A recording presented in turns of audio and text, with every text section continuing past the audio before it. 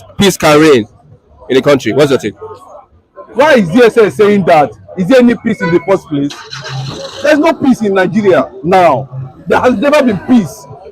What are they talking about? That labor should not go out and protest. Is that what they are told? So they want this country to remain like this, so that people will be dying without letting government know of their own plight. DSS is very wrong to say that. Nobody says that. Is it because they are being paid by the federal government? It's a department of the federal government that are collecting, they are being paid by the federal government, and they say people should not go out and protest over this economic war that has been thrown to Nigerians. And I'm talking to you now. Tinubu has prepared his economic nuclear arsenal to wipe away the lower class. That is just it. And they have seen it coming. And you're saying that the lower class should not take to the street? No, it's not acceptable. Nobody's going to accept that. Because we suspect that this might be worse than NSAS. Let it be. The situation is already more than NSAS. It's more than war. Nigeria is already at war. When you cannot lay a hand on anything. What does that mean? When you cannot work freely. As of yesterday, people who are supposed to resume office were still here by 12 o'clock in the afternoon. What does that mean? The thing is spreading. The whole thing is spreading. And unfortunately, this guy has come out to tell Nigerians there's nothing else he can do. But what else are you expecting? Well, I told you before now, about how many days ago, that it is time we get closer to Abuja. And that is where what is going to happen. And that is where every Nigerian, all eyes in Abuja. Remember, you see, we are going to activate it. No good for anybody. This is the time. Are we starting with NLC? Because I don't know what the NLC are doing. I'm not interested in anything NLC. If they have issues with the government over Hatchery, that's their business. I'm talking about Nigerians. Where are the Odumba Kings? Where are the Woloseikas? Where are the NDBC Kanos? Where are they? Where are the activists in Nigeria? Why are they keeping quiet? Why are they sitting in their homes? Is it because the trouble is there that pay them, that take care of them? That's why they don't want to go against and come out and say what is happening in Nigeria now is 0/0. The government has lost track with on how they are going to navigate themselves out of what they put themselves into. But what the lower class in Nigeria is going, they are going. They are gone. They need to fight back. How can a man that called himself, look at what the first minister said. He said you snatched power. That is Lalong, former minister of sports. He told that his name is Tinubu. They knew that Tinubu did not win that election. That he manipulated his way to where he is today. And at the end of the day, he has messed himself up. Nigerians are crying and nobody is coming. The police are leaving the army. Are they comfortable? How much is a loaf of bread? Look at it now. This is 1,500. Look at it. Look at it. Oh, what is the problem? Is it the only? I think these issues you're pointing at was there when the previous government were here. How come your own became something else? How come your own now becomes something else? What do we do? We support it. So you remember the Igbos are saying they are not going to join. Igbo, are they not buying rice the way we buy? Are they not buying rice? I know they have money, they have everything. I know if they protest, they might turn that protest against them, say they are the one led protest. But this time around, either Igbo, either South, either Yoruba, either Hausa, everybody are eating nothing in zero on plate. Everybody is shouting. Whether Igbo protest or they don't protest, all we are knowing, we are suffering together. Good morning, good afternoon, good evening to every one of you. It's good to be back here again. Today is Thursday, 22nd February 2024. Thank you very much for your time with us. I appreciate every one of you that is truly, truly concerned about the situation that is going on right now in our country. May God bless you all. Mother of all, Mommy Diaspora, good evening to you, Mommy. Thank you very much for all you do. I love you so much. Thank you very much, Janet. I can see you right there. Thank you very much, Adela Jagumbi. Thank you very much, Madam Luke, Edward, Egwavon, and many others right there. I appreciate every one of you, Madam I'm a Bride, Madam Patricia Tagbujumi. God bless you all. Good evening, good evening, good evening. Cynthia Brown, I can see right there as well. Thank you, Mr. Johnson Emmanuel. Thank you, Beauty Lady. And I can see Mofi Ray. Thank you very much, Jose Small. God bless you all, my people. Press on the like button, help us to share. Let our voices tonight go far. Ovias Peters, it's good to have you here as well. Rosia Yosh, thank you, thank you, thank you. God bless you all. Olga and many, many others. Monel Ferreira, I can see right there, sir. Thank you very much for your time. May God bless you all. All right, the reply just coming in. Thank you very much. God bless you all. Let me quickly make comments on this because I still have a couple of things to present to you guys. You see, when people are saying that the DSS, yes, obviously, you know, maybe some of you have read it and all that. DSS is threatening that people should come out to protest, telling the labor organization or whatever they are, telling them not to, you know, organize this protest because it's going to lead to chaos and all that, blah, blah, blah.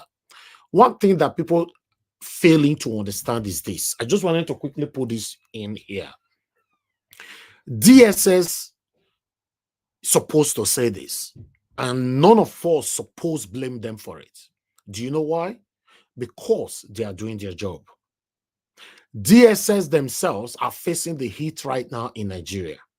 In fact, in case you're not aware of the secret prayers of the DSS, their secret prayers is that why is Nigerians behaving like mumu? By now, they are still not on the street. But based on professionalism and the ethics of your own job, they still need to tell you not to do it. But since we don't have sense, then they will leave you there. But the current situation of the country is affecting every single Nigerians in Nigeria right now. Every single Nigerians, both the rich and the poor, is affecting everybody. But if you are waiting, for example, for DSS to come out to say, oh, Nigerians, what are you guys doing? Oh, please hit the street and go protest. Now, in fact, you will wait till eternity. Because DSS are doing their job. That is the truth. The people that we expect for them to speak to us, to take the front seats right now, telling us to hit the street, they are not doing it. People like all the satanic or fake Mommy Gio and Daddy Gio, they are not doing it. The traditional rulers, they are not interested. So what are we waiting for? That is what DSS is asking you. Not maybe they ask you. DSS will only communicate with you in the opposite. Because they know that, say, at the moment, we don't get sense. Bread was, before Tinubu came in, bread was 350 to 450, 450 naira. As we speak, bread is a poor man food. Or let me put it like that. Everybody eat bread. But what I mean is that anybody supposed to be able to afford the bread. As we speak, bread is now 1,500 naira for one. I remember last time I was in Nigeria, I normally buy two. Just keep your top of fridge there in case I need it. Sometimes one go spoil. Sometimes the one we don't eat for inside itself, you can't realize say it does spoil. You throw it away, you buy another one because it's cheap. But now, I fear not, let me buy two. Now, to your buy one, the manager there. That is the situation of the country right now. So if you are waiting for the DSS to authorize your protest, you will wait for eternity. That is the situation of the country. I thought I should come in. I'll come back again, my people. Good morning, good afternoon, good evening to every one of you. Let's listen to other concerns Nigerians.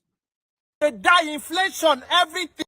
My fellow Nigerians, please listen to me because this is like the voice of the one crying in the wilderness. As you can see now, even for wilderness, they do this video.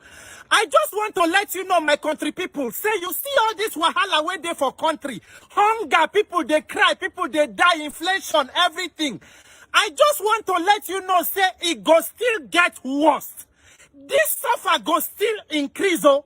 This is not the end of sufferhead, my dear people. You see this dollar where we they shout, so it go reach 2,000, it go pass them. Fuel go still reach 1,000. Some people from places go buy more than 1,000 self. It go still they go up. This one where some people don't they faint, some people, more people go still faint. In fact, that one where faint, that day when they give us small food, make it chop. If they do not follow up, so know who go give them food for the coming days, it go still re-faint. Even myself, I feel faint anytime, God forbid. That is why I just want to let you know that as a people, we must make the right decisions. We must know exactly what to do. What we are experiencing today is the consequences of election. Elections have consequences. And if we do not address the root cause of the problem, we go to pursue the symptom. At the end, we not go achieve anything. That is why I don't want us to go the same mistake where we make during NSAS. That time I they shout, I they do video, but because nobody know me, nobody could take me serious. The one with the talk, NSAS, the two, NSAS. Government say we have ended SAS, we have opened SWAT. At the end, see how it ends. We must come to the knowledge and realization that the mama we born bad government is a bad electoral system. What are we doing concerning that electoral system? Remember saying a high neck carry us reach for where we did today. What thing we they do concerning high neck? Opposition lawmakers, PDP, Labour Party, Labour Union, civil society, non-governmental organization. What are we doing concerning high neck? Because let me tell you, the fact say country hard, no mean say they no fit still rig election again, no. They play. The dollars to take rig elections, politicians go see them. Now they want make country better, now they know they see. Because today now we don't they call, say, oh, let us protest, let us do this. I am not against peaceful protest. I'm not saying we should make demands. But my fellow Nigerians, I want to ask you a question. Who are we calling upon to come and fix this country? The same people who put you in a problem, now you they call to come deliver you. We play too much in this country. Let me tell you, to fix the current situation where Nigeria there, it will need a complete system overhaul. That system overhaul cannot happen with this current set of political elites. It will not happen, I can guarantee you. Because see, to fix the issues of Nigeria, make this suffer start to calm down, we must tackle the issues of corruption with the government. No government that is interested in fixing Nigeria would have passed the kind of budget that the government passed for 2024. A budget of renewed hopelessness. A budget of advanced corruption. It is not about president standing and making statement that the subsidy regime is over. Since the day where president make that statement till today, nobody don't rest. Nobody don't sleep close eye. Nigeria, we did not even have any honeymoon period with this regime from the one suffer head till today. The main question is the corruption in the oil sector over? Today, who is Minister for Petroleum? The president. For us to address these issues, let me tell you, we must fix the corruption in government. We may need to shut down National Assembly. We may need to shut down part of presidency. We will need to go back to the Buhari administration. Not the only Emefiele where everybody they shout to. Everybody who served in that administration and the role that they play to hold them accountable. We must fix the issue of insecurity so that Nigerians can begin to go back to farms and increase our local production. My dear, to achieve all of that is a long-term process. So while we they talk, they shout for that one, we must fix this system that gives birth to this kind of political class. If not, we are only setting ourselves up. They can rig themselves back into power and our suffer head will continue. My people, shall suffer no they tire us. Say we want use all our life to protest for Nigeria. Ha, my dear country people, make we better open our eyes, shine and well, because this suffer go continue to the increase. Nigeria problem as it there today is like trailer 911. Nigeria be like 911 where get rewire problem. Instead of us to carry and go give engineer, capable automobile engineer make it handle them, we carry trailer hand over to rewire boys for their workshop. People when no sabi what that they do there. The rewire boys don't bring down engine of trailer. They don't thief gearbox. They don't thief wire. Cut all the wire. Spoil everything. The full engine don't knock. So that is the situation right now, my people. Cement that Tinubu capped on 7,000 naira 3 days ago have skyrocketed back again to 12,500. You see, anything this government is doing, they come out to talk to you why the gullible Nigerians will be celebrating. Oh, the dollar is coming down now, thank God, though. Then 48 hours or 72 hours later on, you know, it goes back to the way it was, or even more than that. You know, a lot of people were celebrating the CMate the other day, but look where we are today.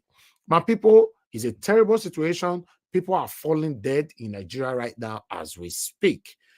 Yes, remember, the top ones are the one we are reporting, the one we can see. The ones that can manage themselves to social media is what we see and, you know, show here. B&B, you said what? This is what? How do you mean? B&B, what did you, what is not true? Please tell me. What, you know, before you will be blocked on earth and heaven, tell us which of the thing that I've showed you that is not true. Because I to the best of my knowledge, I've not said anything here without not showing you. So please tell us which of the one. In fact, you should be blocked. There's no need. I don't need to, because you are distracting me right now. Let me just block you. You are one of the people you don't need here. You don't need to come back here anymore. We show you anything we talk about here. So I don't know what you are talking about. You should be blocked because you are one of the satanic people that comes here to distract us and all that. You know, the video that I played just now, I guess that was not a robot that was talking. That was a human being talking. And the picture that I showed you, you know, in case, you know, I don't know what you're talking about, where that one was coming from. Let me quickly put it here. It's a big blog. Hold on. That is it. That is where it was coming from. That's what I was reading to you.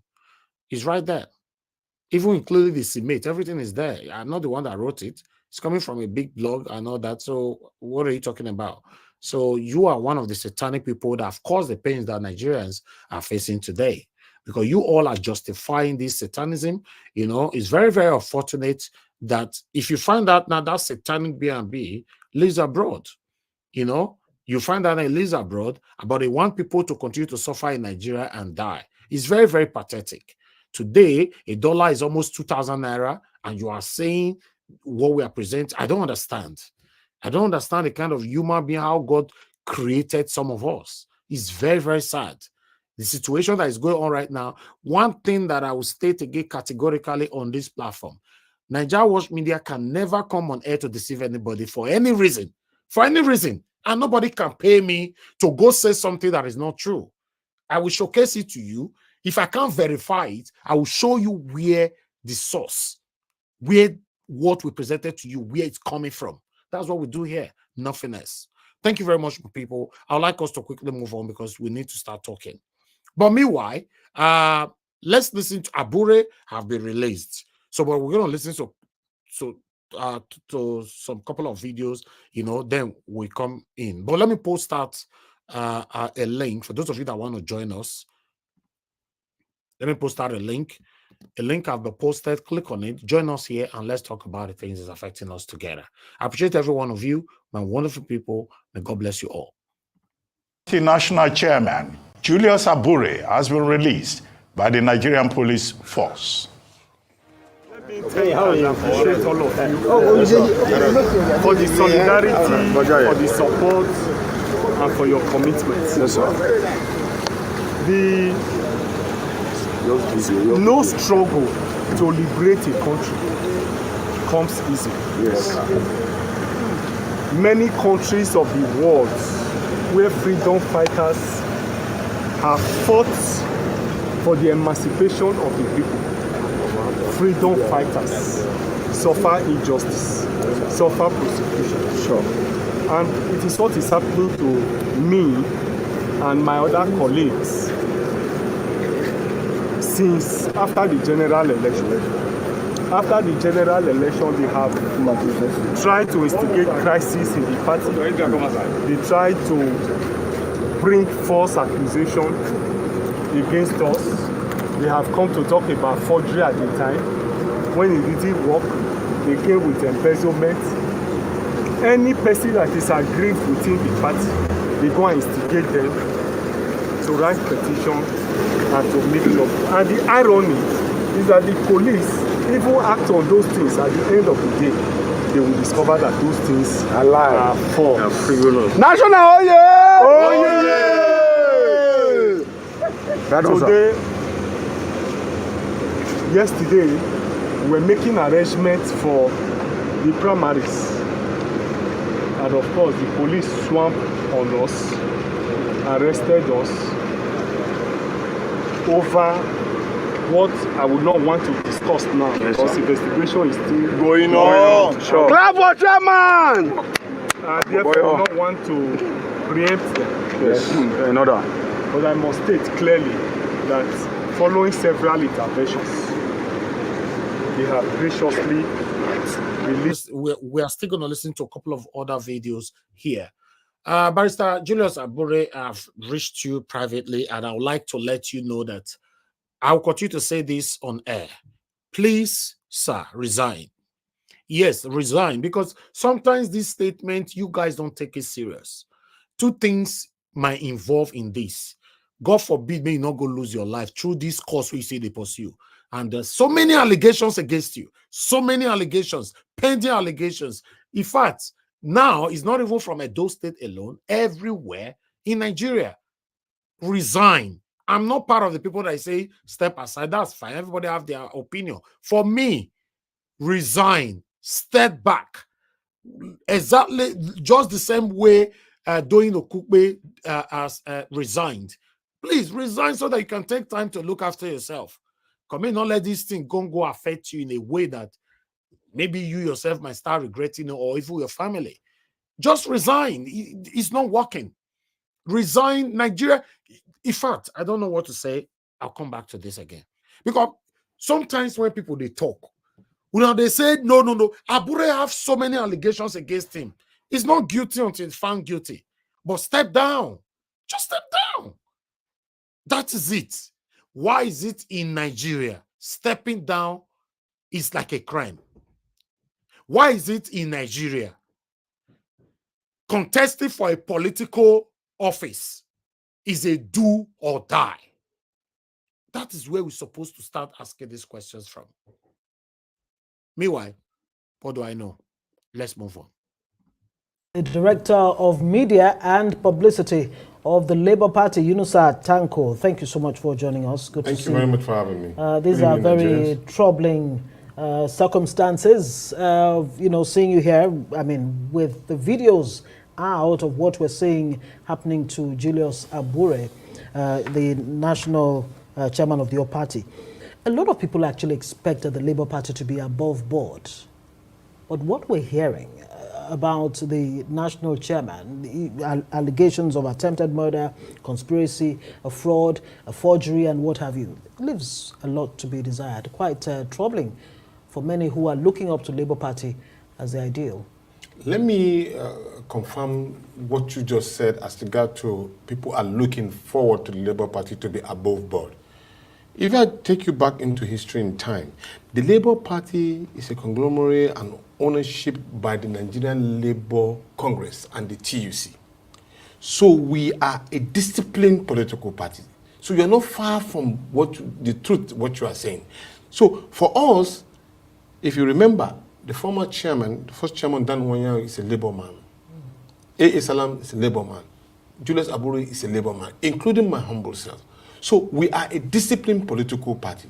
Unfortunately, some of the internal mechanisms that we put in place to fact-check all of these particular allegations were not allowed to play out.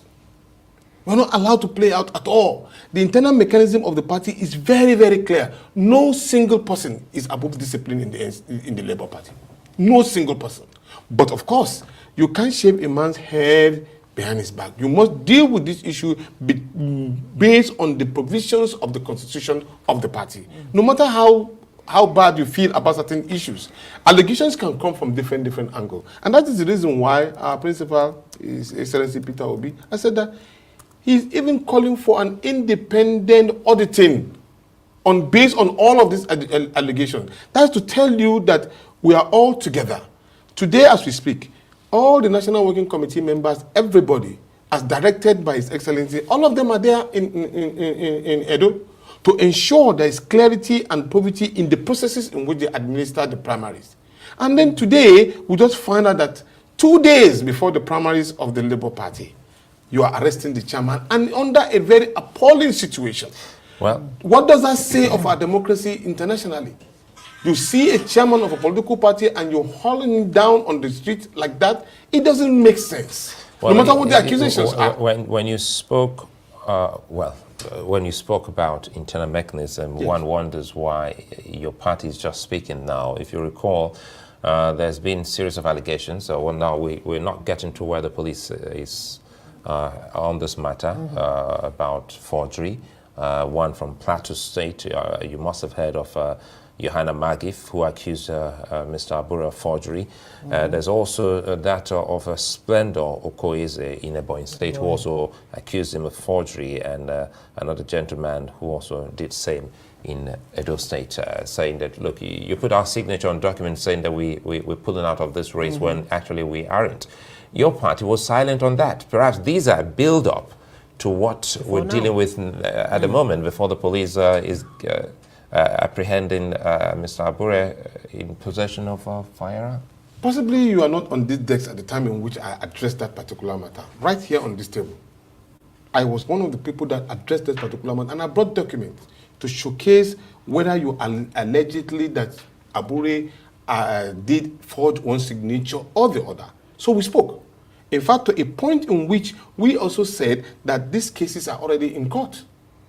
And of course, there's forensic investigation based on the matter to confirm whether there was actually... You said internal mechanism. So, yeah, I'm giving... so this doesn't fall within internal mechanism. No. The internal mechanisms were for investigation within the party.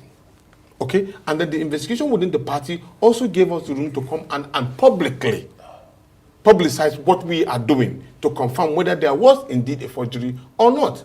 And then that was also taken off our shores back to the table of the police. And up till now, this particular case is still in the court. So exactly when did the process of investigating through your internal mechanism to determine, these allegations, whether they be true or not? When did you start that? And I mean, right immediately when there were allegations. Even how far back? I think it's just a couple of months ago. Okay. It's just a couple of months ago. But you see, the problem is that before they could deal with one issue, they come up with another issue. So we feel it's like a choreographed and a calculated attempt to bring disdain and disrespect to the party. So if you notice it, the trend is going gradually. Who wants the party to look bad? Who really wants to we have oppositions for crying out loud. People, we are moving and we are generating a lot of interest from the Nigerian youth. People believe in us. And so that particular trend is causing a lot of sleepless nights to those who empower. So they will do... Mr. Tanko, I want to let you know this. A lot of people, whoever that is behind this, like you claimed, and they are doing all this just because of one person in the party, Barrister Julius Abure. If you guys want the name of the party, Labour Party, to move on smoothly, why can't you tell Julius Abure to step down? Because all these allegations are coming just for one person. It's not coming for you. It's not coming for Peter Obi. It's not coming for any other person, but just Julius Abure. And I would also like to remind you, sir, Honorable Iman Swain name was swapped for the former lawmaker of the House of Assembly of Edo State not a couple of months ago. This happened before the 2023 presidential election. So we need to be truthful and be honest to ourselves. Because when you try to defend one person, in most cases, the mountain may fall. Yeah. Let's be truthful to ourselves and say it how it is. Barrister Julius Abure has so many allegations. For me, my advice to him here publicly and privately is for him to step down and see if this same allegation will continue. Then we get to understand that these people are against Labour Party. We can't just call everything allegation, even though we know it's allegation. Too much of everything is bad. Let's say it high raise. Julius Abure, the chairman of your party, who's embattled now, is totally above board. I mean, if you say you set the ball rolling on investigations about some months back, and to date, you really haven't come out with a clear report that exonerates Julius Abure from these allegations. Remember, at every point in time, the National Working Committee will come out with a statement as regard to every allegation that was being made on the chairman. And even if you are giving him a fair hearing, you could see that when he was explaining some of this particular thing, some people were not even informed about some of the happenings that took place. On the case of the, Ebonyi Plateau, Edo State, I came across, some piece somewhere where Julius Abure actually claimed that all of these gentlemen you're talking about they were placeholders. Is that exactly what they were? Did they understand that they were placeholders in the first place? Let me give you a story of that of Splendor. Right. Splendor, because they are the ones claiming that Mr. Abure forged they were actually placeholders. They were, and they know of it that they were placeholders. So in other words, your party didn't carry out any internal investigation because they said they were never invited. And so you can see the build-up. The thing here is that, and that's why Ngozi is asking if Mr. Abure, with due respect, is above board. I'm sorry to come in, guys. There's no way you will carry out investigation without not calling the victim and the complainant.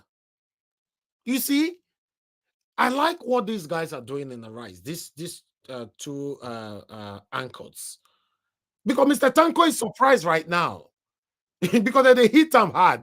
Say no, you just lied that they've carried out a investigation. You can carry investigation if you accuse Nigeria Watch of something against Mofire, for example. If you are investigating this whole issue, Nigeria Watch should be involved and Mofire should be involved. You can't tell the public that you've investigated everything and only Nigeria Watch now they call. Why did they investigate this thing? Mofire is not even aware. Or you guys are not getting this thing. Say something when it don't come to our own like this. Some people go choose to be blind. Oh, that's the problem we have. Some of you not deliberately want to be blind. That's the problem we have in Nigeria. That is why we are not moving anywhere. When it don't come to our own now, it not concern me, not concern me. If not Tinubu or Atiku Kumata would they talk right now, it go concern everybody. Nobody should be exempted from the things that is affecting all of us. Let's say it how it is. At this particular moment, Abure is not guilty, but let him step down. Simple. If you feel that your party is so loved by Nigerians and Mr. Abure seemed to be the drawback for your party, why do you have a mechanism to actually, reach out to Mr. Abure and say, wait a minute, can you be excused, step aside so that we can actually have someone on the saddle? Confirming what I said as regard to the issue of discipline to every member, nobody is indispensable in the Labour Party. And that was the reason why, to ascertain this particular fact, in case if possibly that maybe there is some kind of a conspiracy within the working committee, His Excellency just told you that he called all of them that were going to be an independent investigation. No, you didn't answer that question, sir. No. Mr. Tanko, I have so much respect for you. And that respect will continue to be there until otherwise. They just asked you a question and you didn't answer that question. Madam Olushi came on the national TV to accuse Julius Abure of corruption, series of corruption. Within 24 hours, Madam Olushi was suspended for 6 months. Now, to do a proper investigation, both Madam Olushi and Barrister Abure, both of them supposed to be suspended while investigation continues. You see, when we are practicing this biasness, this spirit of sentimentalism, this spirit of favoritism, and my own be this, make una not touch am, we are not going anywhere. Mr. Tanko, please, I know you are listening to us right now. Obviously, everybody, Nigerian youth love Labour Party just because of Mr. Peter Obi. But if you don't want to lose us, do the right thing, regardless of whoever that is involved. That is to tell you how strong we feel about any kind of corruption and malpractices within the system. It's totally unacceptable. Is it likely that this may just be about the governorship aspirant of the Labour Party in Edo State? There seems to be one outstanding one. But they're saying that he may not exactly be the one who your national chairman prefers right now. Does this have anything to do with that? As far as I'm concerned... Could it be that the challenge is coming from within the party itself? No, I don't think there were any issues as regard to candidature of the aspirants within the party. As we are concerned, all the National Working Committee are going ahead with their primaries. There's nothing stopping us from going ahead with it. We cannot be intimidated because the chairman has been arrested. No, we'll continue until we get to that destination. That's what makes us tick.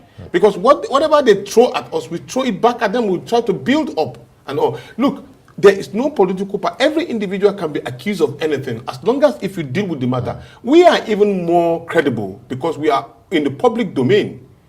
Any one of them, I challenge any of the other political parties to come up in this kind of way and then defend themselves if they have. Right. But we are even more open for credible interrogation, and people can investigate us and find out. And you say the primary will still hold? Oh, definitely, by the grace of God, it will hold. It's a fine place for us to leave it. Eunice.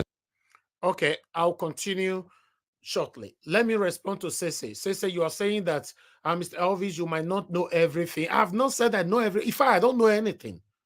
My stand is, which it can never change, Barrister Julius Abure should step down. I've reached out to him privately, and I'm also saying it on air. Just step down so that this investigation can be done properly. Why this whole thing is killing Labour Party can move on smoothly. That's all. I'm not here to say I know better than anybody.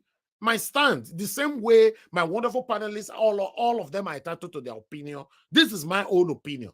Don't step on my opinion, and I'm not going to step on anybody's opinionism. Let him step down. We couldn't stop to the beat around. All those write up on the right, so if that Tinubu, you go write them. If we are not hypocrites to ourselves, will you write it? If na Buhari, satanic Buhari, una go write them. Barrister Julius Abure just stepped down. Let's see if this lot of allegation will continue. That's all. You can suspend one and leave one alone now. Your two children, they fight, and you come out, you open door, then you join one, they beat one. Is that right? Does that make you a good father? Or does that make you a good mother? What do? You ask what happened. First, you can't be suspending one and put it, please.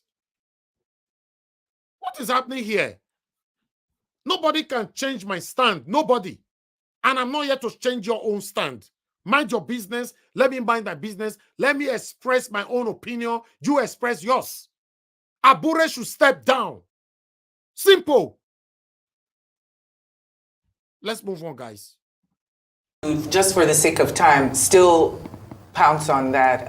The manner and the timing of the arrest surely do bring up a lot of questions, like you said. But some people feel like it might be an offshoot of these other allegations that Mr. Abure has been unfortunately roped into, of forgery and perjury.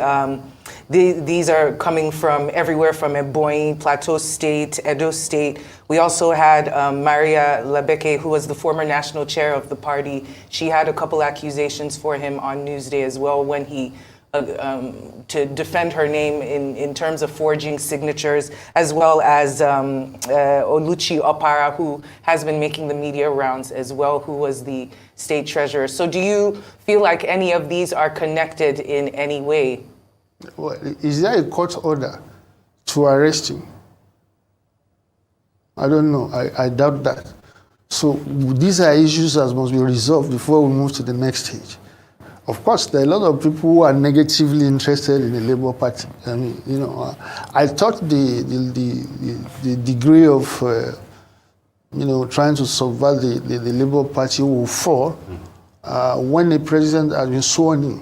You know, I think I made a wrong calling in that respect.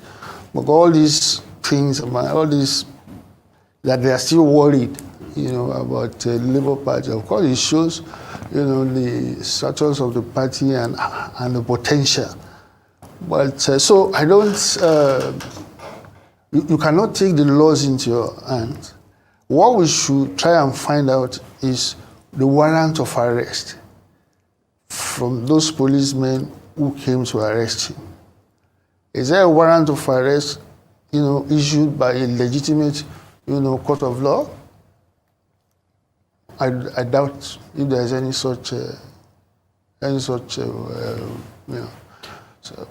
All right, maybe you can also, in addition to all of this, recently Mr. Peter Obi is thought to be considering hiring independent auditors to look into Labour's accounts, bordering on alleged financial impropriety. Of course, even Mr. Abure is being fingered on this scenario. I would like to know whether you can confirm that, and to a large extent, what's your take on that scenario if true? Well, first of all, you cannot collapse the Presidential Campaign Council with the Labour Party. They are not one and the same thing. So Peter Obi can cause an investigation into the activities of the presidential campaign. I don't think he can do that for the Labour Party. And I'm sure that he didn't do that. He by himself, he cannot cause Labour Party to be investigated. Well, you can write and say, but he cannot initiate or say, look, this is my directive. But he can do so with the presidential campaign.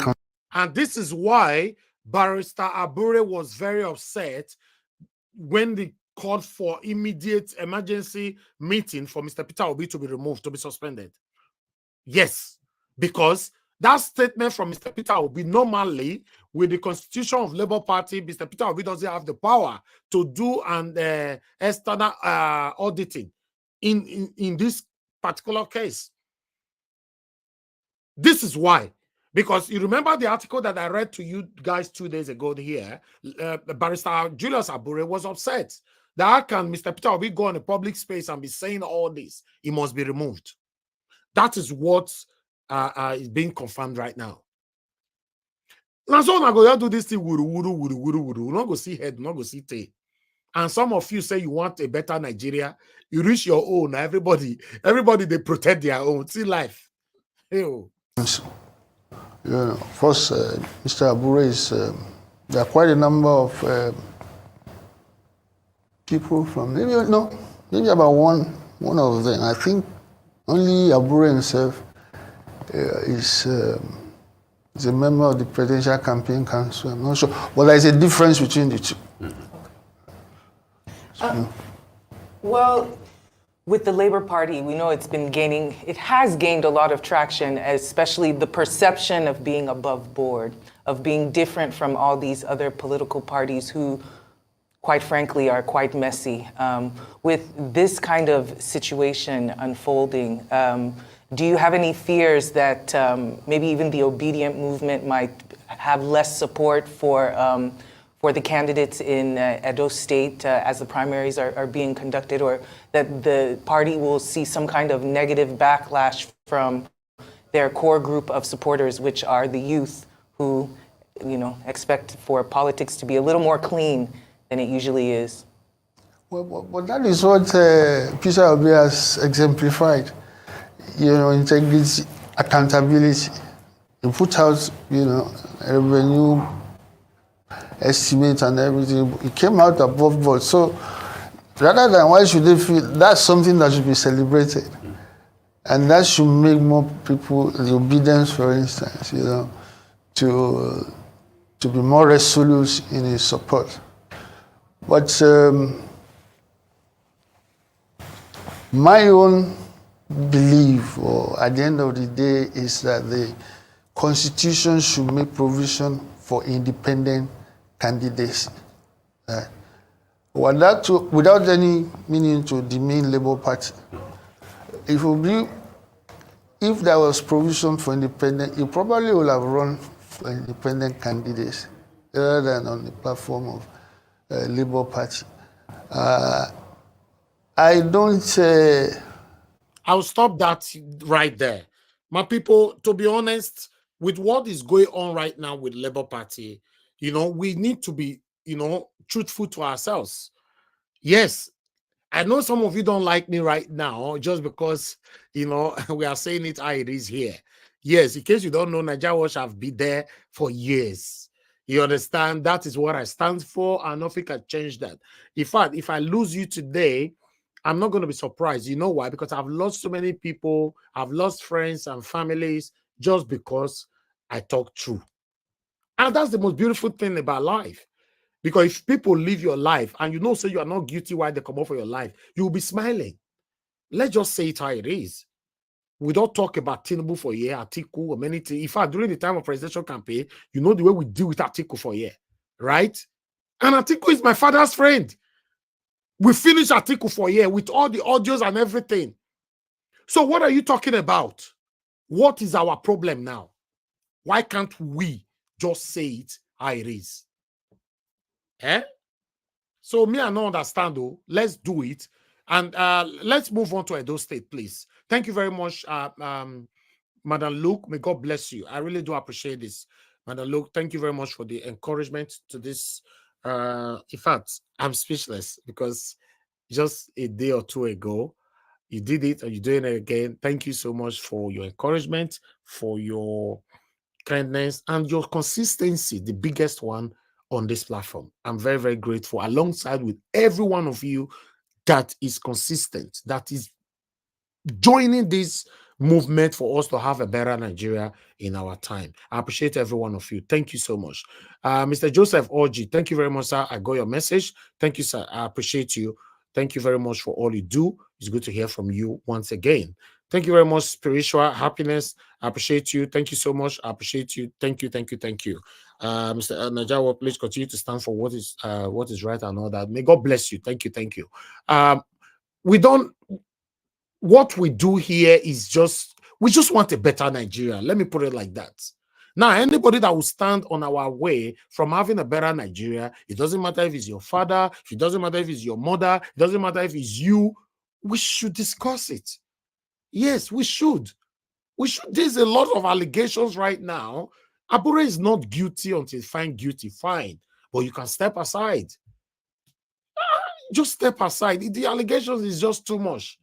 That is all I'm saying. I'm not saying that Abure is guilty of the allegations.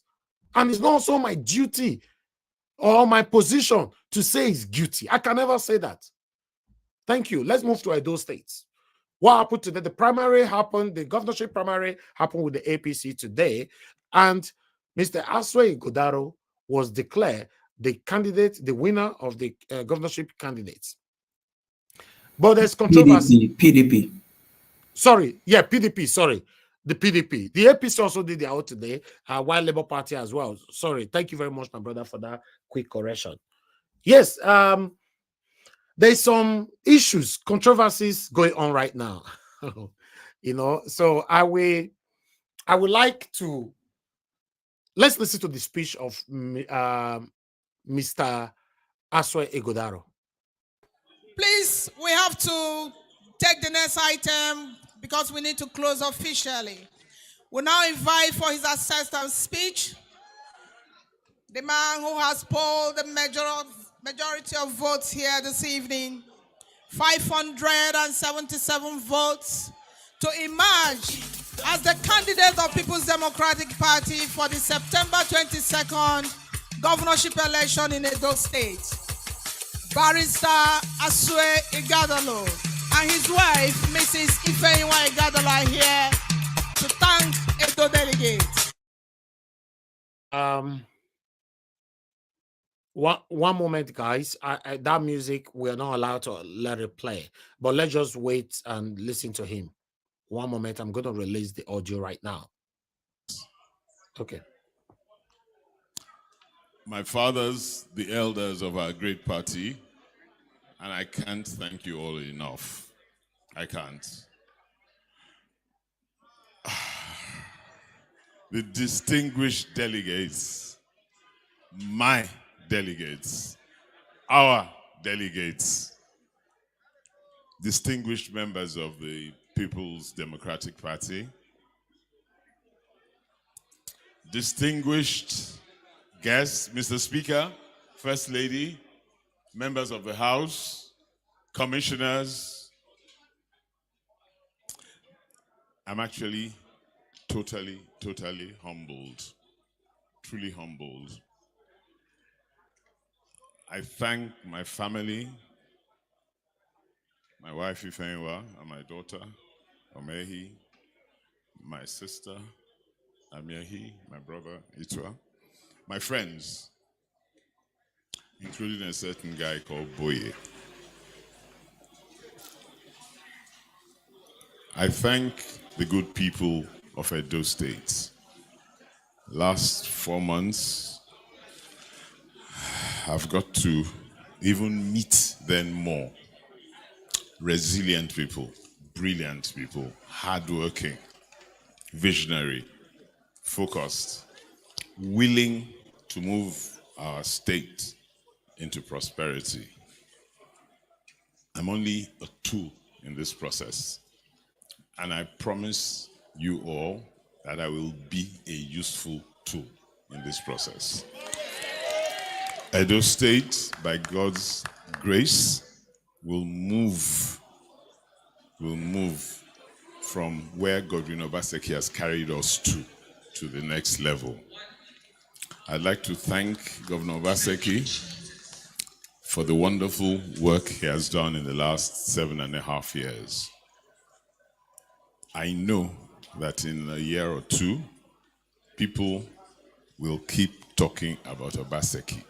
We all haven't seen the value of the work he has done. But he's like a builder who's building the foundation for a 100-story building. I thank him. And I thank his wife, Mrs. Obaseki, for supporting him tremendously and giving him the strength to go through the vicissitudes of the last 7.5 years. No man is perfect, so we all will repair and work on each other's mistakes. I promise all the good people of Edo State, in Nigeria, in the diaspora, that I will work tirelessly for our state. I will assemble a group of young men, women, older, middle-aged, the best hands possible to move our state to the next level. And I promise you all that I will give you my all. It's been a long day. We've all traveled long distances, but I will have the opportunity to personally thank each and every one of you. The same way I went through the local governments and the wards, I will come back. I will thank you, and then we'll plan how we're going to together move Edo State to the next level. It's all of us from the ward level. We'll all say what we need, what we must do. We'll discuss it, we'll plan it together, and we'll move to the next level. I thank everybody that has been involved in this process. I see my party chairman, I see our ward executives. I thank the chairman of the party in the state, who's worked really hard, and all the members of the planning committee. I know it wasn't easy, but I thank everyone. I thank you all. Above all, I thank God Almighty, who has made this possible. 6 months ago, everybody would have thought, you must be smoking something. But see where we are today. I had a good team, a great team of young men and women who are 100% dedicated to me, and I thank them most sincerely. From the bottom of my heart, I thank them. Today is my sister. Okay, I'll stop that right there. But there's a funny one that happened. You know, the deputy governor of Edo State, Comrade Philip Chaibu. Yes, sir. I want to ask one question. Is Aswe Godalo a Bini man? No, I think it's from Asa or something. Yes, it's from Asa. It's not a Bini man. Okay. It's from Asa, yeah. Okay. The deputy governor of Edo State, Comrade Philip Chaibo declared winner of the the same primary as the candidate to represent PDP. Voila. It was a parallel. It was a parallel because they locked him out. Why? Why did they lock him out? That's your question. God, They rigged the election for Aswen. That is what happened. They locked him out. They didn't even accredit him. Because I was surprised he was not there. Anyway, let's take this. Let's listen to this.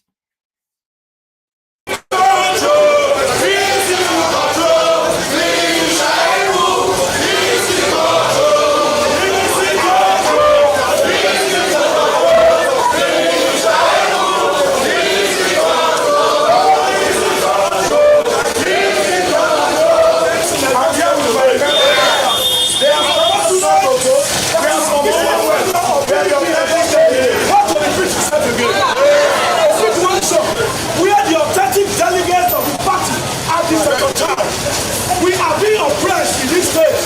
We are aware that we have a governor who is ready to inform anybody on us. But we say again, Edo is ready to resist anybody who thinks he's a godfather. This man, however he becomes a godfather, that we should stone him.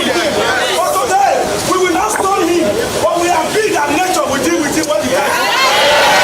We are the authentic delegates. We are PDP for this globalization election. And we are here in Edo State. We are surprised we got to the venue. We were chased away by security operatives. As we speak, even the road to Philip Shaibu's house is barricaded by security men, organized by the deputy governor himself. We want to say this: a party that is trying to win an election should not fight its own people. If this crowd that is here decide to go back home, mobilize their people, and they will be part who will vote. Ladies and gentlemen, we have parents at home.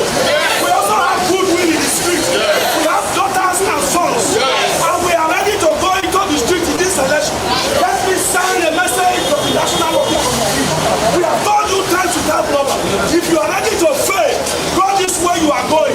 When you are masterminding and writing names that don't exist in the state. Yesterday we were able to spot the names they released. Some people they come delegate and are not in the state. They are not from this state. We spotted some people who are APC on that list. Is that who are going to go in the state? We want to see Philip Shaibu now. We want to hear from him. Because we will support him to the end. He is the man who we know. Now we sound like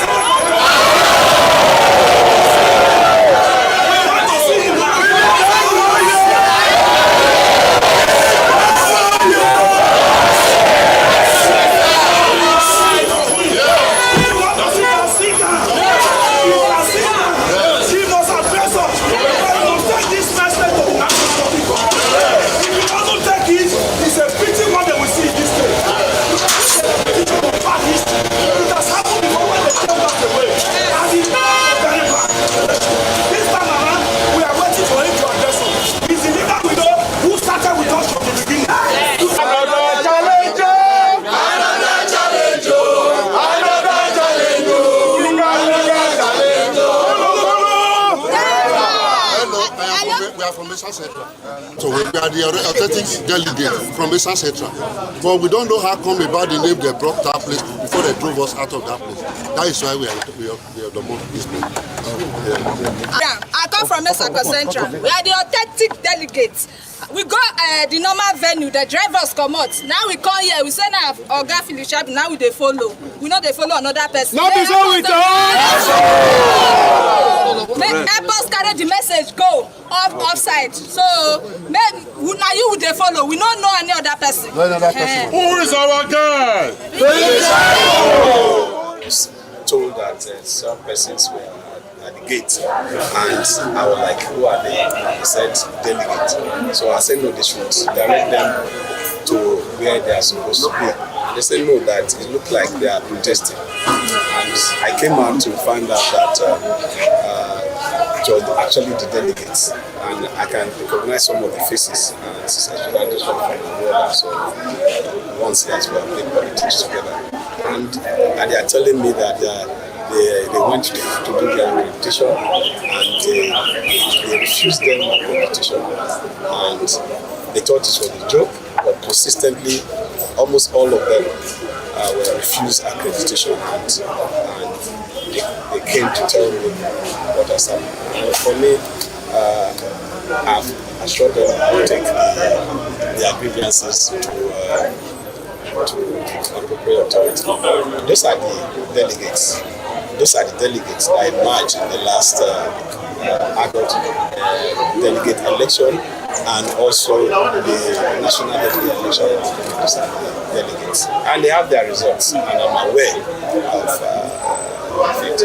We have challenged the process of these elections, and you can increasingly see that our challenge in the process of election is becoming too visible. How will you want to disenfranchise authentic delegates and replace them with people that do not exist, if not for desperation? So for me, I'm not a conquered person, and I've assured them I'll take their grievances to the appropriate quarters, and I'm sure the governor of Zamfara should be able to deal with it. And whether they deal with it or not is another different thing. But what is critical is that the election will hold, and by the grace of God, a winner will emerge. But if a winner emerge with fake delegates, he will not see the light of the day. But if a winner emerge with authentic delegates, obviously that winner will see the light of the day. And by the grace of God, together we will go into general election. Primary elections is not the end of the election. What is key really, the most important one, is not party primaries. It is the general election. And the general election is my focus. The primaries, I'm confident that I will win these primaries. And that is why the intimidation harassment. Now they are taking the intimidation harassment to the delegate. So I am sure the committee will do the needful. INEC that I have come to observe will also do the needful. And by the grace of God, I can assure you, I am sure of winning this election.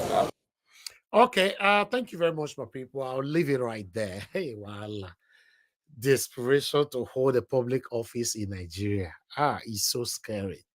It's very, very scary. But meanwhile, let's move on so that we spend so much time with our presentation. But let me quickly show this video right here of Nollywood actor Kanayo Kanayo on what you have to say concerning Mr. Peter Obi. In 2011, I was to bury my mom, and I had many senators who were my friends. I had governors who were my friends. I wrote to all of them, this. 2 weeks after the funeral, Peter Obi calls me by 1 a.m. in his little voice. I said, I just got your letter. Hey, I know the burial is over. Because, I would have come if I saw your letter. And sent to me exactly the price of a cow. And, somebody would have thought he will give you 2 million for burial in 2011. I want to say it on this program. I think he went to the market and priced a cow. The cow was 250,000, and that's what he sent to me. But the story here he was a governor, but he had time to call me. Some of us are too busy for our friends. Then when they leave office, my brother, that job wanted to kill me. If you can't return calls even 1 week or 2 weeks later, we're not friends. Because the danger in occupying a public office in Nigeria, and I've said it severally, no person should fly business class when you're serving government. It should all be economic. Then if you want, upgrade it with your personal money.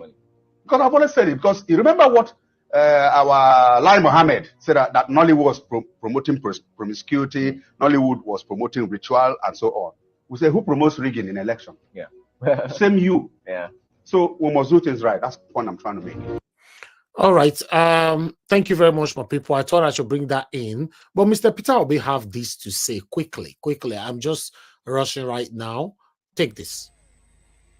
Let me start by telling you, see, when you vote people here, this is the only country I know that you vote people in, and when they become, say, local government chairman, governor, president, anything, the next thing they start telling you is what we saw when we came in, or start blaming the person they took over from. A leader, when you're elected and you're in charge, you're not meant to complain. The job of a leader is not to complain. The job of a leader is not to give excuses. It's for you to solve problems. And if you're aspiring to lead, that is the time you need to study and know what you're going to do. So if there's an example anywhere globally, you go there and learn. Today,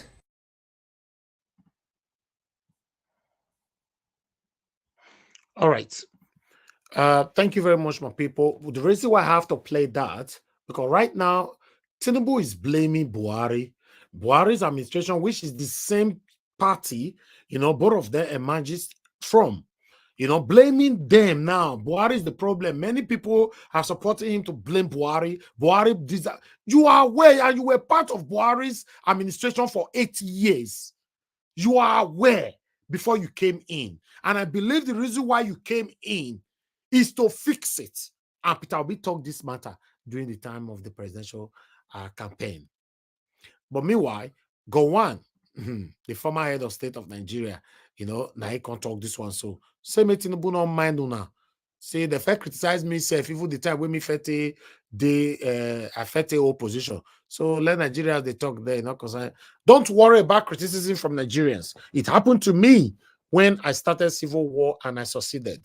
Ex-head of state, Gowon tells Tinubu, make it not my own now, but I'm not going to take that because it's a long one, So in case you want to read it, you can read it. Go to Sarah Reporter, it's right there. Although the video is also available, but because of time, I'm not going to take this further. If we have time later on, I'll present more articles, but we need to start talking right now. Good morning, good afternoon, good evening to every one of you. It's time for us to start talking. I appreciate every one of you right there. If you're just coming in right now, may God bless you. Thank you for your time with us. On this platform, we are not fighting anybody. We come here to speak truth to power. We come here to pour our plight out for our government to do the right thing. That's what we're talking about. This is not the time of 20, 30, 40 years ago where the common citizens don't have a platform to talk. Postmodernism have changed so many things where now you don't even need a mainstream media to talk anymore. Yes, that is why we are taking the advantage of social media and the postmodernism to express our plight to our government to do the right thing. Thank you very much. Subscribe to our channel, hit the notification bell to be notified whenever we are here. And also share our videos, like our videos, so that our voices can go far. Thank you, thank you, thank you. I'd like to quickly acknowledge those of you that have supported me once again. Mr. Joseph OG, Madam Luke, and Spiritual Happiness. May God bless you all. May your pocket never, ever, ever run dry. Guys, press on the dollar sign. Encourage what we do here. May God bless every one of you right there. So I would like to come to the panel. Let me take calls first. If a call comes in, because some of you were calling in when I was presenting, if a call comes in the next 10 seconds, that will be fine. If not, I'm going to move straight to the panelist. So 10 seconds is almost gone. We have 3 seconds left. Thank you very much, my people. Thank you, thank you, thank you. You know, say once we don't start to talk like this, I don't really want to waste time. Me, myself, I spend all the time. Okay, we have Mr. Ben already as the first caller of today. Mr. Ben, thank you very much, sir, for calling in. Good evening to you. Please talk to us. You have 3 minutes. Good afternoon, Hawaii. Good afternoon to every member on the panel. I just want to say something about that man that was like in the bush and was talking about Nigeria is hard, people need to stand up and all that. I still maintain that, that opportunity has passed.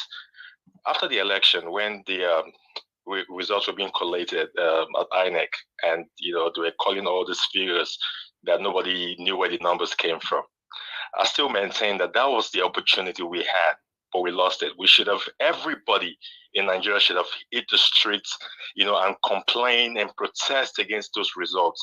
Whether Peter Obi wants us to do it or not, but I get that should have been done, so that the eyes of the world would have been on Nigeria at that point, and that result wouldn't have been announced. But that time has passed now, and there's nothing we can do about it. Tinubu is here to stay. And he's going to be here for another second term. What I want to say is Peter Obi should leave Labour Party, start up his own party, and start that campaign from now to, before the election. So that way we know where we're going to. Nigeria is so bad now that now to even pick my calls from Nigeria, say now they hard. Because I know say every time when people call, now one complain or the other. Things are so hard back home.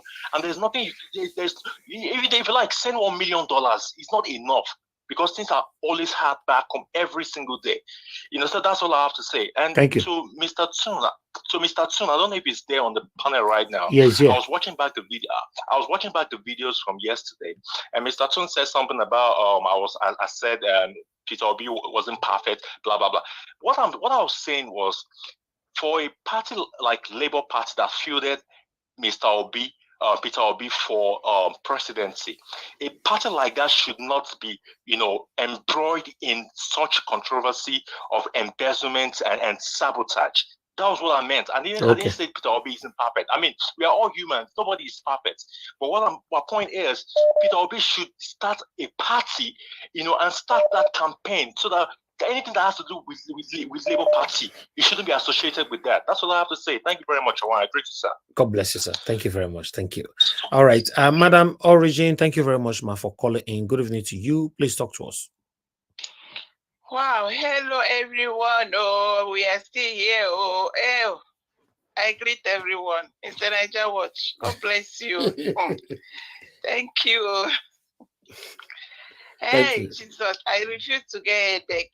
In Jesus' name. I will never get headache because I already know what the problem is. Oh, Mr. Niger Watch, God bless you again. You see, when I come here, they scream, God bless you, God bless you. People don't understand. Hey, God bless you. God bless you. Amen. For this candle light, this flicker of candle light that is still on. I keep saying it. If only these people will have stamina. It's like these Nigerians, the elders inside Nigeria, is like, I said it a while ago, that these people have paralysis of morality, paralysis of truth. Nobody has strength and stamina to stand for truth. Hey, wahala deo. Anyway, we all know why we are here. We are here to educate ourselves. We are here to speak truth that have eluded that country. It's shocking. In the last 24 hours, it's like you know what is going on, but every day you just wake up with this reality that, gee, how did these people get here?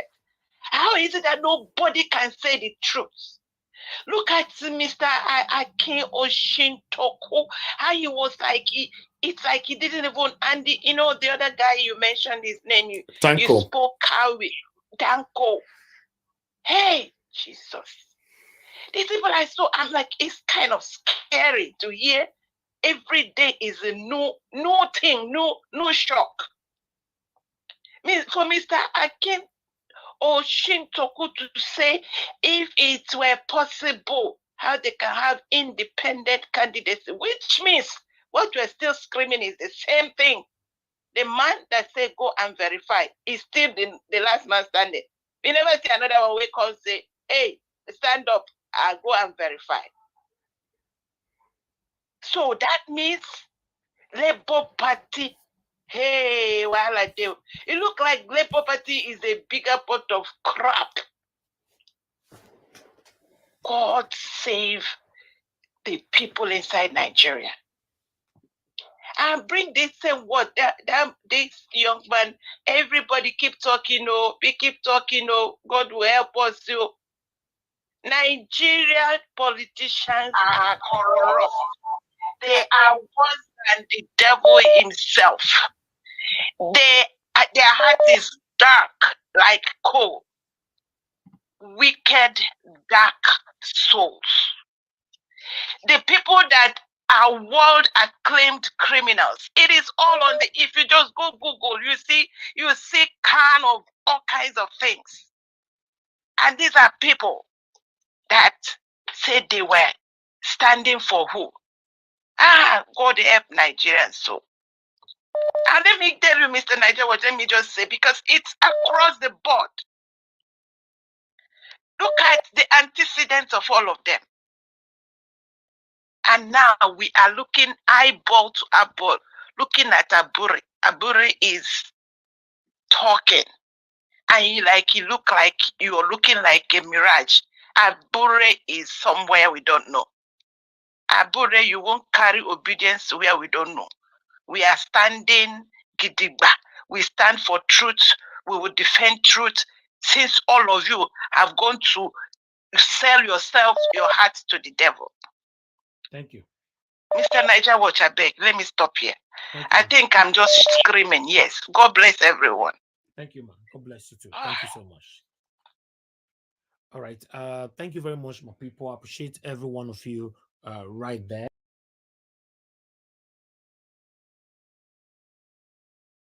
All right. Thank you very much, my people. I guess everybody can hear me. Can anybody hear me there? Yes, we can hear you. Can anybody hear me? We can hear you. Can you hear us? Hi, Mr. Elvis. No, on the panel. Okay, yes. Okay, thank you. God bless you all. Thank you very much. Mr. Alex, thank you very much for coming to the phone. I thought you were going to come to the panel, you know? Yeah, I asked for link. It's like you were very busy. You didn't see it. And, Yeah, I posted it already like 2 minutes ago. Yeah, but that's fine. Talk to us 3 minutes. Thank you. Okay. For me, let me fault the audacity in which Aiswen Igodalo is talking. You've not even won an election. You are already talking about administration. I don't get that. Is there something they know that we don't know? You've not won an election. You're talking about bringing a team from anywhere around the world to do what? You should be thinking about how to win elections. It's just primaries. That's not campaign. That's beyond campaign. That's like assurance has been given to you that come what may, you are going to be the governor, whether the people like it or not. And the people must open their eyes. Look at the audacity. Go and listen to him. That's no longer appreciation or campaign. That is like, okay, I already know we are going to be there. Come what may. It's no longer democracy. What is Obaseki and Aiswen plotting against the Edo people? Osadebe Avenue, the government house of Edo State, is not for a particular gang. One banker is leaving, another banker is coming. I'm not saying he does not have rights to come in, but the way he's talking is like he has won already. It's like he knows something that we don't know. As for Gowon, Yakubu Gowon should be ashamed of himself. I thought he would have learned his lessons after causing the Biafran civil war. The same Gowon caused the loss of more than 2-3 million lives on both sides. The same Gowon that was crying and weeping that if he had known it, he would have allowed Juku to go when the Fulani herdsmen under Buhari were killing his people in Plateau and Benue State and the rest of it. Now, because bread and butter has been dished out to him by the Tinubu administration, because that's the best seed they know how to do. His tongue has changed. His tunation has changed. Right now, he's singing hallelujah with this government. I do not blame him. The Queen of England, the late Queen, called him illiterate, foolish man, because he did not know the meaning of confederation on the Aburi conference. That was what drove him back to school. So for me, Gowon should be ignored. He should not be listened to. Go ahead. Okay. Oh, okay. Thank you very much, Mr. Alex, right there. We're gonna see the result of the price of cement. This is what we are getting right now. But I need to mute that because of people on the phone. Thank you very much, sir, for calling in. Good evening to you, Mashallah. Please talk to us. Yes, sir. Yeah, for me, I want to speak on Gowon. My father's generation that I refused to leave government. They are the problem of Nigeria, that generation. And the more Nigerians give them a chance to talk and don't abuse them, the more they feel they have the right to talk. Concerning Labour Party is a group of retired armed robbers and civil servants. That is where they go to before they move to other parties. So I would suggest that Peter Obi should be there and clean that party. All these politicians this is their work. They retire and go into politics. because they have stolen money from government as civil servants and they need to spend it. That is their lifestyle because they know that's where they can get free money. Politicians get free money, and the more we look at them and watch them spend our money and not come out to protest, the more we give them the chance to just misbehave. Thank you. Thank you, sir. Thank you very much. God bless you. All right. We have Mr. Chris on the phone. Mr. Chris, thanks for calling in, sir. Good evening to you. Please talk to us. Good evening, Mr. Nanjawatch, and good evening, everybody in the panel. Good evening, everybody listening to us from all over the world. And my name is Chris. I'm calling from Dublin. Sir, can you hear me? Yes, sir. And good evening, sir, for the opportunity to contribute. And first, talking about the Labour Party, I think Mr. Julius Abure should be duly prosecuted and he should be brought to justice accordingly. But the processes must be justifiable. Yeah, you cannot go against the law in trying to do what is right. And the allegations are just too much and they are quite embarrassing. And I would sincerely advise the leadership of the Labour Party, they shouldn't try to defend him in any way so that the Labour Party is not painted with that brush of election. This thing go tie all of them. The way that they try to defend the indefensible, so that they come national TV, they defend the indefensible. Then at the end of the day, Labour Party will be affected holistically. Yeah, I watched those two videos from Tanko Yusuf and the other guy, and it was quite heartbreaking. They should have maintained a more neutral position instead of just trying to cough up things to kind of defend Julius Abure. They should just dissociate themselves and allow the law to take its course. Labour Party shouldn't be seen doing what they are doing now. It's becoming heartbreaking. And I think Peter Obi, His Excellency, is a smart man, and I know he always knows the right thing to do at every point in time. And concerning the PDP primaries, you see, it's very sad that when the children of good people start giving birth to thieves and hooligans, so what do you expect the children of hooligans to give birth to? The reason I say this is that Obaseki is somebody that benefited from goodwill, from a fair democratic process. But look at what he's doing now. He has opportunity to conduct the same primaries and look at what they are just doing. And this was exactly what they did to him that made Edo people to rise up in defense of Obaseki. But he has opportunity to deepen democracy. He's doing exactly the opposite. But that's just politicians for you. You all have to look careful. Most of them, majority of them, are satanic. Sanja, which I would like to borrow your word, they are very, very satanic. They are heartless. Because it's just shocking the way PDP has conducted their primaries. Then concerning Gowon, I just weep for Nigeria in the sense that how can you tell me a president that superintended over the murdering of over 3 million of his own citizens is using that to encourage another president again? These are people that should pick up against bad governance. But just look at the encouragement he's giving Tinubu, that he shouldn't worry. He faced the same thing before. Exactly. To the extent he went to war. Instead of telling this man to do the proper, is Gowon going to tell me that he doesn't know that there's problem in the land? Are these people just complaining, for example, for the sake of complaining? Because assuming they are just complaining, okay, people will say it's politics, but there is no politics. There's hunger in the land. And somebody that's supposed to be the father of the nation, look at what he's saying. It's an opportunity to remind everybody listening again that your problem, our problem as Black people, has nothing to do with colonial masters. Look at what your own president is saying. Just look at what he's saying. Forgetting that the people that sacrifice their lives, the children of those people, their grandchildren, they are still alive. And this is all this man has to say.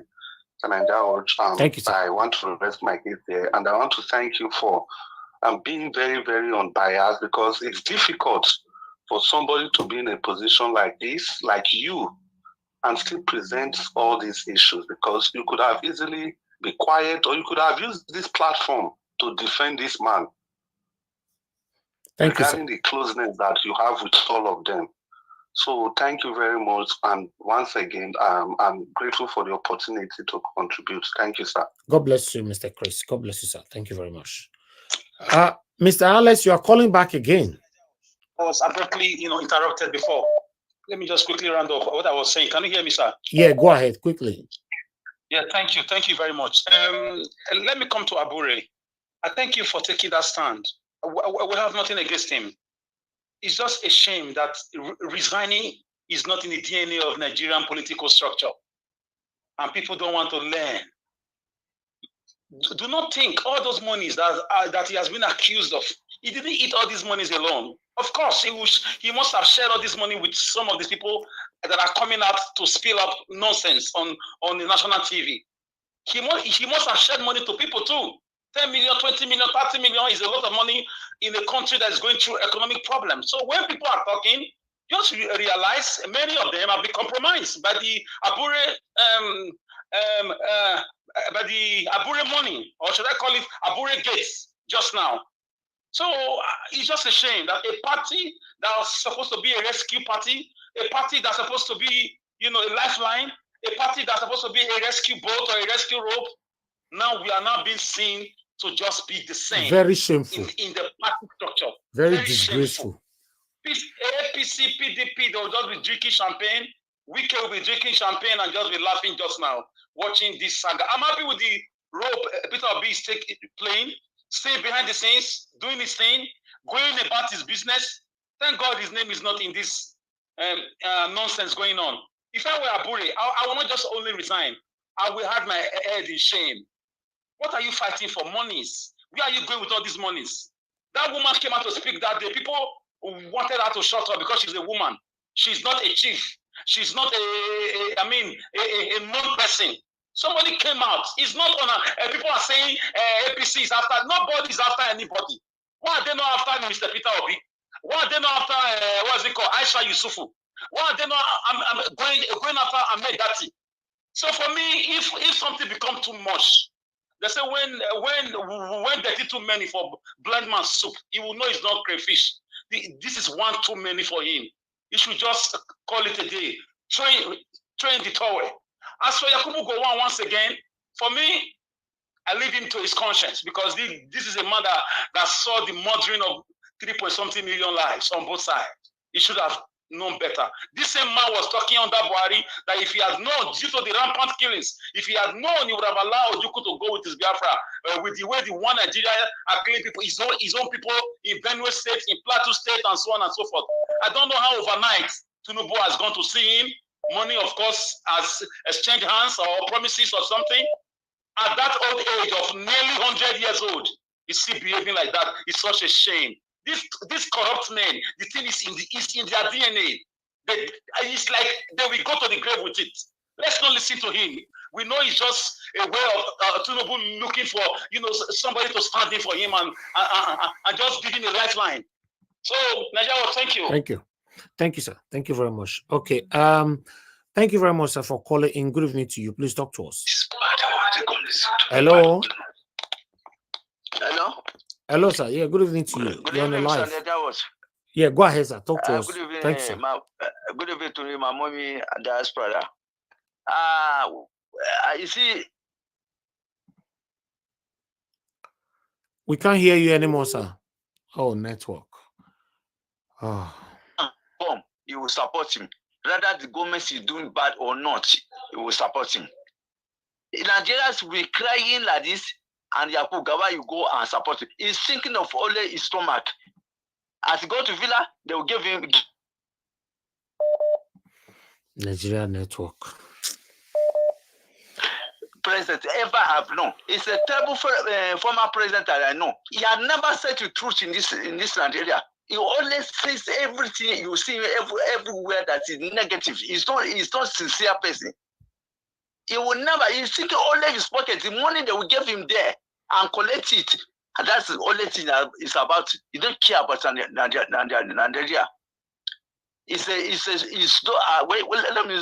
Let me leave him that way. About Abure, you said it. You said the Abure should resign. believe me sincerely, Abure should resign. Abure has caused problem for Labour Party. Every time it's causing problem for Labour Party. We are tired with Abure. Let Abure resign. I'm not saying he's good.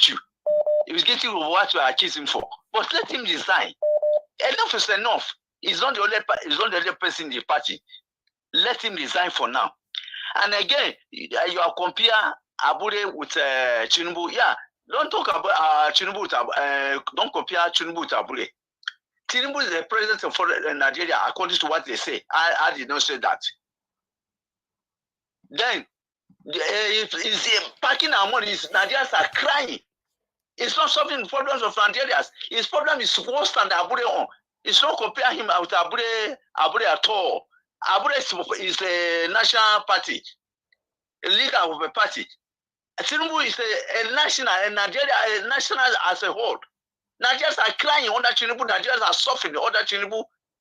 Nigerians are going through pain under Tinubu. So what I'm saying, I'm supporting you for what you say. Abure must resign because he is causing problem for Labour Party. Thank you. He should resign and give chance for now. God bless you. Thank you. Thank you very much, sir. Thank you. Okay, a lot of people called. To be honest, let me return some calls now so that we can quickly move on. I would like to August CM, we're calling as well. August CM, you're supposed to be on the panel. Okay, let me return your call first. August CM, if you are listening, I'm returning your call. Please speak on time. August CM, I can see you called in. Talk to us, sir. Good evening to you. Actually, I think I must find a way to come in.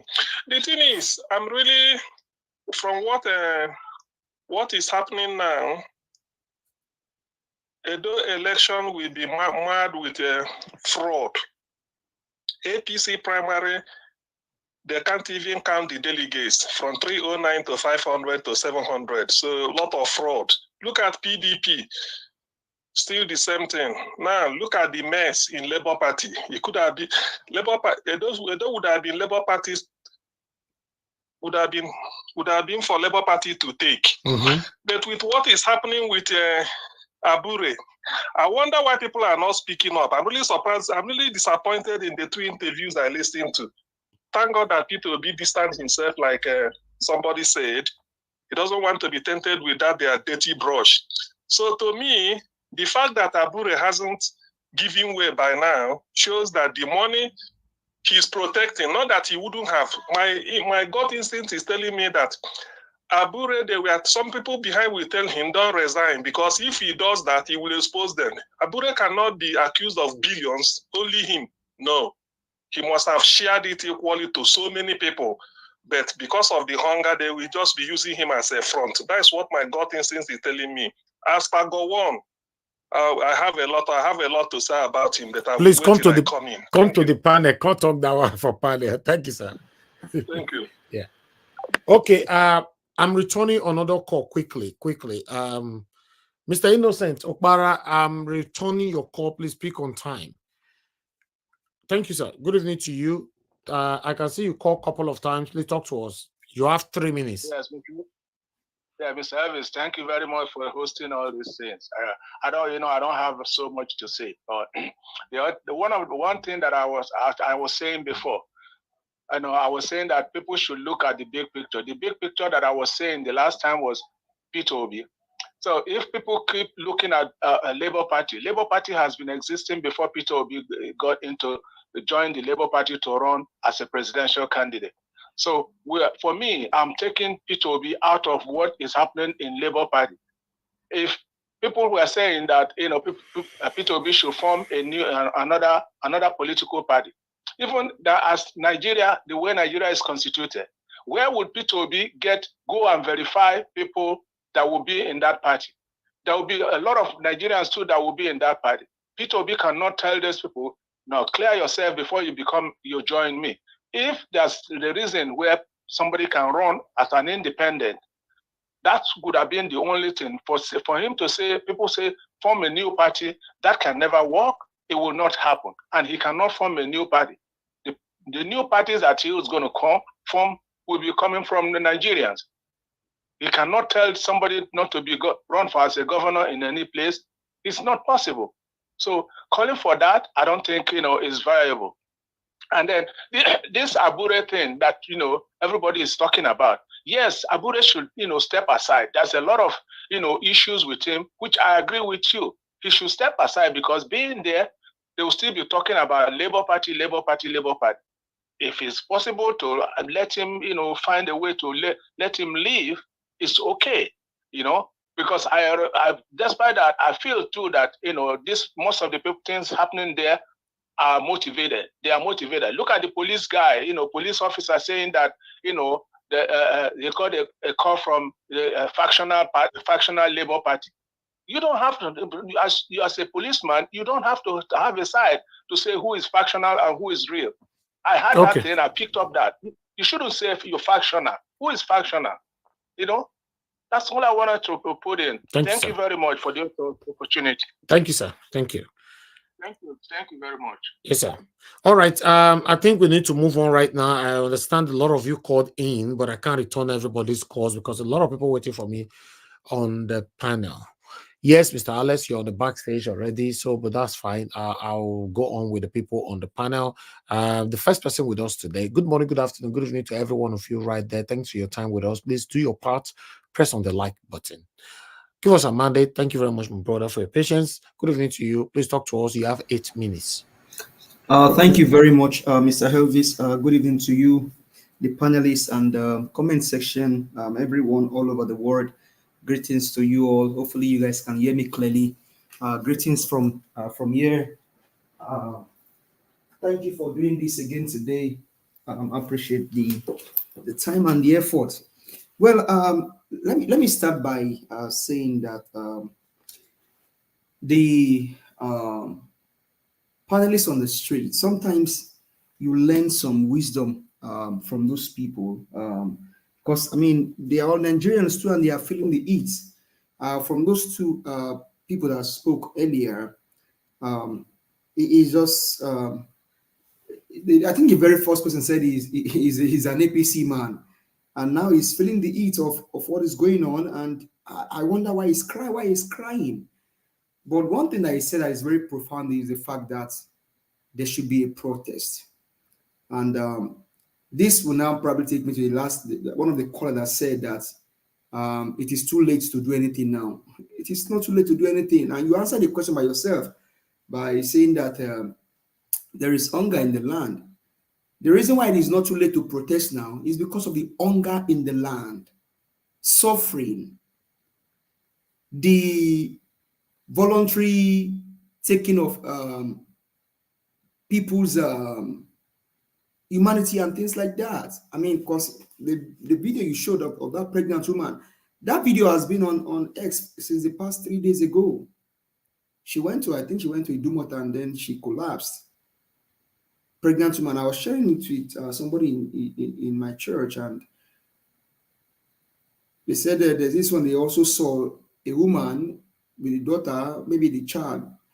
And I said, that one is even good. You already gave birth to your child. But this one has a baby in the womb. Then if the mother is not, then how is the baby in the womb even feeding in the first place? Because there's no food. It's double jeopardy. And so the caller saying that it is too late. It is not too late.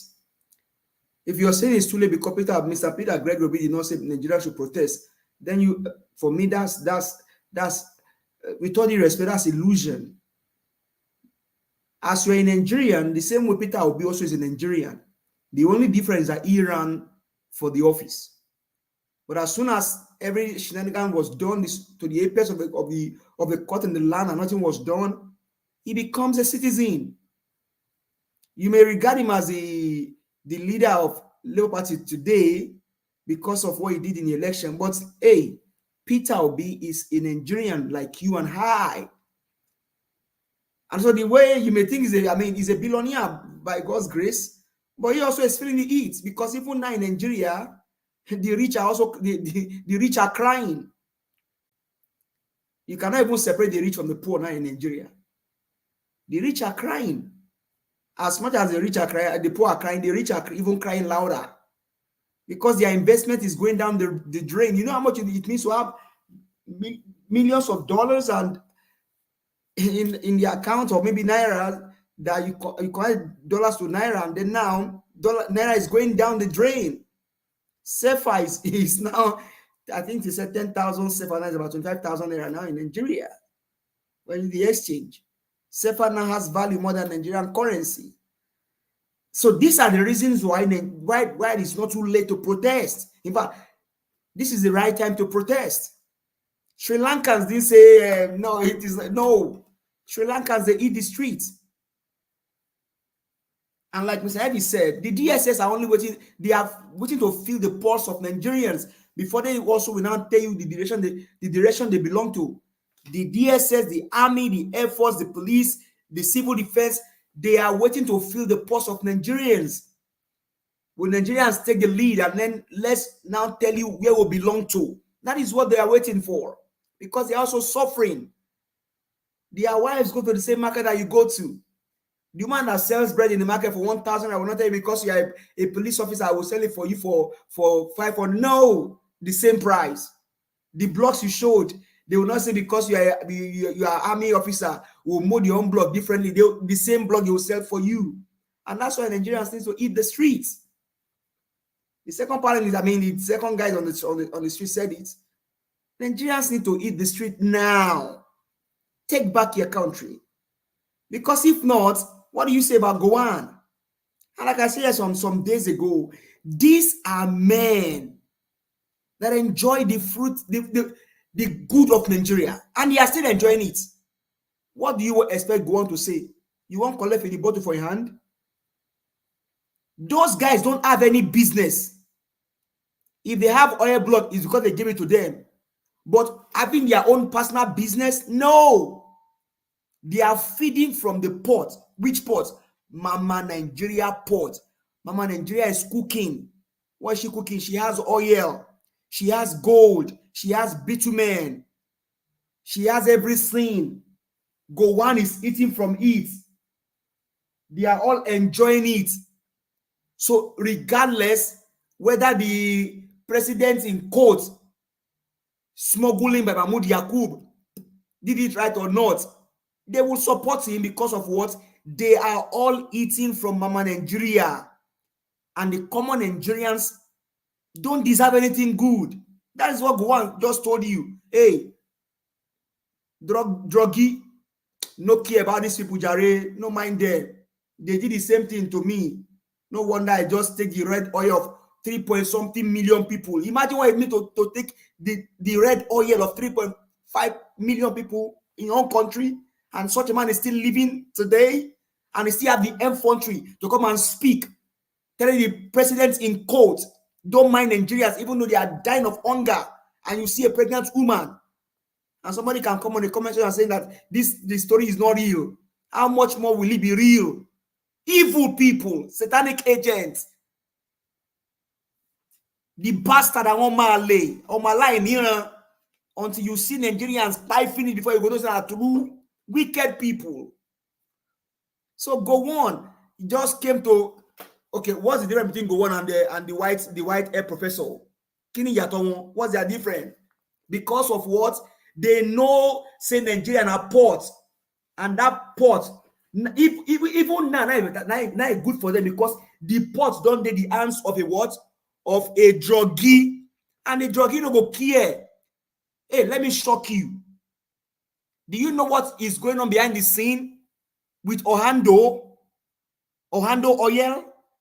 Who owns Ohando?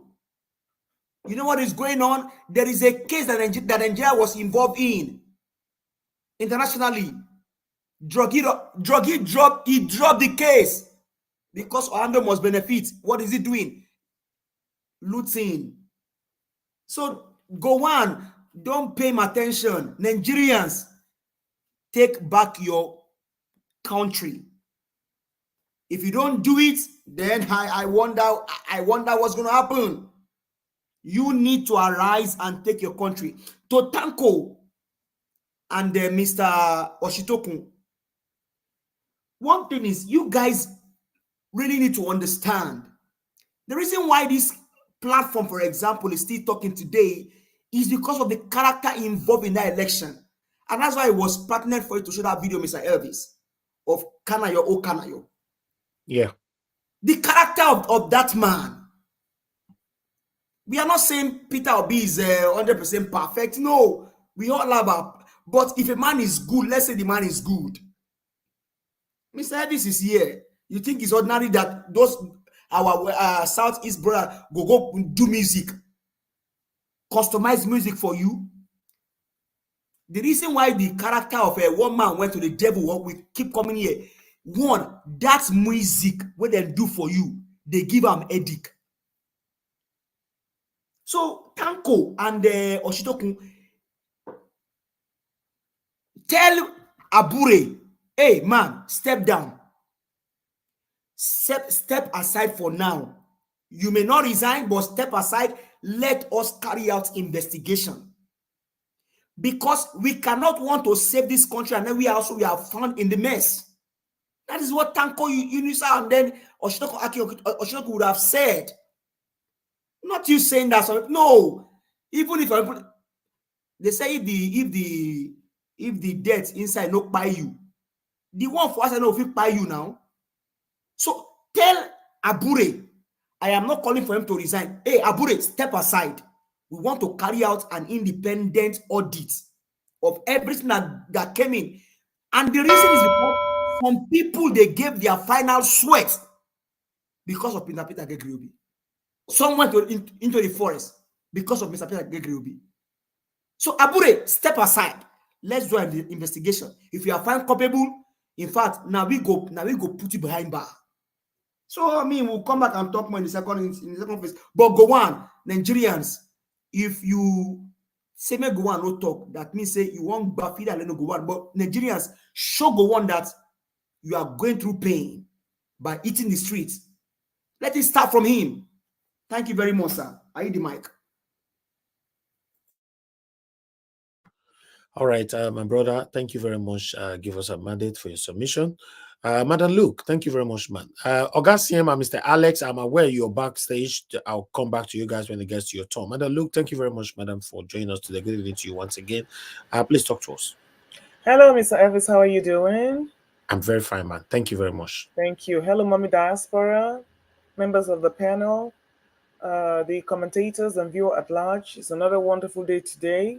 Thank you very much for joining us, and I'm very happy to be here. My brothers from yesterday, man, we were here for 5 hours. We rocked the house till everybody fell off. Last woman standing. Hey, Black Panther, you for stay here now. We for stay here till 7 o'clock this morning. Now y'all done the snore, they go. Well, I'm not trying now because I come back. Nobody pull me inside, but that we'll talk around later. Okay, that's good. So let's move. You know, when you are discussing Nigerian matters, 8 minutes. Oops, 8 minutes is never enough to, grieve, because all we're doing is grieving here. I'm going to start with Mr. Niger Watch, because everything you presented here, you had an opinion, and it wouldn't differ from what I have. Starting with the DSS, you made a very salient point. The DSS is only doing their job. While people are having a civil unrest or agitation, you do not expect the DSS to tell you, yeah, go for it, go for it. They will sit back and do their jobs because they are paid to curl civil unrest. But this, like Mr. Niger was said, they are secretly wishing that Nigerians will take to the streets. And I found that very interesting. It was a cup of coffee moment for me that I had to really, really digest that message. Mr. Niger Watch, you are so right. Because at this point, it doesn't take anybody to let them know what to do. But the bottom line, without a unified protest, it's not going to work. You showed us a video where Igbo people were still celebrating and wishing Tinubu the next 8 years. Are those the people that are going to protest? No, they're not going to protest. And if there's only pockets of protest in the north and the southwest, that's not going to cut it. Because the southeast and the south-south are not interested. And for good reason. If everything happens now, you are the ones, the southeast, will be the ones to be vanquished all over again. It will become an Igbo unrest. So we are stuck with that protest. Okay, now we're going to talk about Labour Party. You see, Labour Party, everything is gradually unfolding. The people that used to speak before, like Tanko or Shintoku, Pa Adebanji, they have all been beaten to submission because the internal mechanism of the party has become just as rudimentary as those of APC and PDP. Imagine what Abure came to stay after his release. In all honesty, the Nigerian police had no business arresting him because you don't arrest somebody without charges. They just got charges from word of mouth and then went off to arrest him. That is not how you arrest somebody. You must come with your facts. You must come with a charge. Just like they're doing with Emefiele. Your charges have not even stuck. Even that bloated individual called Akpabio said they don't even know what to charge Emefiele with. Just the same thing with Abure. It's not that they don't know what to charge him with. Labour Party is dropping the ball. Because it was their money that he stole, or allegedly stole. It was all the improprieties, the RICO. He was actually racketeering in Labour Party. And they all said, but everybody's like that, treating it with kids' gloves because they know one way or the other, one of them or most of them are implicated in all this. Mr. Biro did not act alone. And that is why he can stand and walk around without coming to definitely say these accounts are false.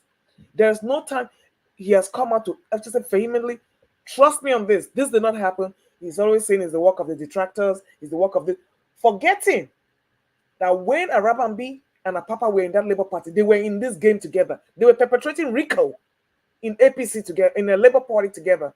Now that they've been pushed out, of course, those ones knowing the gains of racketeering are now screaming from the outside. Now, if it works to the favor of APC, that is just fine. But Abure's hands are not clean, and there's a call for him to resign. If he cannot step aside honorably, he needs to resign. And if he cannot resign amicably, Labour Party should use the wherewithal to suspend him. Like Mr. Niger Watch said, it didn't take them long to suspend Oluchi. So why is Abure different? Nobody says he's guilty, but with all these things flying around, he needs to step aside so that independent investigations can be done. Peter Obi, as usual, is just like playing soft pedal because he's a guest in the party. He is a guest in the party. So who knows what deals have gone down that everybody's now keeping quiet. Coming to Edo State politics, I've said it many times. All roads lead to Obaseki. All roads lead to Obaseki. We're seeing that now. I'm not going to say he has any hand in what's going on in APC, but he might as well. Because the way people are crossing carpet to cause confusion here and there with the billion naira reign, anything is possible. Now, coming to PDP, look at what's going on. I have always been against a rotational system of government because the best candidate cannot necessarily be produced by region. Throw it out there, let everybody see who is there and let them go on their own merits. If the people are sympathetic towards one agent or the other, that is their business, but at least they're voting their choice. But look at how Obaseki has hijacked PDP. And now forcing Shuaibu to go do another primaries. Because he was not allowed. None of his people were accredited in the PDP. Why would Obaseki be acting the same way Oshiomhole did, and the same way that people fought for him to get into government under PDP? He is now using that the Wike route. Fine, if Aswa Godalo is the best person to come in, well, you don't have to tie anybody's hands. Let them go to the polls and let the people vote. But you cannot impose a candidate on any part of Nigeria. But that is Nigeria for you. Now, for people crying in the wilderness, the hunger continues. And it's going to continue. Like the person says, but until people start eating themselves in the streets, we're not going nowhere. Like the pregnant woman fainting. Everybody's fainting. Everybody's crying. I just posted a link over there. Dr. Abiodun has come out to say that that the dollar will crash in less than 1 month. And then I posted another link and said APC, because they have removed Uzodinma, they have put somebody else. They are not going to conduct fresh APC gubernatorial primaries, direct primary election. Confusion everywhere. So my people, it's always good to be here. There's nothing much to say. It's more or less of the same. And I'm using this as a good therapy for me so that I can function in my everyday life. So I will yield at this point to the next person. God bless you all. Oh, one more thing. Go on. You know, we don't need to be discussing all these relics because they're benefiting. They have lifetime pension. They have everything they need. So they're comfortable. All they can do is sit up there and spew rubbish. His Benue State people, where he was displaced from, he cannot even save it. So why do you expect him he's going to say anything in Nigeria? Because he's a coward. All we have are cowards and people who have no scruples and they lack nationalistic sentiments. He was the one that talked about one Nigeria, and look at the one Nigeria has failed under his watch, and all he can do is come out and talk trash. I will allow Dr. CM to deal with this one. Thank you.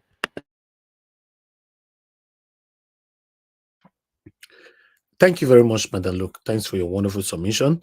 It also looked like there's a calamity going on, or confusion, I should call it, in Edo State with the APC primary as well. Oh yeah, they're holding a fresh primaries, direct primaries. This is the third one, right? Minus the underground ones or the baby ones they're having on the side. Hey, good. Now, wow. But meanwhile, let's move on. Can you imagine the thing that didn't happen in Lagos or Exactly. anywhere? Exactly. Edo State, do or die. Hungry people. And everywhere is dirty and look ugly. See the Aswa in Godalo face with all the millions. Look at his face. Let me call on that. I can't even believe that is E2. I don't believe, so that's E2 Godalo's brother. Oh my God. Yeah. Thank you, Madam Luke. Mr. Toon, thank you very much, sir, for joining us once again today. Good evening to you. Please talk to us. You have 8 minutes. Hi, Elvis. I want to just clarify something with you. You're a Benin man, right? Yes, so okay. So what's the difference between an Esa person and Benin person, though? For me, I don't know. Maybe Madam Luke will answer that too. For me, when it comes to anyway, it's meant to be a rhetorical. I know, it's a rhetorical. Let her just answer. Hold on. Go on. You see, just like you have over 500 languages in Nigeria, Edo also has over 100 languages in Nigeria, and different tribes. I'm from my tribe is not Aswa Igolalo's tribe. My tribe is not Mr. Naja Watch tribe. We all speak different languages and we don't understand each other. So there is a very big difference between everybody because of the kind of tribe we have. Thank you. Thank you, Gatun. Yeah, that's not true. That's not true. That is not the truth. I will explain it. Don't worry. I will explain later. No, that's not the truth. It's good we say that now. That's my brother, you asked a question. Let people answer you now. The time. Are you going to pause my time for me? Okay, can I borrow your own 2 minutes? If you take 2 minutes from my time, No, please let Mr. Tone talk. That one after our discussion, please. No, your minutes never start, Gatun. Mother Patricia, please quickly Okay. Respond then, please. Mother Patricia, go ahead. Thank you, ma'am. Yeah, thank you. Good evening, everyone. Yeah. No, I just wanted to say that what Madam Luke said, that's not true. That as we have many different languages in Nigeria, which are not actually similar, and that is the same way we have it in those states. I said that's not true, because the Isha and all this Ora and Bini and even Robo, if you listen well, we have a lot of similarities. So it's not like Bini and Igbo, Edo and Igbo, or Robo and Igbo. It's not like that. There are similarities. So if you listen carefully, you understand what they are saying. So the contrast is not so enormous like she's trying to put it. So that's what I was trying to address. Okay, thank you, ma. Thank you very much. Thank you, everybody. Anybody that want to contribute to that particular question later on, when it gets your time, you can do that. Thank you. All of una they fear to talk the truth. Even Don't Madam worry said don't now. talk the truth. Make you wait now. Your body to the all. I don't know what put up for this man today. Una go, the thing I go talk today go make some people vex, but now the truth. Go find history. Okay, may you fair wait first. Your body to the hot. Okay, thank Oh, that you. too. Go Thank you ahead. for those that have thrown more light. You see, Yes. that's one of the problems with Nigeria. We're so diverse. Even me that is from Anambra State, we don't see ourselves as Anambra State. My town says that we shouldn't be in Anambra State, we should be in Anioma. So it's a whole lot of, we call other people, even though our Igbo is different, but people will call us Igbo people, but we're not Igbo people, we know where we come from. We even call other people Igbo people. Anyway, that's by the way. Let me just let me just touch on the I won't take time like usual. I'll just make it very brief. See what we're experiencing, and that's what I will go back, Mr. Elvis, that the Labour Party is so messed up. It's so messed up. Even if this Abures thing should, if by hook or crook, the man should resign or step aside, which I don't, to be quite honest, is not going to happen because that's is in their character in Nigeria. It's not just going to happen. If by hook or crook he should step aside or resign, another thing will surface, which will be a distraction. All these things we are supposed to be strategizing for 2027, talking about how we'll streamline the party to be better and all that. These are all distraction, needless distraction. Peter Obi, some people that are saying that it's not possible for him to go and some other party. What are you on? What are you reading? What do you mean by it's not possible? Anybody can, even if I want to set up a party right now in Nigeria, I can go and set up a party. There are guidelines as prescribed in our Constitution, Section 40 of the 1999 Constitution. So we're telling Peter Obi was the person that made Labour Party, as we know, relevant. So if he says now and say, listen, I'm tired of all these story and all that, I'm not even going to get involved. You guys sort out yourself. Me, I'm pulling myself. It only takes it will just be a couple of people, and they set up. I'll make him the people will follow, and that will be the death of the Labour Party. That is all I'm saying. Peter Obi does not need all this. It's just like somebody trying to go somewhere and their children are just crying, yeah. This one is just, their nose is just. But we don't need this. We don't need this.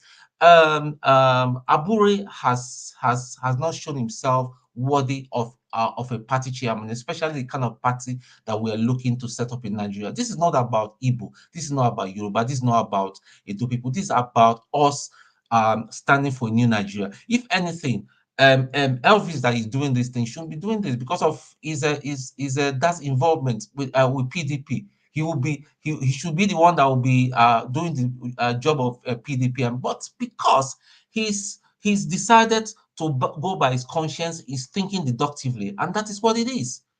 So the day that Nigerians will start thinking deductively and say, listen, it's all about the truth. It's all about conscience and all that. And anybody that comes and say, and that is why me and Rudolph Okonkwo, we all, even privately, we have our fight and argument. I say, how can you be allowing bigots like one man went to more will come and then they will drop some false and this and then one and they agree. Even that BQB is a strong Tinubu supporter.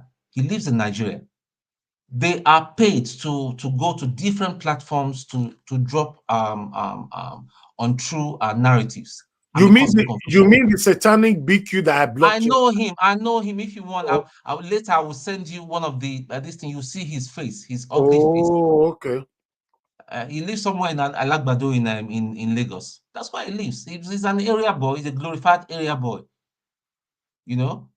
So the thing is, the point is the point right now where we are right now is we are going behind this man because of his character, not because of the word Labour Party. Labour Party means nothing without integrity. all we're following Peter Obi because we believe that this man has shown to everybody, anybody that is being truthful to themselves, that he can make this possible. The new Nigeria will be is possible through him, and that's why I will still stand on my suggestion and thinking this guy should just leave these people alone. They are messed up. The party is rotten. Even the Oluchi and all that, she's not clean. Oluchi is not clean. By the time where things go begin just come out and all that, you see some certain things and all that, her hands are not clean. They're all just all messed up. But I will not say this. I don't know whether Elvis, the number I have for you, because there's a Nigerian number I need to tell you in secret. And I want you to just look at your calendar and go and mark it. Keep it to yourself, please, because I don't want to jeopardize something. You guys will see what will happen soon. It might be 1 week, it might be 3 months' time, but redemption is coming for Nigeria. No shaking. That's all I have to say. Thank you. Wow. Okay. Ogatun, God bless you, sir. Thank you very much for your submission. That's not a problem. My number is always there. You can reach out to me. Thank you, sir. No worries. Okay. Thank you. Yes, sir. Ray Abuan. Ogato, God bless you, sir. Okay. Elvis, put me in the background so that someone else can my brother will come in. Okay. What's his name? CM can come in. Just put me in the background. I'll be listening. I'll bring CM on. Okay. Thank you. Thank you very much, sir. Yes, sir. Who else wants to go to Niger? Who else wants to come in? We have Mr. Alex on the backstage. Okay, put me on the backstage. Okay. Thank you very much, my people, for this. Okay. All right. Let's move on. I appreciate every one of you. Let me quickly call on Mr. Alex before Mr. Black Panther. Mr. Alex, you are lucky that I allow you in. If you ever reach your turn, Shabbat, I will give you the opportunity to talk to us. Okay, you are not there. Mr. Alex is not even available right now. Okay, let's move on. Black Panther, please talk to us, sir. Good evening to you. Good evening, Niger Watch, and good evening, good afternoon, good morning to everyone, wherever your location is. Good evening and more grace to everyone. I want to especially greet my mother, mommy in diaspora. May the grace of God continue to dwell richly in you. May He continue to lift you up to wherever you want to be, and the strength in your body, every part of your body will be increased in the mighty name of our Lord Jesus Christ. Amen. God bless you, man. I want to say a tune. God will bless you again. God will bless you again. God will bless you. You have spoken wisely, and then you have spoken the truth. I want to start from the Gowon speech. You see, Gowon is an aberration. That is all I want to say about him. He's an aberration and a coward. He was never the president of Nigeria. He's a coup plotter. The reason why Nigeria Constitution is still giving them the light is because they are gagged together. He was gagging together with the Fulani to do everything. That is why they are still there. Where a military man will sit down there and call himself the president of Nigeria. He's a coup plotter and it's an aberration, a constitutional reaper to Nigeria. He stand there, they said, in Abure we stand. In the agreement you made to Ojukwu was both to look at your eyes and tell you you're a coward. After taking the life of your own countrymen, you come out to speak against the people who own the power and the sovereignty of the land. You are telling the president to keep mute against the people who owns the power, who owns the land. You are an aberration and a coward. I met with you in Port Harcourt Airport when Queen, the Intercontinental Queen, the Rivers girl won the Miss World contest. I met with you. You're a bigot. I met with you. I saw you, an old gag like you. You are still speaking instead of to speak with wisdom, so that the people that knows it will understand you. You come out there to to hurriedly press the neck of the Nigerian people as you have always done, taking the life of 3-point-something million people, your own citizens, and you are joyfully saying it. That is how they told me. And you came out. I remember when you came out, you said 1 million prayer march for Nigeria. You see the sacrificing in the house of God. For you to speak that, that means you are still not forgiven and you have still not made peace with the Eastern Bloc of Nigeria, who are the citizens and a bona fide member of this federation called Nigeria. And you work tall to bring the tears of the yesteryears back. How I wish I have the power to not to forgive. I wouldn't forgive you until you get down. Because tears almost came out of my eyes. That this man is bold to tell the world that I did it and I am satisfied and I love what I did to the Eastern Bloc of this nation. I can't pray for God not to forgive you. Who am I to do that? It is left in your conscience. Whether you want to go down the grave with that conscience or you want to seek for the true forgiveness of your own creator. For you to come out to speak that, you are a disgrace and an aberration to your fatherland and to your parents. I want to speak further to Edo State election. Edo State election, there's going to be a repetition. You see that man called the deputy governor. They are taking him lightly. He's just speaking like, I told the people that that boy would just be speaking like as if he's Omomo. You will see what is going to happen. See that crowd. And those people, if you people does not wake up, hear me clearly. You have not started sipping Gary. The Gary, you will see it when this so-called APC, retired APC that are mad and manipulated themselves into PDP will take power. APC continue. If the original APC come, APC day. If PDP come, APC continue. Because your governor have hijacked the PDP party and is giving strength to the former APC cliques in that party. That is what is going on. They are all the same thing. That is what is going on. And Mr. Abure is keeping he has already made a deal, allegedly, with the governor of that state. Mr. Abure will never resign until the election of Edo State is concluded. That is all I have to say. The juicy part of it, I will say, but I've just given you all the wisdom. Mr. Abure is corrupt, and I will stand on my ground. Even if he comes here, I pray he doesn't even come to Nigeria Wash, because I will speed the fire out of me into his face. That is why I told every Nigerian, if your children are going to study law, just know that you have created a monster that will attack your own family in the future.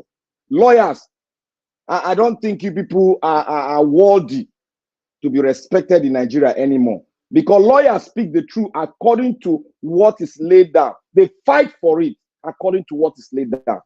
But for them to come and become an aberration to the country, to the state, and to their motherland is something that I cannot bear to my system. Edo State, Labour Party, if you continue to dwell in the quagmire of Mr. Abure, you will not get anything out of Labour Party until Abure step down before the light of Labour Party will come up. And to all the obedient, arise and shine, for the world is yours. Arise and shine and look. Don't follow Mr. Abure. All the obedient, don't follow Mr. Abure. Mr. Abure is a corrupt person. From all the indices that I've taken, he's a corrupt person. Now, you said the man that is, Mr. Tanko said, the person that stood on behalf of the main person They all stood on behalf of the main person. And these same people are coming out with a credit alert that they paid so amount of millions into the coffers of Labour Party. And you are telling us that the flag bearer stood, they are flag bearer for the main person. You see that kind of lie you have just spoken, Mr. Tank or whatever your name is. You can speak that to your students, wherever they are. You can speak it to the wise men. The wise men coming together in Nigeria Watch, you cannot speak that to us because you are a liar. It is a shame, and you're a shame to your own community, wherever you come from. That is how you want to build a new Nigeria, by coming to perpetrate evil and cover it up. What they've done to Nigeria before. You think we are not new to all these things you people are saying? We are new to it. But get one thing. Nigeria will take their country back. Whether it is by force, whether it's crooked, we will take it back. And all of you, I pray all of you have the road to go through Benin Republic and Ghana and run. Because you all will face the consequences of being a traitor to the land called Nigeria. And you people will regret, because it's not going to rub only onto you, but it's going to rob the generation that comes from you. That is what it's going to be. We are going to place that mark on every one of you. You are going to be like an Osu, as the Igbo say. That's what you people, your generation will be like. To everyone, as my brother Tuna just spoken, I have seen that that was 3 weeks ago, when a voice came here to speak. If people took that lightly, I knew something was going to happen. I spoke on it. Don't worry, it will come. The people that will change it, they are inside of us. They will come with a force and go into that Aso and put that aberration out of there, and they will be judged by the Nigerian law, and they will all go down. Simple as ABC. All of them, I pray they have access to their private jet to fly out, so that they can come and meet us here, and we'll tell them, we will show them what it is to come here and destroy your own motherland, our own land. Then you come here and start gagging yourself and spending the money. We pray, just pray we don't see you. We don't see you around. It is not a threat. It is what we are going to do. Because those traitors that have taken the land and divided the land and destroyed the land, go and ask history what they do to traitors. Gowon, Mr. Gowon, I wouldn't call you a president because you are a coup plotter. The mark is on you, and you face your creator and tell him that you created me to plan a coup to take the life that God has given. God bless Nigeria Watch. God bless everyone. And I thank you, Mr. Nigeria Watch. And Oga CM, I just opened the template. Speak, and I will listen. God bless you, sir. Oga Black Panther, thank you very much for your submission. God bless you. Thank you very much.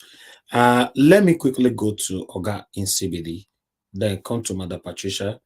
Oga in CBD, please talk to us. Good evening to you. Okay, you are not there right now. Let me go to Mother Patricia. Mother Patricia, if you're available, please talk to us, ma'am. Good evening to you once again. Good evening again, Mr. Ivis, and good evening to all the panelists. And of course, the comment section, I didn't have time to greet them for. Good evening, everyone. Thank you for all you do. Yes, my first submission or advice would be to Mr. Peter Obi. You know, I know there are many voices that are calling, calling for him to clean up LP and remain there. But for me, I don't see any reason why he should be doing that, because the corruption that is in that place is obvious. That is one that is been going on for decades, years, many decades. So I don't think he can really do it. And there's no way you will say you want to clean up a mess that you will not be robbed with the mess at the end of it all. So because there's some extent that you want to go with that mess, that no matter how careful you are, people that want the mess to continue will find a way or the other to rub it on you. So my advice to you, Mr. Peter Obi, is for you to go and start another political party.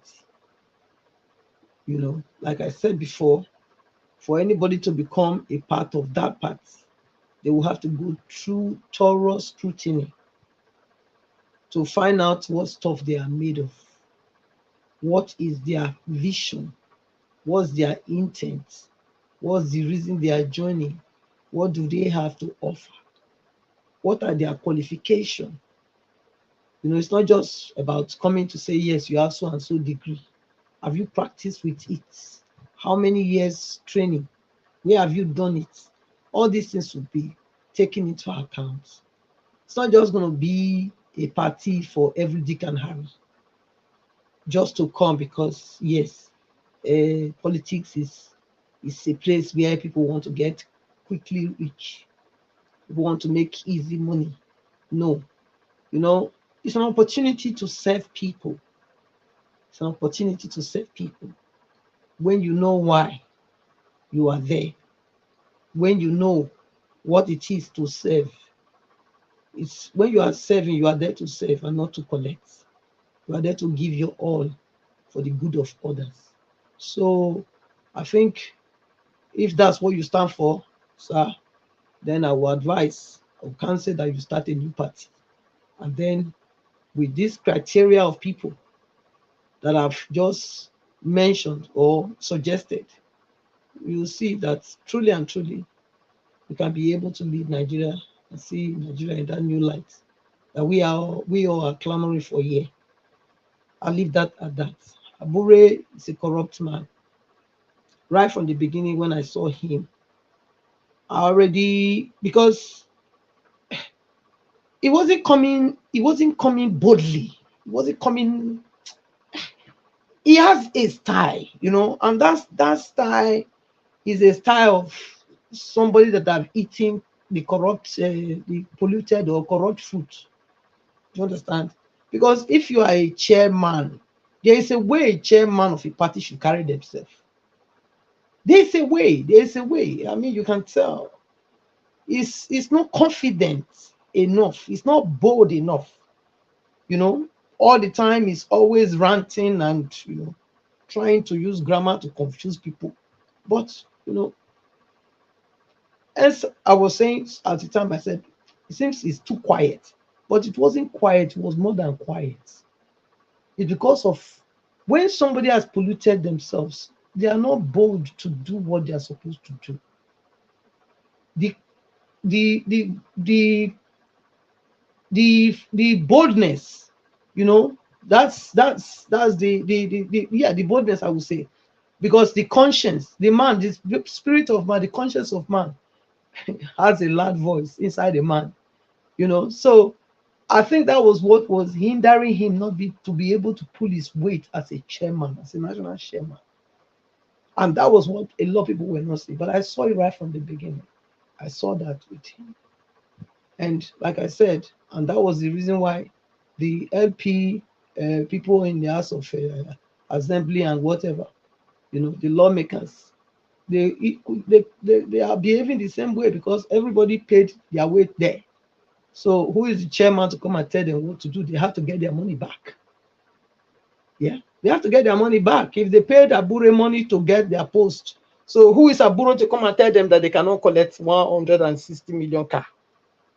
Of course, Abure should now speak to defend them, which was why he came out to be defending them, that they have cases in court and this and that. Yeah, flimpy excuses, you know. So it's clear that the party is already dragged. The party will not see the light of day. I'm sorry to say that, because with all this allegation, with all this whatever it is, because it's not only Abure that committed this criminality and corruption that we are seeing. He had people that he was doing it with in the party. So how are we going to clean up all those people? It's not possible. Please, a corrupt person is a corrupt person. Once a criminal is always a criminal. So there's no need trying to deceive oneself. Gowon coming out to tell Tinubu he should harden his heart, that Nigerians will always complain. He should be ashamed of himself. How old was he when he hijacked the nation? How old was Gowon? He didn't go there to tell Tinubu that Tinubu is too old. He cannot think anymore. He's not supposed to be in that position. That's not what he went there for. He went to tell Tinubu should harden his heart more and punish Nigerians. Oh, wow. Wow. A wicked person is always a wicked person. It doesn't matter how old they be in this earth. You can. I mean, what is that? That they say he was too slow during the war, but at least he succeeded. What does it mean by that? You succeeded in killing how many millions of people?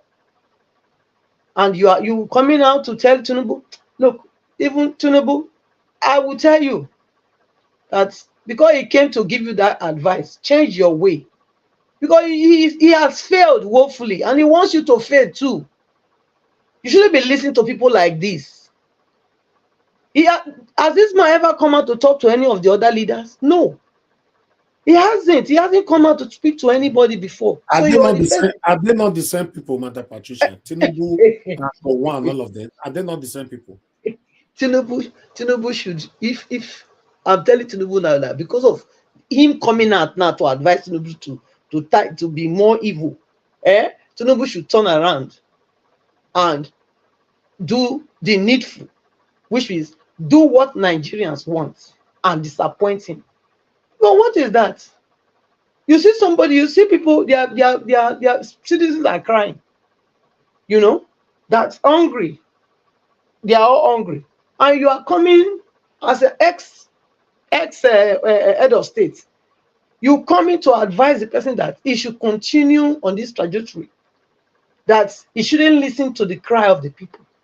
What does he think? What does he want? Which means he wants to bring this government down quicker, faster than ever. Because there will be a point where Nigerians cannot take this anymore. So both the Tinubu, both the Gowon, both every one of them, they will be looking for where to run to. God help them if they can run. If they can run quick to their jets, private jets, to fly out. So I will advise Tinubu to turn around and start putting the right people in the right position. You can sack all the ones that are already there that they're not doing anything. You can start to look for people that will really turn this nation around with him. They are there. People are there. But because of circumstances and bigotry or this, I know you, I know me, nepotism, is keeping him blind from doing the right thing. That's what it is. If really Tinubu wants to really bring Nigeria out of this with the right people in place, he can still do it. He can. But this circumstance and this nepotism is what is killing the country. It's what is causing all this bad decision and making him take every step he takes is further failure. Every time he tries to do anything, he goes in utter failure because of the people they don't have the expertise to help him turn the nation around. So that is that. I know the bell don't ring. So can I just conclude? In conclusion, I want to say that Nigerians need to wake up. They need to do what they need to do. NLC going out for protest, I think it's a right that every Nigerian have. We all can go out, peaceful protest against whatever we don't like or whatever we even like. That is, that is not it's not working. So I don't think DSS has that right to give that money, but yes, is their what they call it. They're only doing that because that's what they want to maintain peace and order. But at the same time, it's up to Nigerians to take the bull by the horn. Who wears the shoes nowhere insulting. So if they are the shoe that they are wearing insulting them, they will know what to do. It's either they pull it off and begin to walk with barefoot, or they continue to wear that shoe and let them continue to carry the pain. Thank you. Thank you, Madam Patricia. God bless you, man. Thank you. Okay, let me call on the next person, which is Mr. Kenneth. Thank you very much for your patience. Please, I'd like you to talk to us. Good evening to you. 8 Mr. minutes. Elvis, I can leave so that somebody else can come. Thank you. Okay, thank you very much, ma. Thank you very much. Mr. Kenneth, are you there? Okay, you're not available as well. Let me go to Oga CM. Oga CM, are you there? Hello, Mr. Harris. Is it me? Did you call me? Okay, no. I called you before. Mr. Jonathan. Are you there now? Yes, I'm here, Mr. Harris. Okay, thank you, Mr. Jonathan. Go ahead, talk to us. 2 minutes. Okay. Yeah. Yes. Thanks. Thanks very much. Greetings to everyone there. All the panelists. I greet you all, and all those on the comment section. My greetings to everyone there. I just want to quickly say this. With respect to Mr. Gowon, or Baba Gowon. I don't know how to address him now. Mr. Gowon, coming out today to kind of relating the challenges that he faced, when he took government by force. Pretty much most of the things I want to say in this regard, I think Black Panther said it all. Office. Sorry, I was on the phone. Okay. Sorry, I was Fine. on the phone. We'll come back to you. Okay, no Okay, problem. that's fine. I'll come back to you. No problem. Thank you. All right. So Go ahead, I Mr. think Jonathan. okay, all right, thank you. I think Mr. Black Panther, stated it, clearly there. But I just want to add this to it.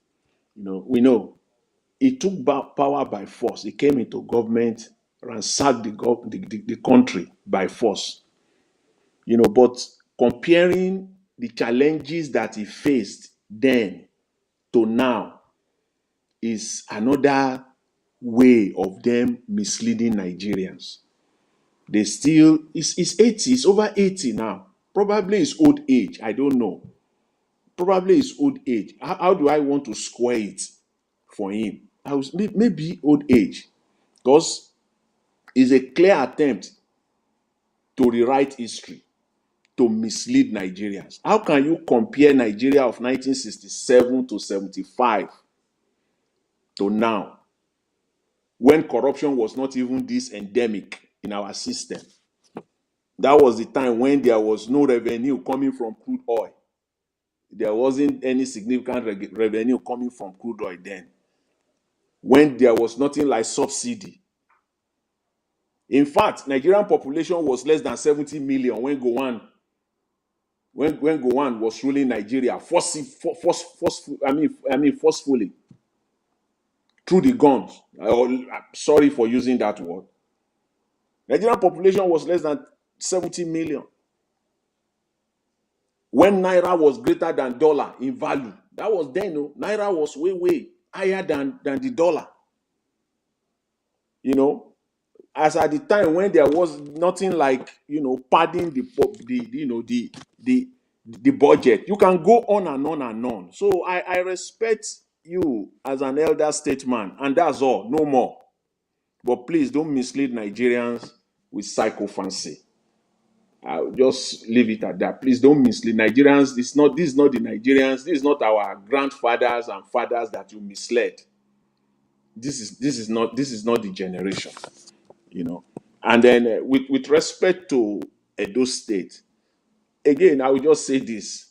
See, the people must not allow themselves to be deceived. Edo people, open your eyes. If you make the mistake, if you dare make the mistake of electing the wrong man as your governor, you see this cry that you are seeing now from Emilokon will be a child's play. A word they say is enough for the wise. That is what I will say for the people of Edo State as they continue their crooked primaries, APC, PDP going on. We'll wait for the finality. We'll see the outcome. But Edo people, I beg you, please open your eyes. That's what I would say with respect to. And then finally on Abure, on Mr. Abure, see, I will give it again to Mr. Peter Obi for the unmatched wisdom that God has given him, the unselfish wisdom that God has given this man. I mean, it's just unparalleled as far as Nigeria is concerned. He made an attempt last week when he presented he came up with the expenditure of his political campaign. He Where's the tried. music playing from now? I don't know where that is coming from. So, Mr. Mr. Kenneth, please Peter don't Obi, unmute yourself, please. Go ahead, Mr. Jonathan. Mr. Peter Obi made an attempt to give Abure a kind of a soft landing by suggesting that there will be an independent audit, forensic audit of the financials of Labour Party. Rather than Mr. Abure taking that, running with it immediately, what we saw was, suggestion or news coming out that he was even planning to suspend Mr. Peter Obi. So you can see wisdom being compared to foolishness, wisdom and foolishness side by side. What Mr. Abure should, in fact, when I saw him coming out, that when he was released, I was expecting that that's part of what he would say will be that is now is ready to commission an independent audit, and let it be a well-known, reputable auditing firm. Present the engagement letter with that audit firm, present it to the world to see, so that their mandate, their frame of their terms of engagement will be clear what they will do, that you will have no hand in it at all. And give a timeline, a deadline, if it is going to be 3 months, if it's going to be 2 months, if whatever, let people know you missed it. You are comparing yourself to a superstar, an hero, a freedom fighter. That's what I saw in your statement, that you are a freedom fighter. You still don't get it. You just still don't get it. In fact, what you should do now is to come out clearly, commission an independent forensic auditing firm to audit the account of Labour Party for the past 3 fiscal years, 2021, 22, and 23. Let them do that. Mr. Peter Obi gave you that opportunity. He gave you a blank check in Mr. Obi's. You think Mr. Obi did not know that he has no powers to do that? No, he knows well. He knows that he has no powers to do that. But he presented it publicly, expecting that you will just run with it the next day. If you had done that, probably public opinion today will be fair to you. Somehow, it won't be this public opinion against you is enough for you to just do the honorable thing. But you are still comparing yourself to a freedom fighter. And that is Nigeria for you.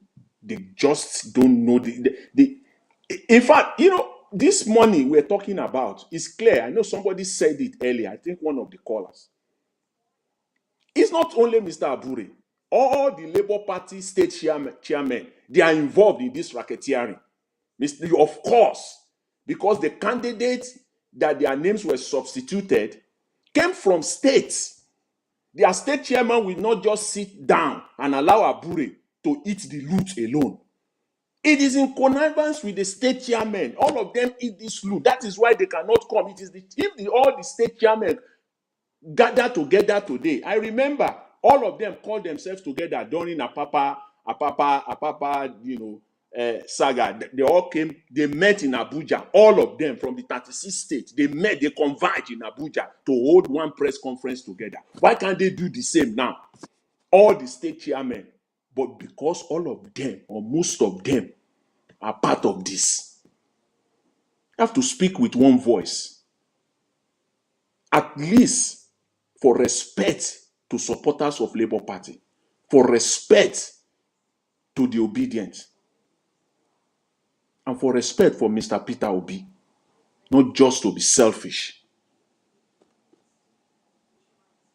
So, for me, the process is pretty pretty clear and straightforward.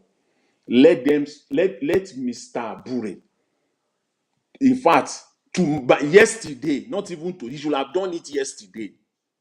That's how urgent it is to commission an independent audit to audit your account. Nothing stop. That is the, in fact, I can't even imagine.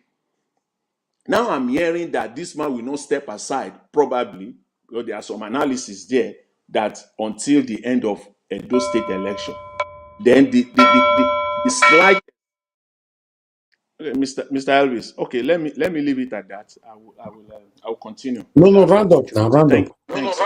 Okay, yeah. I just want to say that the Labour Party has the very slim opportunity, political capital, just very slim right now.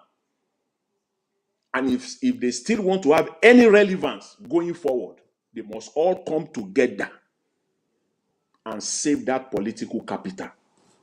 Otherwise, they will lose it, and it is gone and gone forever. Thank you, Mr. Elvis, and thanks to everyone. I really appreciate it. Thank you, Mr. Jonathan. God bless you, sir. Thank you. My people right there, I bet me gonna help us the press on the like and let our voices go far. God bless you all. Okay, let me move on to the next person. Mr. Kenneth, are you available to speak now? Yes, yes. Okay, sir. Good evening to you once again. Please talk to us. You have 8 minutes.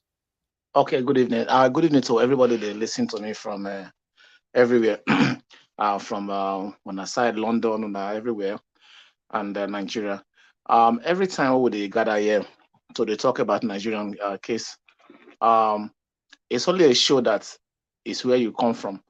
If not, there is no way. Yesterday I was telling Mama Luke, say, no matter a day, even though you stay anywhere for 100 years, once that the place where you're born, bred up, and grow up and get some education about your area, there's no way you go fit divorce Nigerian case. It's just there like that, like say they inside your blood. You must talk about it, you must concern, even though you say I'm not there talk about again, I'm not there again. Once anything about Nigeria come up, your interest they rise up. I want to hear what they want to talk. It dey pain you when things go wrong. It dey affect you when things just they go against, what the other country for the whole world they go for. So that is why we gather here, they talk. Not be say we not really get well. The first thing I want to address now, what I addressed yesterday before, but I want to try to lay more emphasis again about the whole thing. They say, Peter Obi understand politics, and many people are there for this platform, and those who they hear me, they understand politics things. You know, go feel say because somebody they corrupt like Aburi, will be the chairperson, he don't spoil things or try to spoil things. Now for himself, not before the party. The party by itself, it not be wrong party, Labour Party, not be wrong name, it not mean corruption. It mean a party that supports people to be productive in the country, stuff like that. So if you say because 3 or 2 or 5 or 10% corrupt for them, making go form different party. Form a different party, not the matter. It get freedom under the law to form different party. And the team say you don't understand, they say there's also another law where they for Nigeria concerning the election thing. They say you know go stop, you cannot stop anybody from joining your party. Maybe you never know that law. If I be APC man from another player, I can't say I want to join Labour, you know go stop the man not join. So long I don't decamp for that side, I can't say I won't serve my country and I need to run through a party. Now this one I do it and I'm meeting a requirement and everything. When I go take me in, even though they look me with one eye, but you must bring me if you want. If I meet the requirement, I go feel common. So if you say the Peter will be joint party, form party, party not be only one person.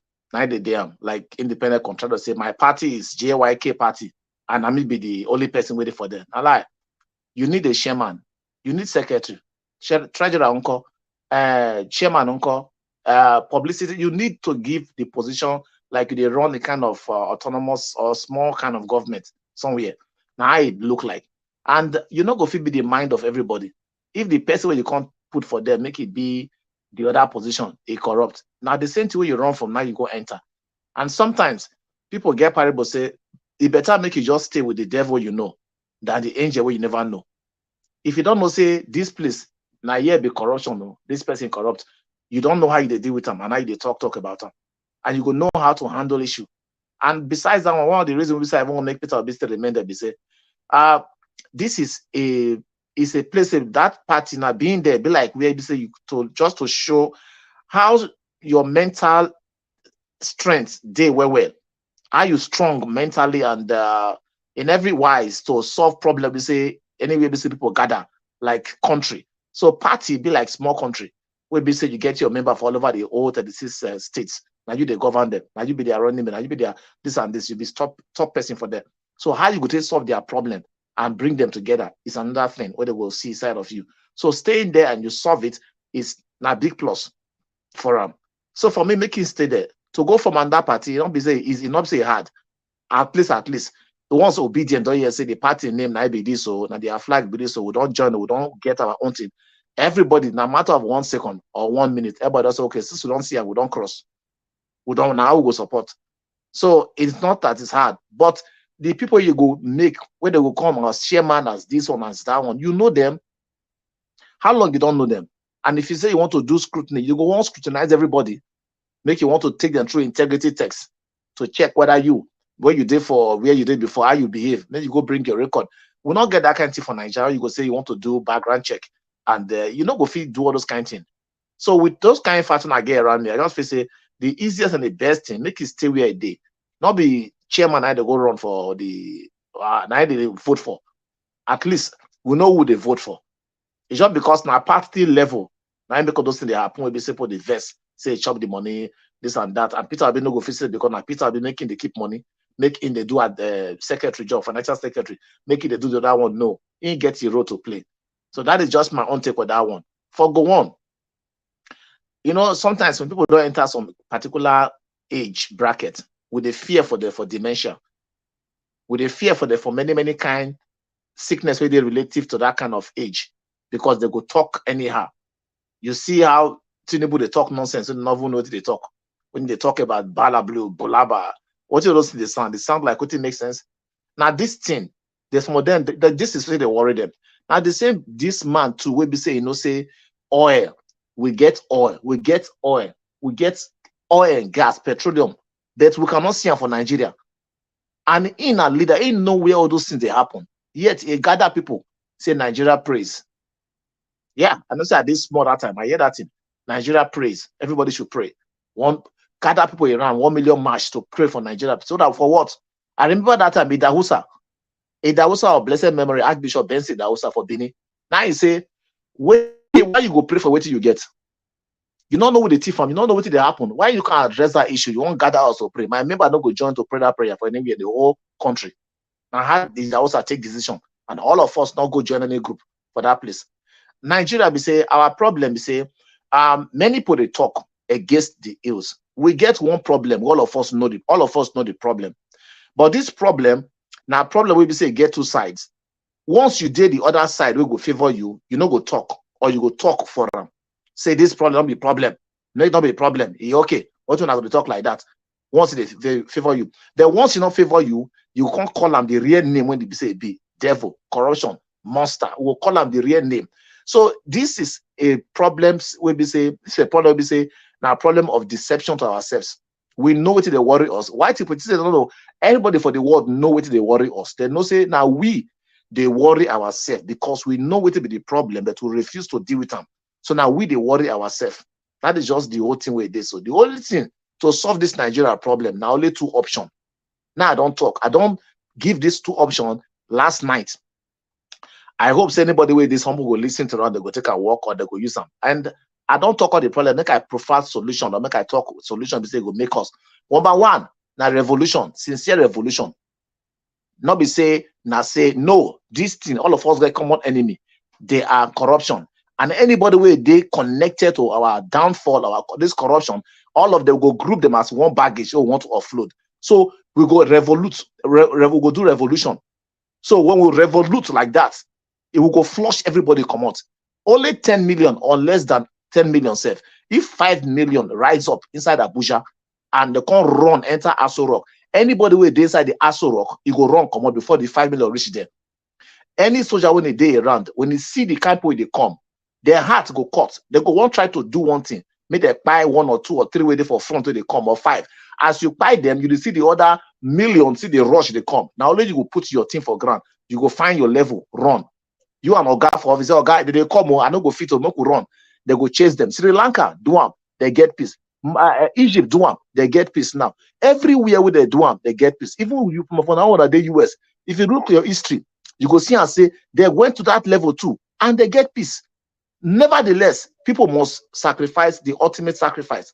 When they don't sacrifice that sacrifice, then the peace go there lasting for you and your children. Because Nigeria, they fear to do this one. Now I make you say we, what would they talk now? Before this matter starts, some of us, almost everybody will do for you now. They never born us. Me, Nigeria matter when it starts, they never born me. Before I even start, they never even born myself. But we don't grow because our papa fear say they don't want to do the ultimate sacrifice so that they don't go buy. The problem remain, but they don't buy now, so the problem still remain. That is why you see white people they believe say if I buy for my children and it will make them enjoy, I like them because after all I go stick by. That is the thing. The last week before I drop my microphone, they say if revolution no go fit solve Nigeria problem, make we just divide the country like butter and bread. You cut this one, put it on. You go with your own thing you carry. If you bring yam and cassava, carry them go. If you bring oil, carry your own go. Everybody go. By the time we don't put our head together like husband and wife, don't go separation. After we don't reach our head well, now only we go tell ourselves so we can won't come back now on this principle and this basis. West and East Germany, they were now the same country before. Some of them are there for that country now. They're separate before, like husband and wife. They go their way, do their thing, get their own president, arrange their own life. After a while, they come, okay, make we come back again. They don't come back now. They don't remove West from inside. They be Germany now, and they jam the whole world. They are the biggest economy for Europe now, and the whole world respect them. So we go do the same thing. Now I be waiting my submission. I will bring more as I get the time. Thank you very much, Oga Elvis.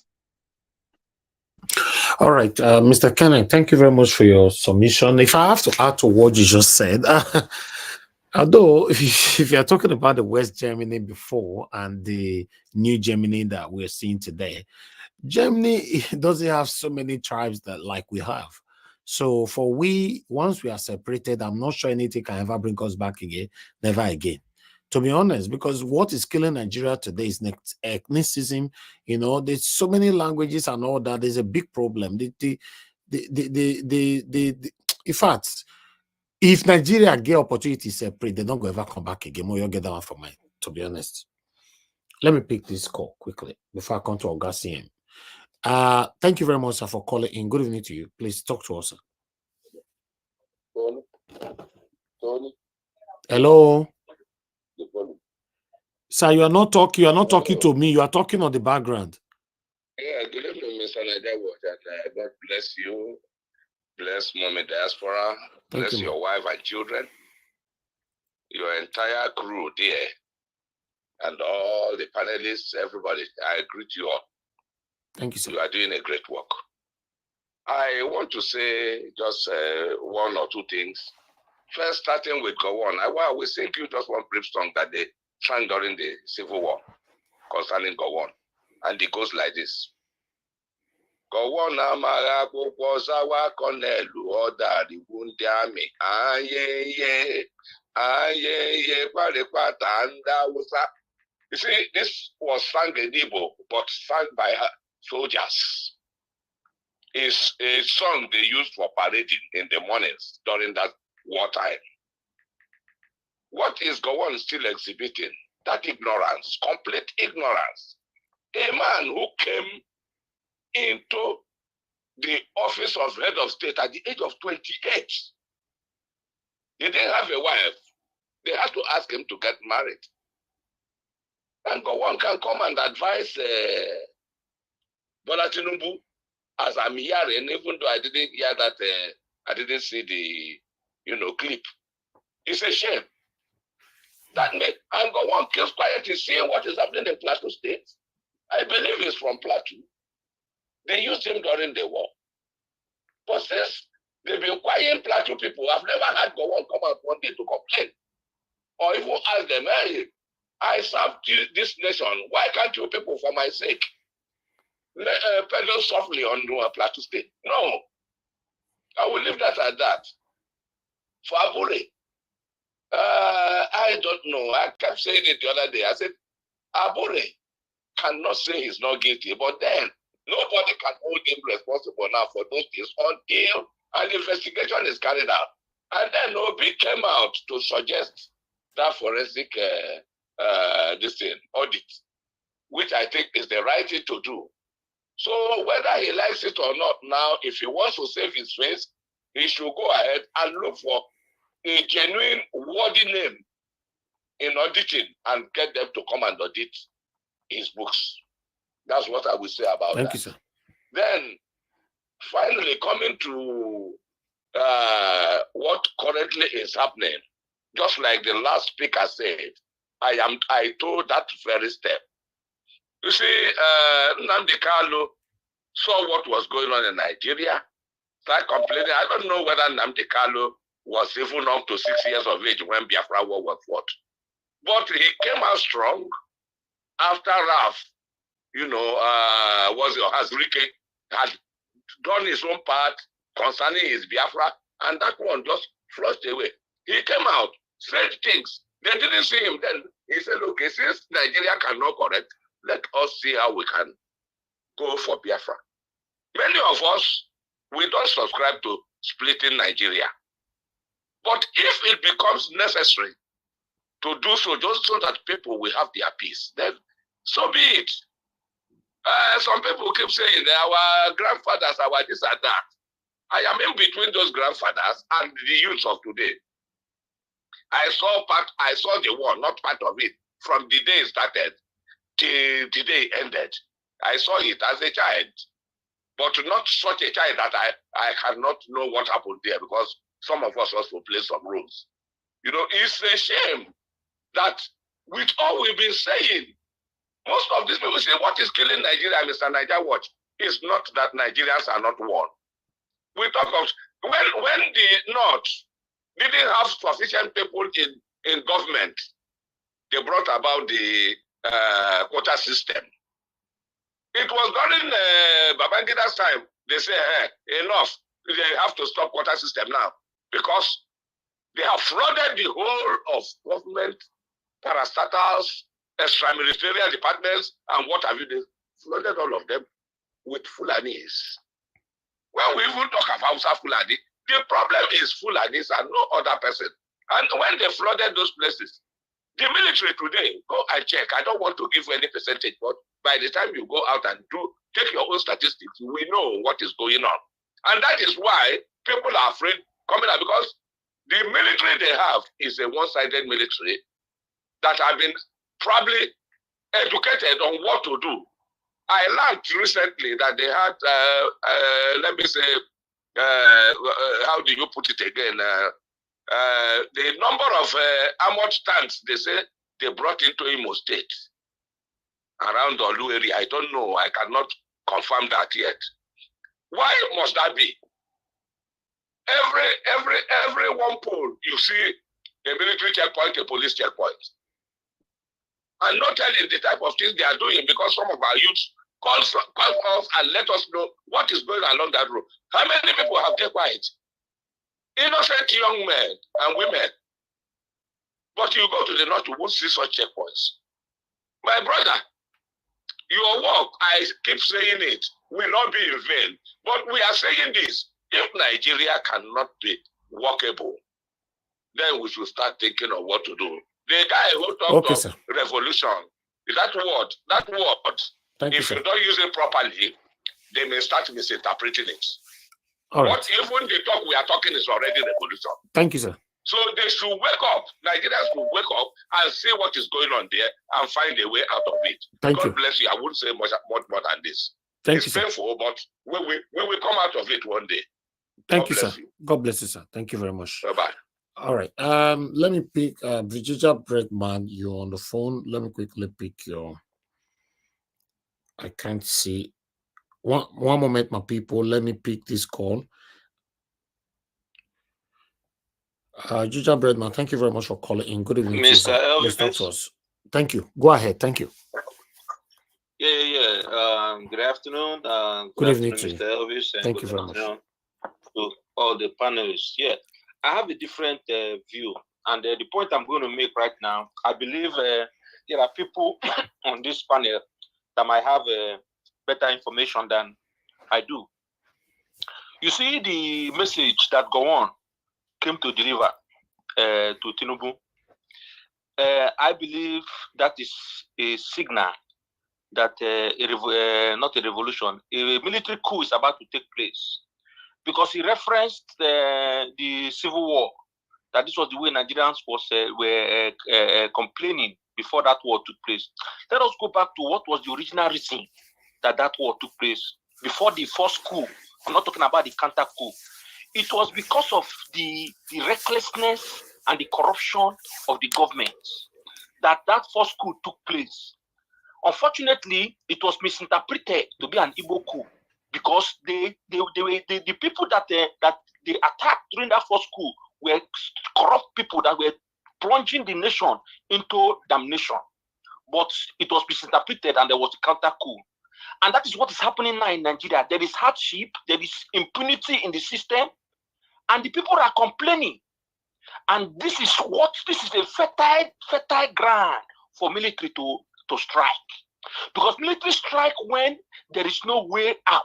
Military strike when they know that when they strike, the people will support them. And currently, the Nigerian situation now, if military strikes, the people will give them legitimacy, because the suffering is too much. And why I say that there's a coup coming, let Tinubu be wise in order to, if he can do a U-turn, because this man Gowon has not come back, has never come out to make this kind of statement to any past leaders, but he came out in Tinubu to him. The amount of suffering Nigerians are facing now cannot be compared to the suffering that has existed in Nigeria before now. So this is a signal. I know of a lawyer who was part of the Tinubu election petition tribunal, who was heavily paid. He's looking for a way to send his family out of Nigeria, because the suffering is unbearable. He does not know what political party, he does not know where you stand. And when I asked him what is happening, he said, the way Nigeria is going now, that there will be a military coup anytime. Let me tell you, looking at the permutation and everything that's happening in Nigeria, the military will strike. They did before the end of this year. If this government does not make a U-turn to reverse the hunger in that land, I'm telling you, it is not going to be like Mali. It is not going to be like Burkina Faso. Nigeria will be bloody. Let me leave it there. Thank you, my brother. Thank you. Okay. Let me take one more call. All right. Love God is my strength. Okay. Love God is my strength. Off your TV, please. I don't fast. Thank you. Thank Good you, evening, madam. Good evening everyone. to you. Please talk to Yeah, us. good evening. I just want quickly to thank the panelists. They've been doing very well. Yesterday, we are on for a very long time, and I want to say thank you. If they are paying you people, it will be a lot of money. Please, I really do appreciate all of you. I say thank you. Well, quickly, because most of the things I'm going to talk about, a lot of people have said this. So there's nothing much I really want to say. But I just want to mark register. What I want to say, just for the Igbo people, please, I'm begging you people, don't come out and lead any protest. I can see, because I saw one woman from the north asking why the Igbo people are not coming out. They are trying to set a trap. Please, Igbo people, don't join. Don't join anything. Let them lead their protest. No, madam. I'm against this kind of message. It's enough. Every social media platform is flooded. Igbo people don't do the Igbo people. Are we not all Nigerians? What is happening right now? We should stop all this. Don't join. I don't understand. It's not a good message, please. Do you want to ask me why? But it's not, regardless of the reason, it's not a good message. Okay, hold on. Let me explain myself. Okay, now people are holding back to come out. They are saying that we are waiting for the Igbo people to join. I'm hearing them saying it. Why can't they start? Why are they waiting for the East to join? Why are they waiting for the South to join before they can do anything? Let everybody just remain the way we are, because to be honest, let's just remain like this. I think it's better. Okay, that's all right. Another thing I want to say. Gowon, Mr. Man, please. Nigerians are suffered enough. Don't come and make Nigeria angry. Nigeria are going through a lot now. Don't come and make Nigeria to be angry. You have done a lot of damage in this country. We have seen it, what you have caused. Please, let Nigeria be where they are. Don't encourage Tulumbu to say he should not mind. If Tulumbu does not mind, what is about to happen in Nigeria that I'm saying and it's going to happen, people will be shocked. Watch it between now to 3 months, something is going to happen. It will shock everybody. The end is near for all these wicked people, and it's now. And Nigerians will celebrate. Thank you. Thank you, ma. Thank you very much. Thank you. Yeah. All right. To be honest, what I would like to say here, because there's so many videos on social media, Igbo people don't join this, Igbo people don't do this. And we also see a video of the same Igbo people, some of them celebrating that we are not. Please, we should stop all these things for now, please. You know, yes, sometimes we want to make fun out of something, but at the end of the day, the situation of the country right now is too terrible for anybody to be making videos and be celebrating, drinking beer in the background and all that. So what are you celebrating? You know, I don't understand. You know, so if protest wants to start, let any part of the country, let all of them do what they want to do if they are feeling the heat. But don't disassociate anybody out of it. Anybody that want to start anything, let's start. If it's going to start from the east, we will start from the south. We will let everybody come together to stop this excruciating situation we find ourselves under this satanic APC. That's all. You know, for one to be making videos celebrating, the other join or not join. Me, I don't understand though. You know, Mr. Naija Watch. Yes, sir. You are the one complaining now. When we lost our children in that toll gate, what came from the north? Is it not the same thing that came from the north? Up to now, they are refusing to come to any platform to debate about what is happening in Nigeria. Why are they refusing? We are no fools. We cannot be fooled twice in this country. Thank you. Okay, okay. I am not getting your plight or some of your plights, everybody. Are you guys saying that if the Northerners don't take the lead, we are not going to come out? Is that what you guys try to say? No. If everything is happening now, let everyone come out in his own land. Let him come out. Don't sit for this person. If the person don't come out, I know will come out. That is wrong. Let everybody come out according to how he's being led and fight. Okay. Simple. All right. Thank you, sir. Mama H.O., thank you very much, man, for your time with us. Yeah. You were on the panel earlier on, so it's good to have you on the phone. Talk to us. And I have to go and take care of something, so I have to. And I know there are some people behind, so I decided to just thank you, leave so that I don't have to join. So greeting to everybody. And I want to beg every one of us, you see this matter of Igbo don't join. I want to ask, is Igbo buying bread 100 naira and others are buying it 2,000 naira? At least for once, something has united us. For once, those who think they were taking the right choice for making everything possible for Emilio Kon to enter power. For once, hunger has united us. What else do we need from God for him to give us the new Nigeria we are campaigning for? If this is the route God wants to use to give us new Nigeria, why are we now segregating ourselves again? Why?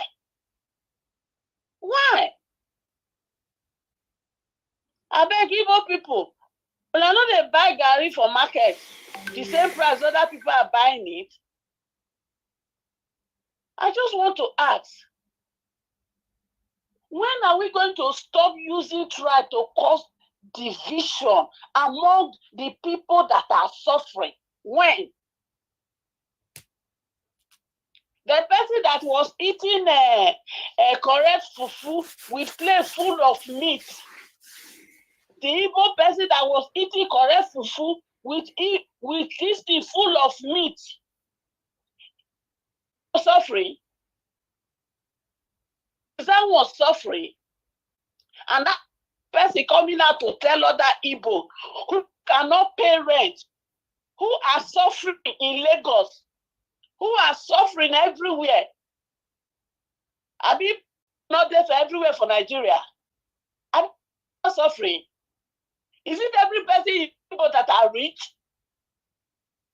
So please, if you don't say you think your belly full well, and this crisis where they are not they hit you and your family, I want to beg you, make sure me. Did you understand? I don't know how many calls you get every day. I don't know how many text messages you get every day. Do you know some people have panic attack every day when they hear kidnapping? Just because they are afraid if their person is and they call them, they can't raise the money. Please, if the new Nigeria we are crying for, if this is the route God wants to use to achieve it for us, why are we now becoming a stopping block? I mean, are we be the witches and wizards when devil they used to keep Nigeria for the way it be? Because no. All right. Thank you. It's painful. It's painful. We cannot be painful. Who is this unmuting now? Oh, please, you cannot unmute, please. It's not fair. It's not fair. There are some people at home, they can't eat, they are sick, they can't pay their rent, their children are out of school. So it's not only hunger that are hammering some people. Because we they come with the program, we send another message different from what we are praying for. I don't now we go when they answer prayer. Okay. I want to know. Thank you. Thank you. Thank you very much. Thank you, Mama Isho. Thank you. All right. Let me pick one more call. Mr. Elvis. Please, guy, I'm still picking calls. Please. You just hold on now.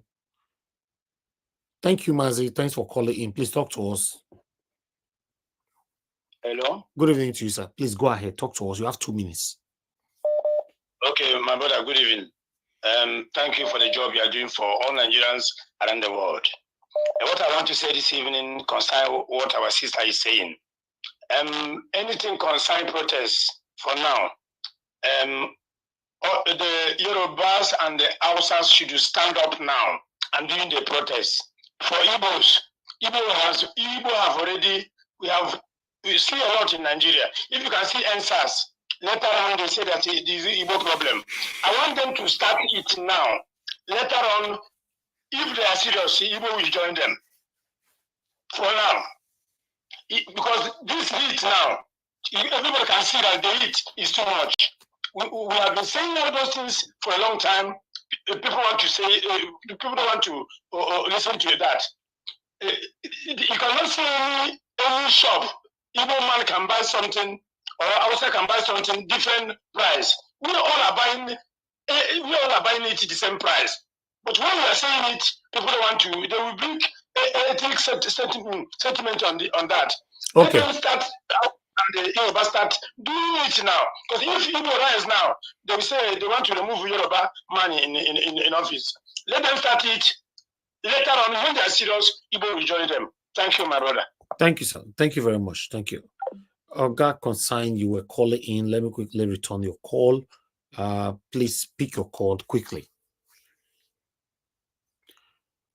Oga Consign, pick your call quickly, please. Good day, Mr. Elvis and all the panelists. I was calling to give me. Thank you, sir. I called.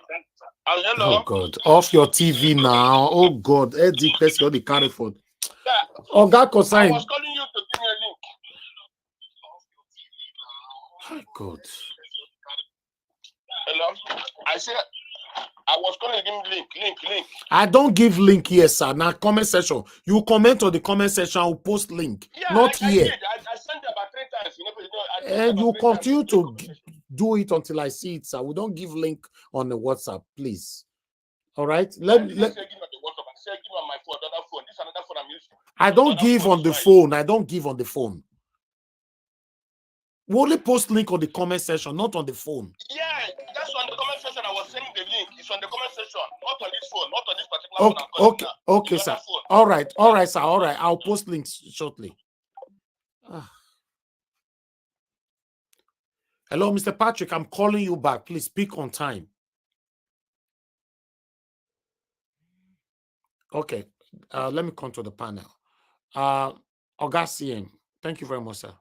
I'd like you to talk to us. Mr. Elvis, just okay, before Jonathan wanted to say something later on. Sorry about that. Sorry about that. Sorry about that, Augustine. Elvis, please put me on the background. Put me on the background. Let somebody come in. Okay. Thank I just want to say this, regarding the caller. I think it was Mama Echo. I don't know. I just want to add this. I believe I said something in this regard some few days ago. The question is, do you think the selfish Nigerian politicians will not use it to their own advantage if everybody comes out now to protest? We've seen it before. They did it before. Let the northern leaders call for a meeting with the southern leaders. That is the starting point. That is how you will test them. At that meeting, they will state their grievances. The southerners will state their grievances. Then they can converge and come out to protest together. Not the one now that they will push people out, they will come out, and at the end of the day, they will label them, they will blame them as being saboteurs. Everything will now bounce back to them. If they are serious, the northern leaders, that this is the time now, let them call them now, sit down and iron it out before people will start coming out. Because these people, they are crooked. They will use it to their own advantage. And that's not going to happen again in Nigeria. Thank you, Mr. Elvis. Thank you. Thank you, everybody. I appreciate you all. Mother Iris Finance, I can see you right there. Thank you very much for joining us. Good evening to you. Augustine, please, when you are ready, talk to us. Good evening to you, sir. Okay, thank you very much, Niger Watch. Good evening, everybody. All protocols duly observed. Actually, I made it. I said I must pop in to say something. It's not because I know the topic people have been discussing, but I'm particular about that of Gowon. You see, why I'm particular about Gowon is this. He went to see Tinubu, and he's telling Tinubu, don't mind about Nigeria's people criticizing you. That's how they criticized me, and I succeeded with the war. What is success in Nigerian war? More than 5 million Biafrans starved to killed, over 1 million children starved to death. That's what Gowon is calling success. Gowon is from Plateau State. 24th and 25th of December, people in Nigeria were celebrating Christmas. They were slaughtering people in Plateau State. Here, we discussed it here in Niger Watch. We condemned it, all of us. We remember Madam Busy Brain telling us about giving us a little bit of background because she is from Plateau State. We were here either on 24th or 25th, and we were discussing the letter, the people that attacked them, the Fulani headsmen that attacked them, wrote a letter that they are going to come back again, that they should vacate. Gowon was alive. Gowon never mentioned anything. Please, for those that will correct me, if there was what Gowon said between that period, between December 24th to 29th to 31st, let's just say 1 week, let the person remind me. I'm learning. I will go and read it up and then make an apology where it is. But show me the evidence. Gowon never said anything. Those of us that are not from there, we are in sympathy with them. Now, Gowon had opportunity. In fact, some of the things we were saying was, where is your commander-in-chief? I remember I said it here. Where is the commander-in-chief? I suggested that why can't there must be some military people that are idling away somewhere, either standing in collecting toll where they do in the southeast, or maybe in the barracks. You mop them up, even if they're 100, 200.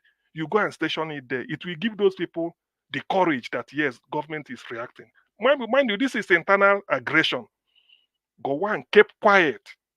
He had the opportunity of seeing Tinubu today. I thought he should have raised, if he's a sensible man. That's why sometimes when they say don't insult people, then I find it difficult to believe. He should have raised it to Tinubu. Say, look, I came because the people of Plateau were massacred on Christmas Day. As commander-in-chief that you are, you didn't come up. You did not then. So, which means his people is not even important. What is important is to take Tinubu. You see, this is the type of leader people will respect. It is Gowon, because some people do not want to go and read what happened during the Civil War. The Aburi Accord, for two people to go to, what did they discuss in Aburi? Should have settled everything about Nigeria. They discussed everything, the aggression. It's like now that people are hungry in Nigeria, what Jonathan suggested now, the northern leaders come, the southern leaders come, meet, and then discuss. This is the point, because whatever they are discussing now is based on the exigencies of the situation. This was what they discussed in Aburi.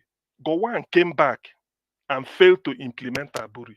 For those that will doubt me, there's a lecture Gowon gave at Chukwuemeka Odimegwu Ojukwu University, either in 2013 or 2014 or thereabout. I have it. Gowon said why he didn't do is go and implement Aburi report was he had malaria when he came back. I'm not making it up because I believe I bring it up. He said he had malaria. Since instead of him to say it, he had malaria, but we know the truth. Now look at, if I say the man is useless, people will say, why are you insulting people? This is Plateau, the latest area attacked. He never raised it with Tinubu. At least there's no evidence to show that he raised it. All you're talking about, he succeeded. Succeed in what? In telling the world that Nigeria has money, but we don't know what to do with it. This is the success of Gowon. 9 years. I can debate it with anybody. This is the success. They criticize him, yet he succeeded. Gowon is on record to have said, when the killing was high, he said, during Buhari's time, he said, if he had known, he would have told the Igbo to go. That he couldn't have fought that war, should have allowed them. This is on record. Now, look at what he's saying again. This is a man who they say is an elder statesman. He attends a council of state meetings. They're not former leaders. I don't know what they call them. In which Jonathan, maybe Gowon, probably Babangida, if he's not sick or whatever, if he cannot. They always have a meeting. This is the type of people listen to. This is the type of misleading. Now, I'm not from Plateau. What of those people they killed in Plateau? What will they be saying? Seeing Gowon saying this type of thing? No, nothing. He wasn't raising it. He was just referring to how he fought civil war. How he starved Igbo to death. Hunger is a legitimate weapon of war. According to United Nations Charter, you don't deny people food. This charter was not drafted late after the sea. It was been since 1945. They used it to fight Israeli 6-day war. They used it since. But yet in Nigeria, it was shoved aside. This is what Gowon is saying. This is what he's saying. I think you see, that's why sometimes the prophetic pronouncements of Nnamdi Kanu comes to handy. He said all those people that deliberately start Biafrans, either by omission or commission, they will see all those things Biafra saw. And I think he's repeating himself. Gowon is not ashamed. Look at what a elder statesman will be talking. Is he not the person that should call Tinubu and say, look, I'm coming because of the situation in Nigeria now. He should have taken the lead, called Jonathan, all of them, just like as if President Jonathan, before Jonathan here mentioned it. That's what they could do. Yes, demonstration protest is right. People should show their anger because they are not happy. But what is the opportunity? Those that feel that they love Nigeria more than Lord Lugard, come down, say Tinubu, let us hold a meeting as elders to forestall this. What do we do? What do we do now? The way Nigeria is. Yet all he's talking is to go and pat Tinubu in the back. Don't listen to them. You will saw. Who is he being divisive? Me and Gowon, who is more patriotic now? Considering what we've been saying, who is more patriotic? Going to pat Tinubu on the back that don't listen to them. They can criticize. After all, that's what they told me. I succeeded. Succeeded in what? What did he succeed in doing? Wasted Nigerian chance of the century. What did Gowon achieve in office? What did he achieve? He prosecuted the war in which the British were teleguiding him on what to do. You prosecute. Is he not ashamed? Wouldn't he have? Okay, if he has succeeded, why is he saying Nigeria praise? I'm really bitter today. In fact, I probably God is keeping the man for him to see that Biafra he is refusing, it will happen before him. The way he's going. What a shame. How can somebody, a former head of this, saying this type of thing? Even the Yorubas, those that feel that they supported Tinubu, they are distancing themselves. They are not happy. Look at what Falana said the other day. They will lead a protest. Is Falana more Yoruba than is he not a Yoruba by every measure? Who is happy? You are going to party. It's not of you to tell him, Tinubu, no. This is not what to do as a former head of state. It's so critical now. Even during the war, hunger was only for one side. The rest of the country there was peace, prosperity at least. But this is now something that is universal. The whole country. Everybody, Nigeria has never had this bad. And then you are going to pat such a man on the back that don't listen, that you will succeed. I did it, I succeeded. You succeeded in what?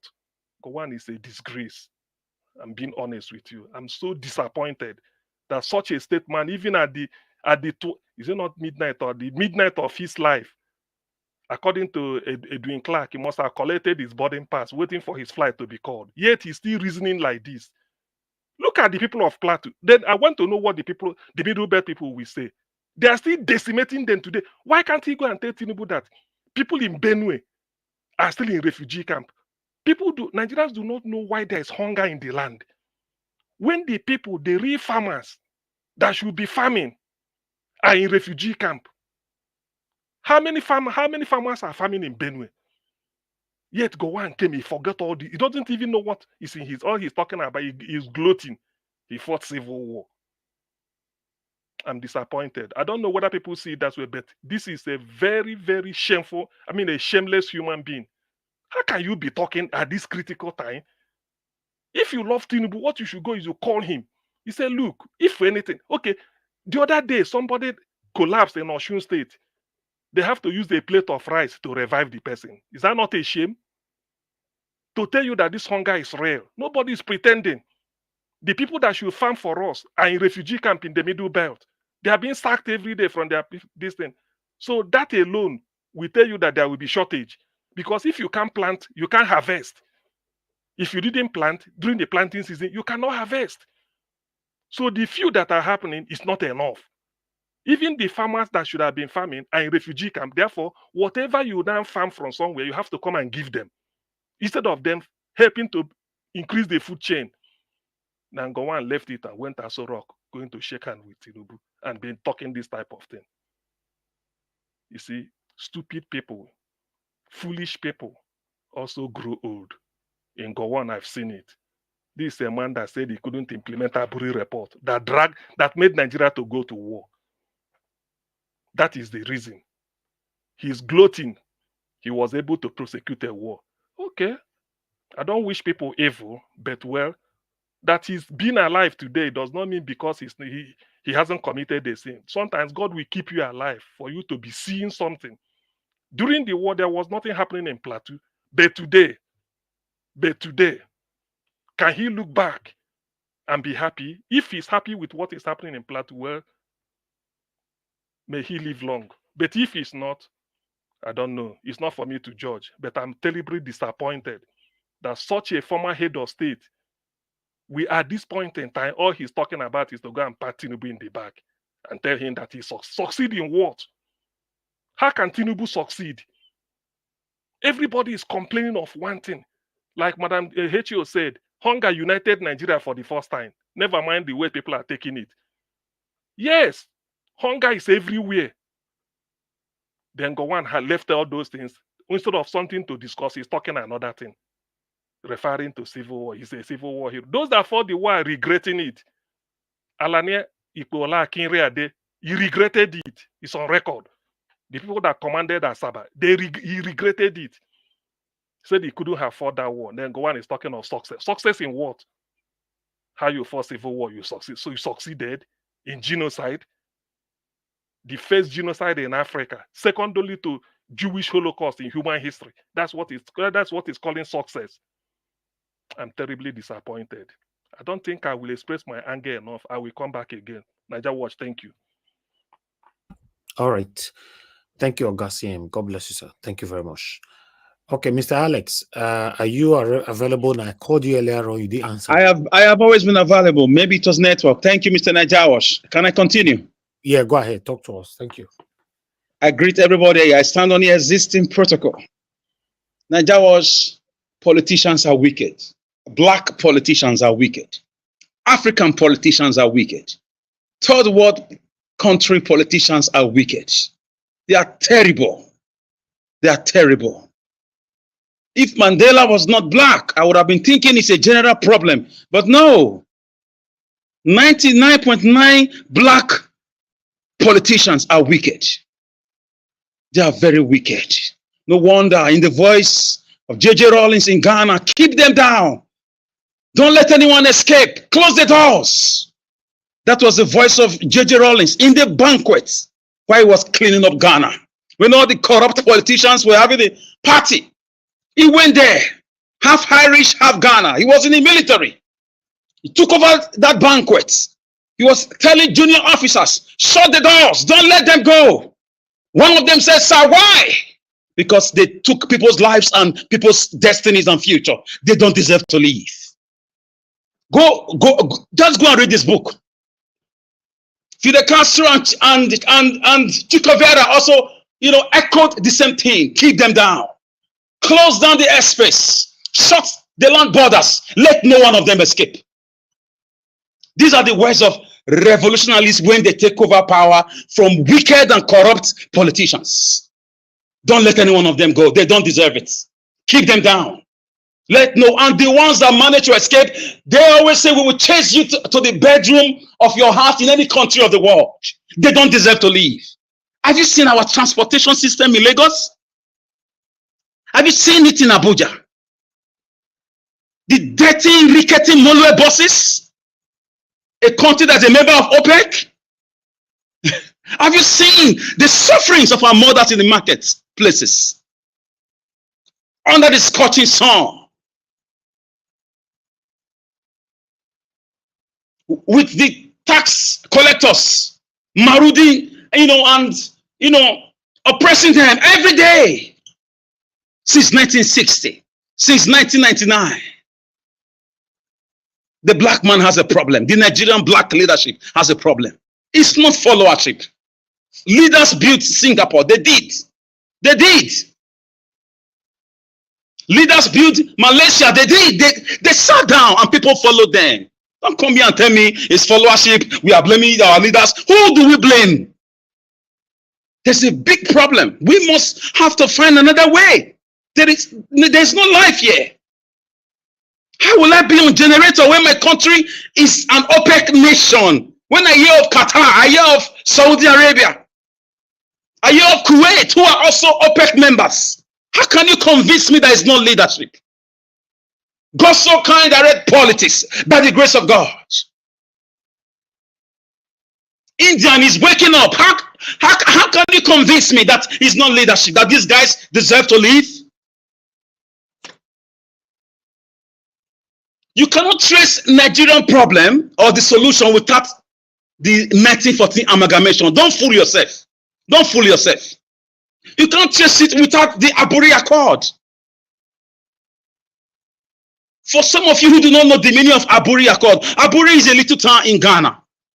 When the war was raging, the international community were concerned. Biafrans were winning. They called Ojukwu and the leaders of Nigerian side, and they met on the neutral ground to prefer a solution, peaceful solution. They had tried through the reigning football king of those days, Pele. It didn't work. It was just a ceasefire. Ojukwu went there as a peaceful man that he has always been. Forget what you were told by the Nigerian media. These are stories cooked in Buckingham Palace to brainwash generations.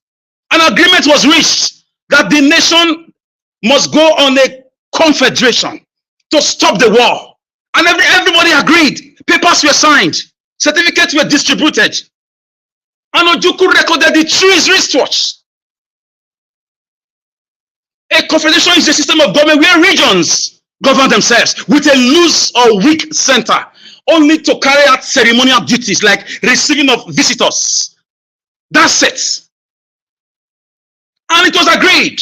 When Ojukwu got to the Biafra land, he raised the Biafra flag and said, on Aburi we stand. The Queen of England radioed Gowon, who was seen as somebody who is not educated. He didn't know the meaning of confederation. The Queen said, you fool, you've given them Biafra. Continue the war. Don't stop. Go and release Obafemi Awolowo from the prison and cover his mouth with bread and butter. Make him a promise he cannot stand. They took him out and told him he will be a president. He has always been desperate. Guess what? He never became a president. He is the one that told them to close the borders and gave them how to win the war. There was a vanquish, guys. Because we are not one. Ojukwu wanted us to look at what the white man did. We did not go to England to go and merge England and Scotland together. We didn't do it. They came as explorers, adventurous people, and we gave them accommodation. The result is to come and invade our kingdoms, forcefully bring us together. When the going was rough, the first graduates to grace the Nigerian military, Odumengo Ojukwu, may God bless his soul, he called them. He was not always calling for a war. Are you aware a meeting was held? Where everybody from all regions were there, and they agreed that 3 countries should be formed because of our differences. That Wole Soyinka was there. I have a newspaper to prove that. Dated 1967, just before the war.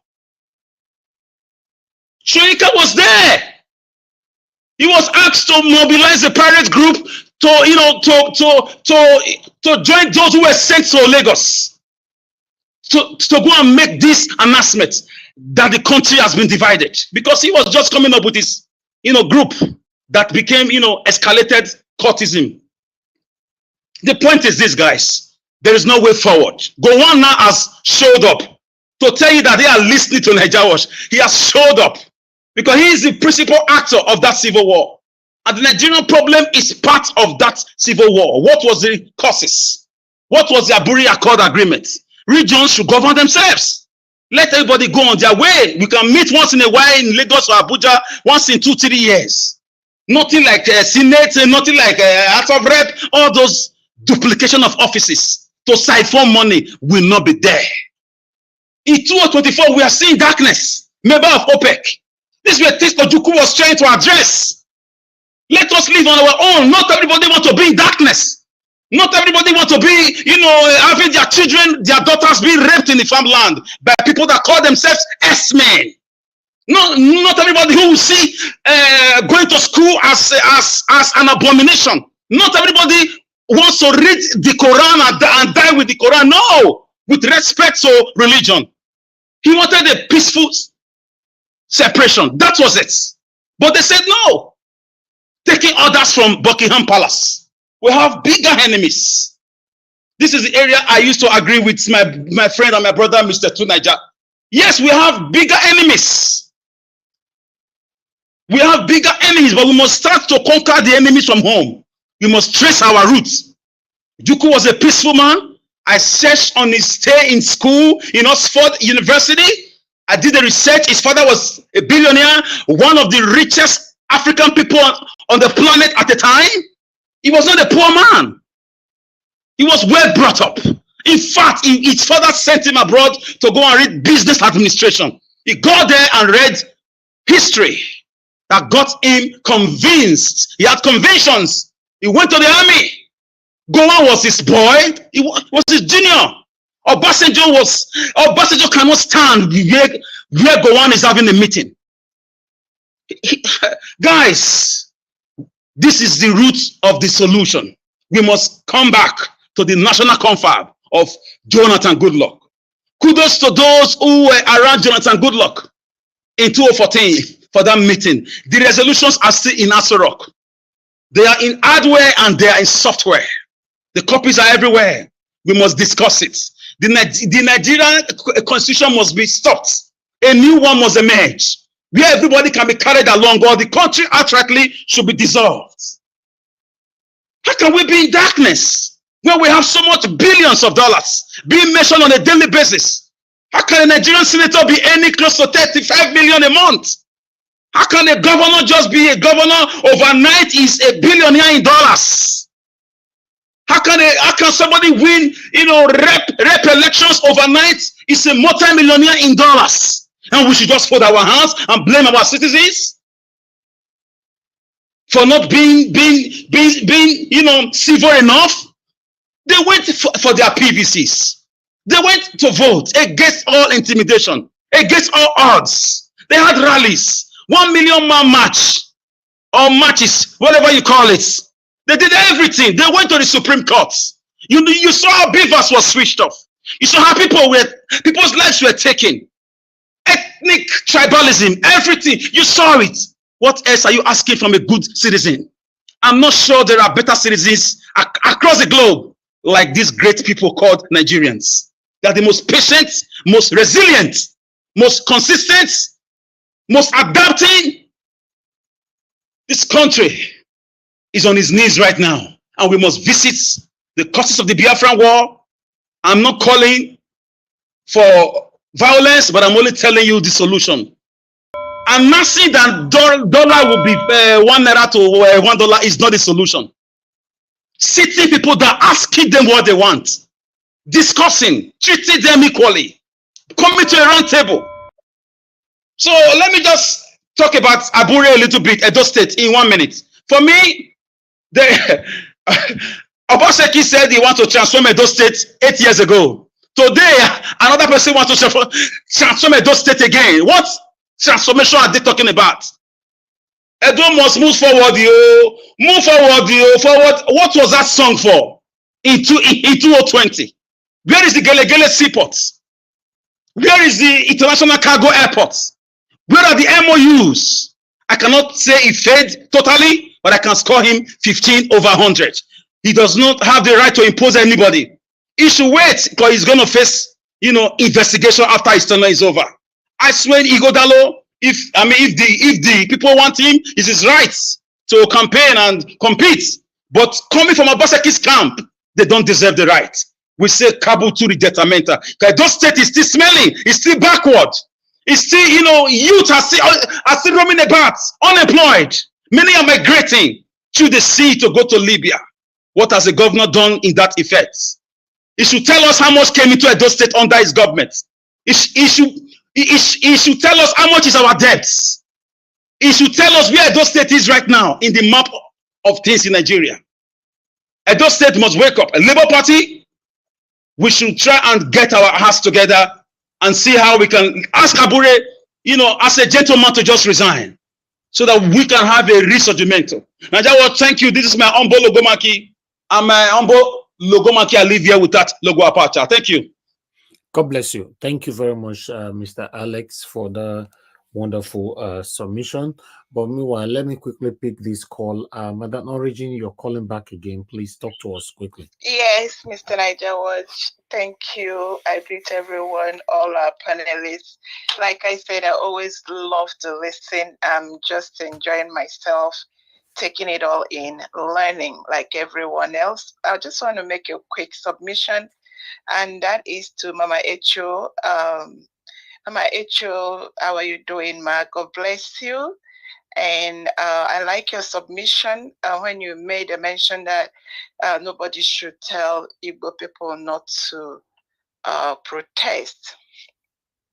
This is my humble plea for you. I know you know Shaware very well, and in fact, you call him your son.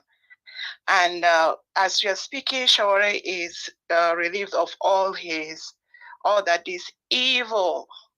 We all know, everyone know what we are going through in Nigeria, what they behold here and how they dealt with him. He's now free. As we are speaking today, Sunday Igboho, thank God he's able to come home to bury his mother. He has been given that opportunity. 2 weeks ago about that, I was screaming. I have never had these people that we are dealing with, when they say eat the minute. I believe by now the president of Mighty Allah has been released. So please tell Mr. Femi Falana, whatever he has done to get Shaware out, we want Nnamdi Kanu out. Igbo people are screaming. We don't have a leader. You see me here screaming every day. We don't have a leader. Let them release Nnamdi Kanu. Once he comes out, protest starts. Let's go. I rest it there. God bless you, Mr. Niger Watch. Thank you, ma. Thank you very much. All right, my people, I appreciate you all. Thank you so much. We still have 2 to go. To Nigeria, it's good to have you on the show. Good evening to you, sir. Please, you have 8 minutes. Talk to us. Okay, to Nigeria, we can't hear you. I need to move on. We can't hear anything from you. Hello, can you hear me now? Okay, yeah, please go ahead. You have 8 minutes. Thank you. Yeah, thank you for having me, Nigeria Watch.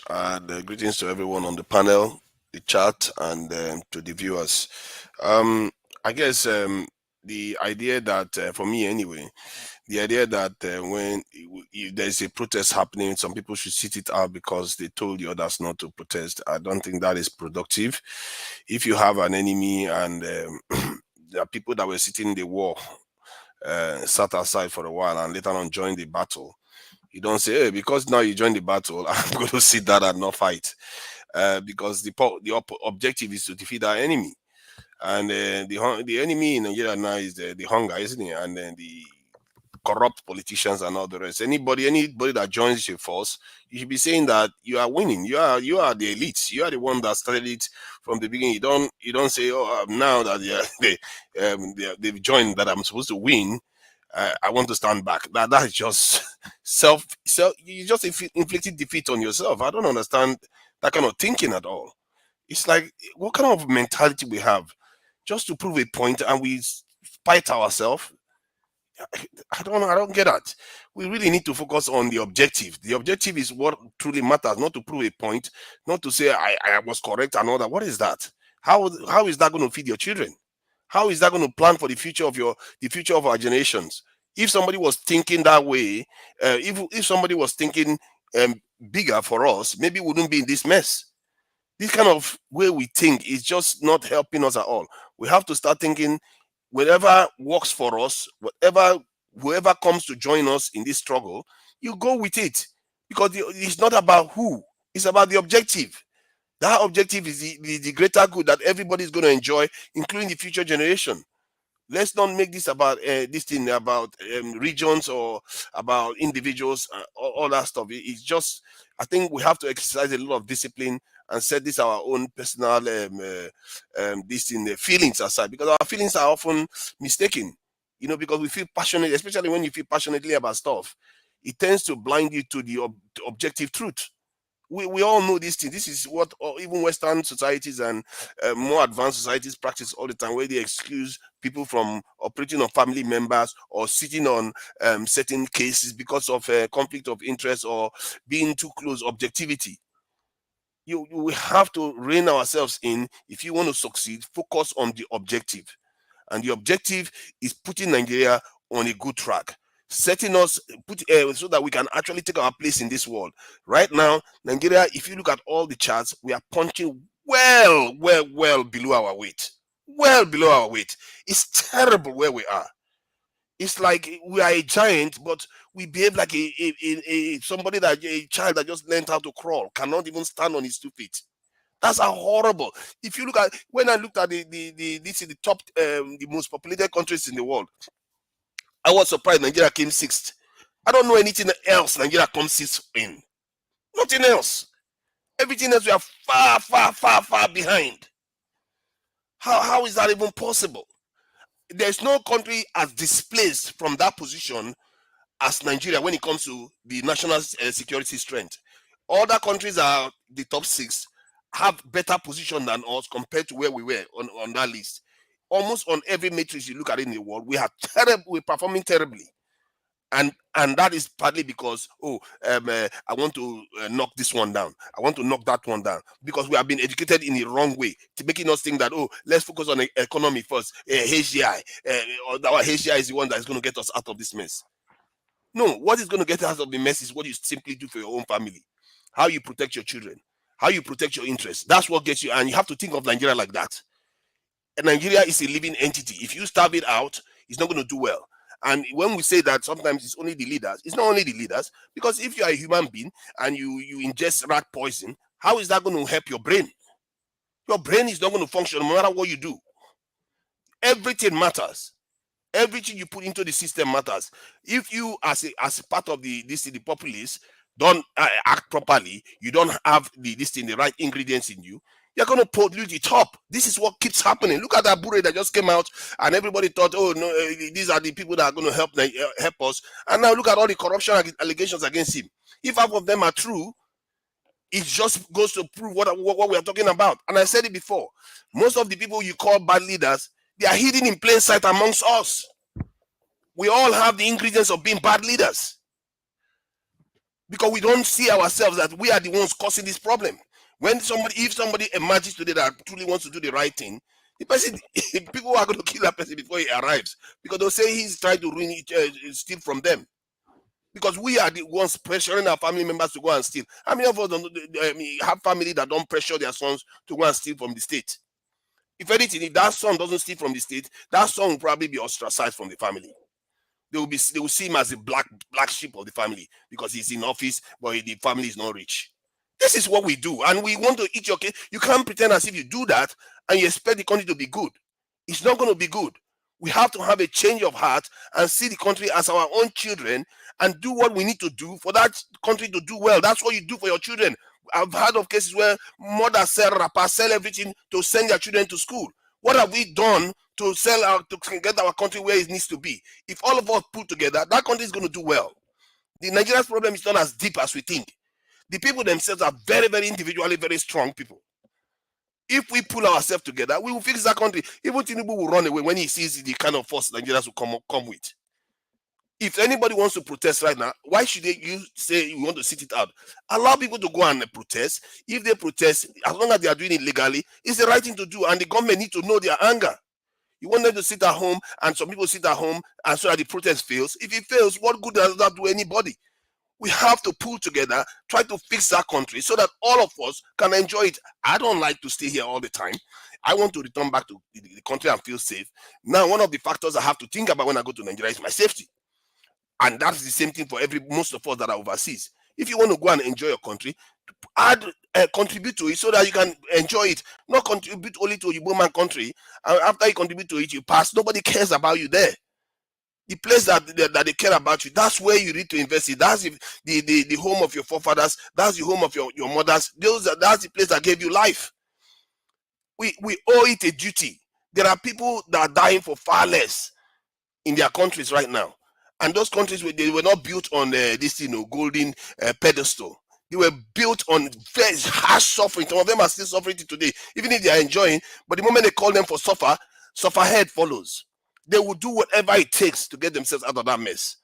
And people understand these things innately, but we don't seem to understand it because we like to just divide amongst each other. But I tell you this, that is the good news. Our problem is not as big if you just look at it from the point of view that individually, let's all do what we can to better that country, not to spite each other. Focus on the fact that, if this country does well, I will do well. My tribe will do better. When you come to the UK right now, Scotland doesn't do that badly compared to England. When you come to the UK, Ireland doesn't do that badly compared to this in England. They're all doing well because the nation is doing well. If the nation does badly, all of them will do badly. It's just the nature of things. We are all linked. We like it or not. There's a reason why Nigerians are fainting when we are playing football. Some of us like to think that we are not a nation, but when you see that people are dying because they are watching football, that tells you how linked we are. And we pretend as if we are not. And why would you progress when you don't even know where you are? You don't even know you are a nation. You have to recognize these things. Like I said, it's a feedback loop. The people contribute to the leadership, and the leadership contribute to the people. When Fela said, who be government teacher? He said, the culture and tradition of the people. You have to ask yourself, what have I been doing to contribute to this? And me too, I'm asking myself every day, what am I doing to contribute to the mess that we are in? And what am I doing to fix it? Believe you me, I've started the journey a long time ago. Thank you. All right. I got to Nigeria. Thank you very much for your submission. I appreciate you. All right, I'm going to bring somebody from the backstage. I'll put Mr. CBD on the backstage for now and bring in Oga Consign. Oga Consign, thank you very much, sir, for joining us. Thanks for your long wait in the backstage. Please talk to us. 8 minutes. Good evening to you. Thank you, everybody. Thank you, Mr. Elvis, all the panelists. May God bless all of you. This journey of Nigeria is not an easy one because Nigeria is a crime scene. That is why we are suffering today. That's why we are talking all that we are saying here. It's a crime scene. And it's difficult to, very, very difficult to repair that country because of impunity. The problem Nigeria have is not mostly about tribe also, but it's about impunity. If people do things and they hold accountable, Nigeria will move forward. But impunity reigns supreme in Nigeria. And that is why things are not getting better. And I don't think, I don't know. I hope that it will, but knowing that is all the way things are happening, it won't. Because when you see Nigerian, as we even speaking here now, as we are speaking, people who are stealing oil are stealing. People who are taking government money to give to private pockets are doing it. You see, the president is appointing those who want his brothers and sisters and those who and his friends and so on and so forth. Both those who are who are competent and those who are not competent. That's the problem in Nigeria have. We see all the criminals from every angle. You see, even when I come here to criticize Tinubu sometimes, it's not that Tinubu is the most corrupt person in Nigeria, no, or the worst person. Only that Tinubu have a very bad. It's not supposed to be a president of Nigeria. The way all the whole baggage is against him. There are many corrupt people in Nigeria, which include him, but it's not that he's the worst. Only that the baggages around him doesn't make him to be a president of Nigeria, because it's a bad precedent that we are setting for ourselves. Even tomorrow, we want to have somebody again like him, or we can get somebody more worse than him. And when you come to Gowon, I don't know whether that man is really from Plateau State, too. Because all the killing, all the fires in Plateau State, they never say anything. And I think that man is very, very wicked, because even Obasanjo is wicked. Obasanjo, all of them rude. Even people can say Obasanjo is bad and so on and so. But Obasanjo sometimes he confronts the leaders. He confronts the president sometimes. Buhari was the only one fighting Buhari, all among the other former leaders. He was the only one. You see, but this Gowon, he never fought any of them, and he's supposed to be leading them. He's all the whole president now alive. He's the one that is the longest this thing that ruled Nigeria. He's supposed to be leading all these people, confronting all those that are doing bad, but he doesn't do that. Even his people were being fired every day. He doesn't. Instead, you go to listen to talk to Buhari, to talk to Tinubu about he should not mind the sufferings and so the criticism and so on and so forth. And again, he went to tell him about the ECOWAS. What concerns him about the ECOWAS? That they should consider removing the sanction against other those Mali and so on and so forth. But the people problem is the community which are being fired every day. He doesn't even care about that. That's why I even say whether that man is really from Plateau State or whether he's really from Nigeria. Because what we see every time is that many of the people really in Nigeria are not Nigerians. This issue of protest or no protest, for me, Igbos will protest. There's no way Igbos cannot protest. But I've said this thing before, earlier time. I said this and I was echoed here. I said, let the Yoruba and the Hausa start this protest. It's not that Igbos cannot protest. Today I was listening to Olase, Dr. Dan Olase, and he said the army occupied everywhere in the Igbo land. Then how will Igbo people protest? If every from 1 meter to the military checkpoints. If Igbos want to protest today, they'll be quiet. That is the problem. Why should the Igbo land be occupied by the military? While where the dangerous kidnappings and these are happening in the north, and they're not doing anything about it. Today we have a start, not that Buhari is in charge now or a northerner is in charge now. It's somebody from the south, and he still allowed that kind of that kind of occupation to be there. If the military goes out from the east today, that place will be, or if they know what to do, let them listen to the Kano. If they can listen to the Kano, at least that place have a relative peace. And not the Kano talk, people will listen. For now, we know P2B is there, but Nnamdi Kanu is the leader that Igbos know now. Igbos don't have another leader. That's the one we know. You see, for Obi is a good man. If Obi was given the mantle of leadership, I know he will do better. He will put the Nigeria in a very good pedestal. But since he's not there now, we know the person who the Igbos respect more is Nnamdi Kanu. And they keep him there. And the other time, somebody was talking here, hey, Igbos have the, hey, Igbos are the reason that Nnamdi Kanu is there. You know, sometimes we that comes here to talk, we all sometimes know what we say. I don't see an Igbo people holding the key of that prison that Nnamdi Kanu should not come out. We respect that man. We want that man to come out, but they still keep him there.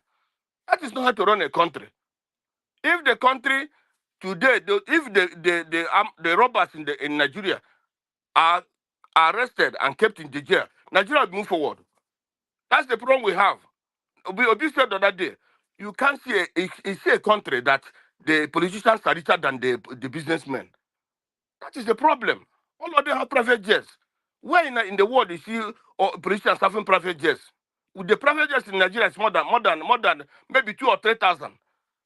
How can it be like that? This guy was talking about what the LS was talking about African being, yeah, 90% of African politicians or leaders are very wicked. We have also good leaders, like the former president of Tanzania, which is Julius Nyerere. He was a good man. Thomas Sankara was a good man. And the former Ghana president was a good man. We have many of them. But for Nigeria, what we have in Nigeria is wicked people. Wicked, devilish people, satanic people. Those who doesn't think good of Nigeria. What they think about Nigeria is evil. How to buy people, how to become more rich and richer. But never even one day ask, go and ask Abacha. They're supposed to one day go to Abacha's grave and ask him, my brother, how are you doing that place? Or go to Azikiwe, ask him, how are you doing that place? Go to Bafembe, ask him, how are you doing that place? Upon all the whole money we have, we are not even able to stay alive. But you are not with us today. Upon all the whole money they have. You see? And one thing today that makes me, I was seeing Gowon today and the Tinubu. You know, I don't know who is older than each other. This age of Tinubu and so on and so forth, I don't know, because Gowon is like even looking more fresh at 90-something years. He's look more better than a Tinubu. So I don't know. You know, Nigeria, honestly, I like what this guy said, that Kenneth. If Nigeria cannot revolt, cannot stand up against these people, it's better for us to divide. If to that Yakubu Accord, that man has made that possible, I think by now we couldn't have been like this. Nigeria need to be pruned. If not, with this population we have, all these people we have, and with these wicked leaders, we cannot move forward. Today we are talking about security. How many soldiers we have? Nigeria has many soldiers. Nigeria has many policemen. How can a common I saw last today was talking about councillors, even councillors, chairmen of local government, having 2 or 3 DS security men. How can it be like that? Today, when any of you going home now, put 5 million in pocket, they will give you security. How can it be like that? No country is the police that in the country are being to guard the citizens and not individuals. How can an ordinary senator? Some senators have more than 15 policemen guarding them. So how can the country move forward? Okay, thank you, my brother, for giving me this opportunity, man. God bless you. I got concern. Thank you, sir. God bless you. Yes, everybody on the panel have given their submission. We need to have a final submission right now. But before that, I'd like to quickly ask the people that is listening to us, my wonderful people, press on the like button. Currently, we have let me focus on the likes one moment. I'm trying to, we have 273 likes. That's poor. Very poor. At the time, we're having 700 people watching us. Currently, we now have about 400 now because we're getting close. So if we are still staggering on 274 at this moment, is very, very poor. But nevertheless, I'd like us to move on. Excuse me, Niger Watch, if you can, this is just I'm pleading. if you can, let me have maybe 30 seconds to 1 minute just to point out something. Because Go why ahead. I'm Go saying, ahead. yeah, because people listen to you and they listen to our evidence. To Nigeria, you said in the private chat you do not know that it was illness that made Gowon not to talk about Aburi. This is the address in Gowon's own voice. This is the link. The lecture he delivered, he stated it on item 13 that he came down, he was down with malaria. Therefore, he couldn't broadcast about Aburi. It's not me saying it. This is the evidence. Please, this is the evidence, so that next time you don't come and spread the illiteracy to people. That's one. So The because he second, said he cannot broadcast, no, does that mean he did not promulgate the law? They did he did. promulgate the law. What I said is what I'm responding to. You said you never heard that it was illness that made him not to broadcast. Look at what he said. But you say This, is the reason why they thank didn't you. agree. Thank you. Item 13, please. Item 13. Go down. Thank you. Item 13. Later that you will put. I'm still waiting for the evidence that Nnamdi Kanu is responsible for 40,000 people, like you said. Bring item 13, I've please. uploaded the video. Go to my channel and check it. You'll see it You yourself. don't need to. I don't need your channel. Put it here. It's not only me that want to know. To hell with your channel. What am I doing with your channel? Am I evil? Please move.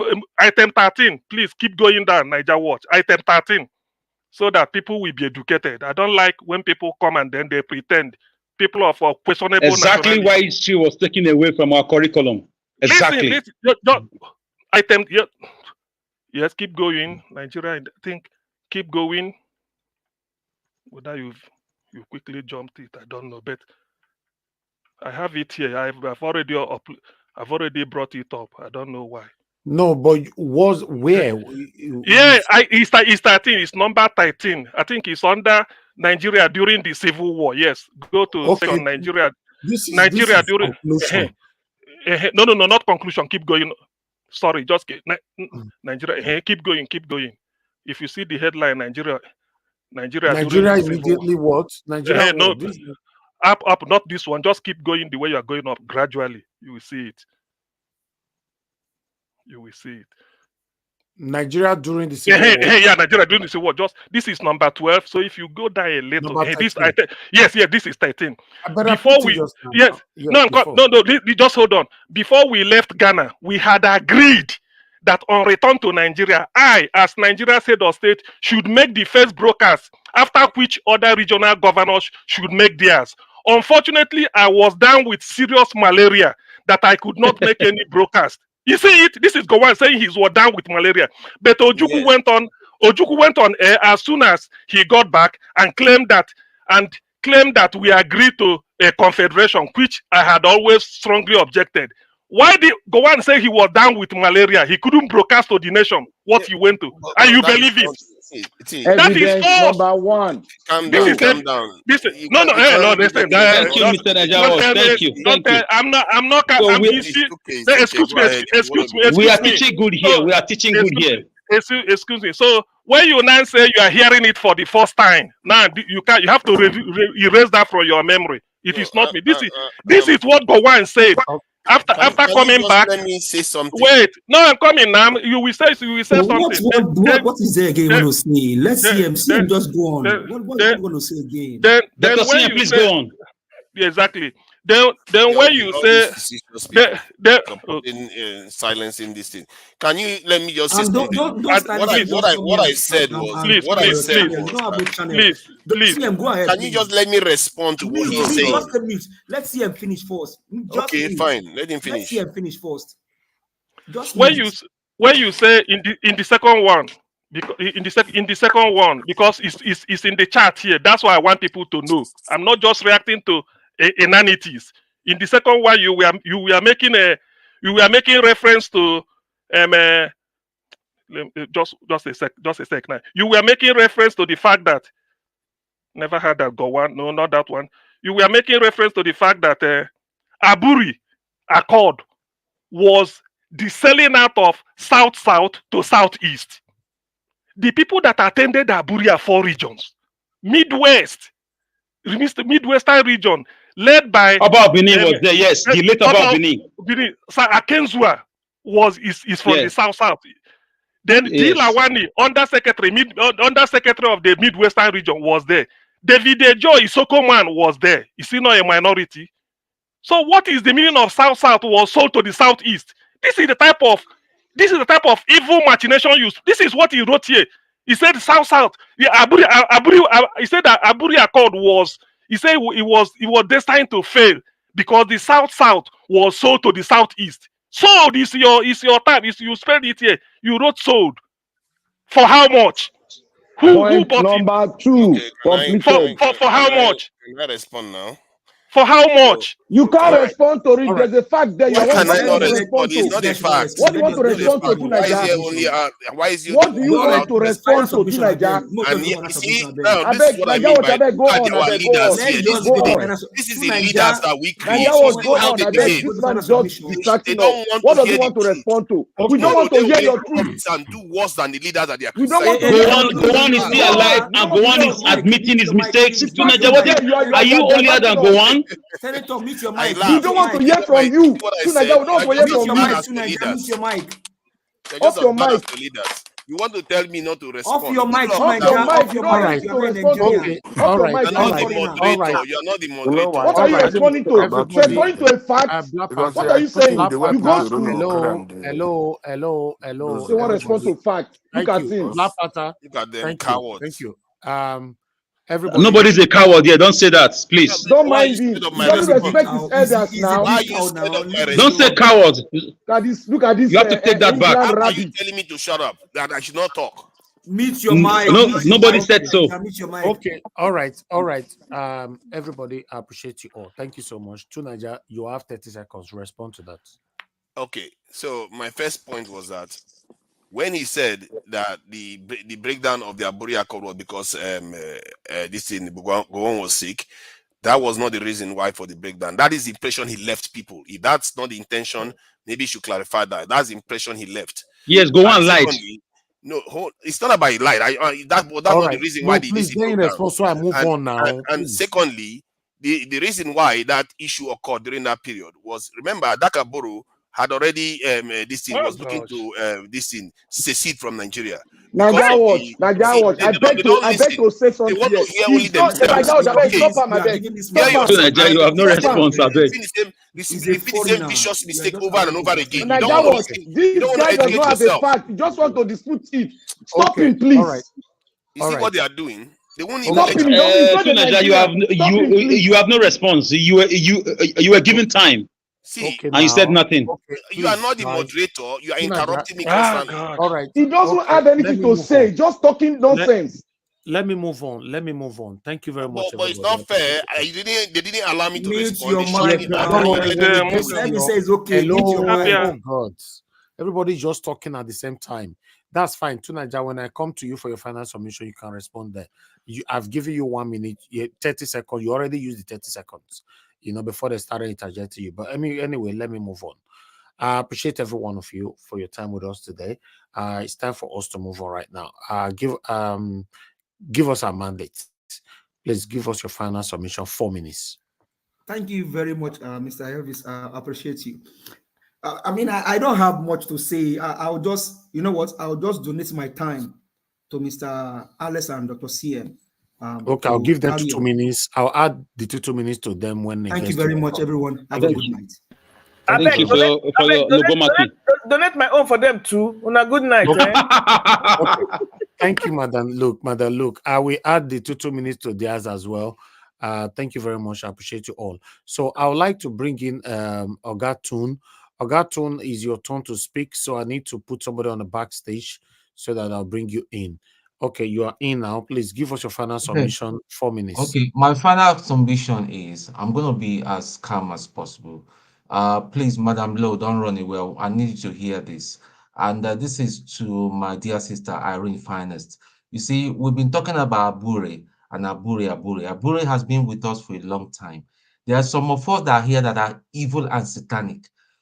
One person that calls himself Johnson Emmanuel, CM was talking earlier. He said, what stopped the people of Southeast from going to the farm? Meaning that people of the Southeast are stupid. Why are you talking about farming in the North? Why don't you people go to the farm? And I took him on trying to understand where he was coming from. He said that I'm being too sensitive. Let me just tell you, clown. I've been to a war in my young life for Nigeria.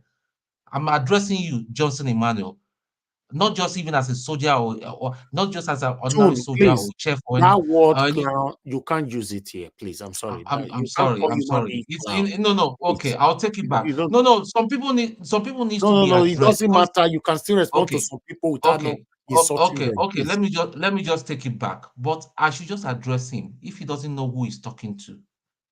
Yeah. Now he went. I was trying to tell him you can't do that. You can't be saying to the people of Southeast, why don't they go to the farm just because CM mentioned them. And now he's saying that well, let's move our focus from that Nigeria is fine. You see how they spread wrong information just like one man? They go to channels, Exactly. they can't even say where they come from. Now he's saying that we should divert our attention to the war of 1781. We should talk about how we bring down the price of cement. Is that narrative? Is that not a familiar narrative? And somebody will tell me that he's been here. He may have been here for 1 year or 2 years. These are the enemies. These are the people that go about spreading wrong narratives. We should just stop this. We're destroying our country. You people, you are Gbado people that pretend you put on English names and all that. You pretend going and spreading wrong narratives in all the pretending that you care about Nigeria, but yet you don't care about Nigeria. We should just stop this. Please. Thank you. Thank you, Mr. Niger All right. Watch. Thank you, sir. Thank you very much. I appreciate you. Thank you. Okay, let me move on to the next person. Let me come to Mr. Kenneth. Are you there? Are you available to give your final submission 4 minutes? Okay, you're not there. I'm not going to waste time waiting for anybody to respond. I will just move on to Black Panther. Black Panther, give me your final submission. 4 minutes. Thank you. Nigerian, thank you very much for giving me this time to speak. Can you hear me clearly? We are hearing noise. I don't know what is making noise on your background. Is that the fire alarm system? Go and off it now. Must you I bring don't it off to this broadcast? Now something they test on. My wife they test on. Okay, go ahead. 4 minutes. Okay, I want to say something here.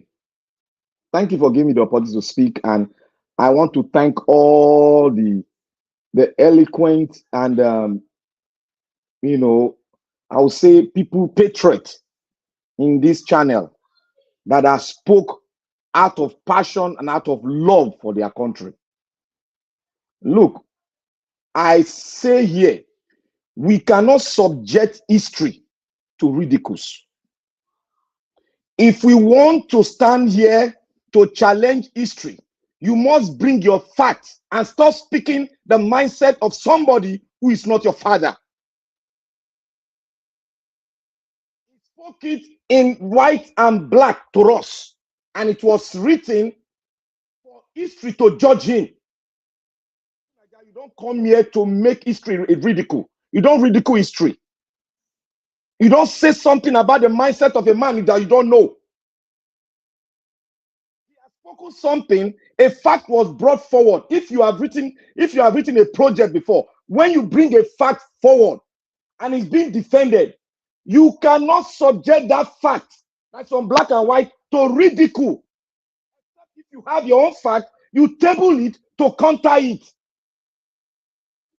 Verbally contest a fact. If you are taught well in school, you should know that you cannot verbally contest a fact brought forward. You need to bring your own fact to contest that fact. My tummy was boiling because I least expected it from you. But I want to thank Dr. CM and yield my time to CM. Thank you, Naija Watch. Oh, guy, you don't get time where you eat for anybody. Now 4 minutes I give you, now you use. You know, so times they use. You don't use something I know that's why you this to be that one. Which one you are you? I know they watch and yeah, you the don't use you talk, you take how many minutes talk for light. I be for you chop my time. You say I bet my brother go on your fire alarm. Go on your fire alarm, my friend. See. Is it my turn now? Jerome, is it my turn? All right. Emiloko. Mr. Alex, you have 8 minutes because yes, people give you their time. Go ahead. Thank you. Gentlemen and ladies, still on the Gowon saga. Kungaga Twangaga. Let's dive it a little bit. 3 times Ojukwu wrote J2 Yakubu. He said, sir, dismantle your bodyguards, the northern bodyguards you had with you. If you cannot rule in Lagos, come to the east, let me come to Lagos. Why did he call him sir, even if Ojukwu was the only graduate? Because J2 Yakubu was in charge of Nigeria and he just returned from Zaire, the present-day Congo, on a peacekeeping mission from the uprising that rose up from the death of Patrice Emery Lumumba. So he was reigning at the time. But Ojukwu saw the danger. This Yakubu Gowon is aware that Theophilus Danjuma and one captain, Yankasai, who were the bodyguards, were responsible for the death of J2 Yakubu after the first coup. So this is the first set or go of the whole thing. How did it go?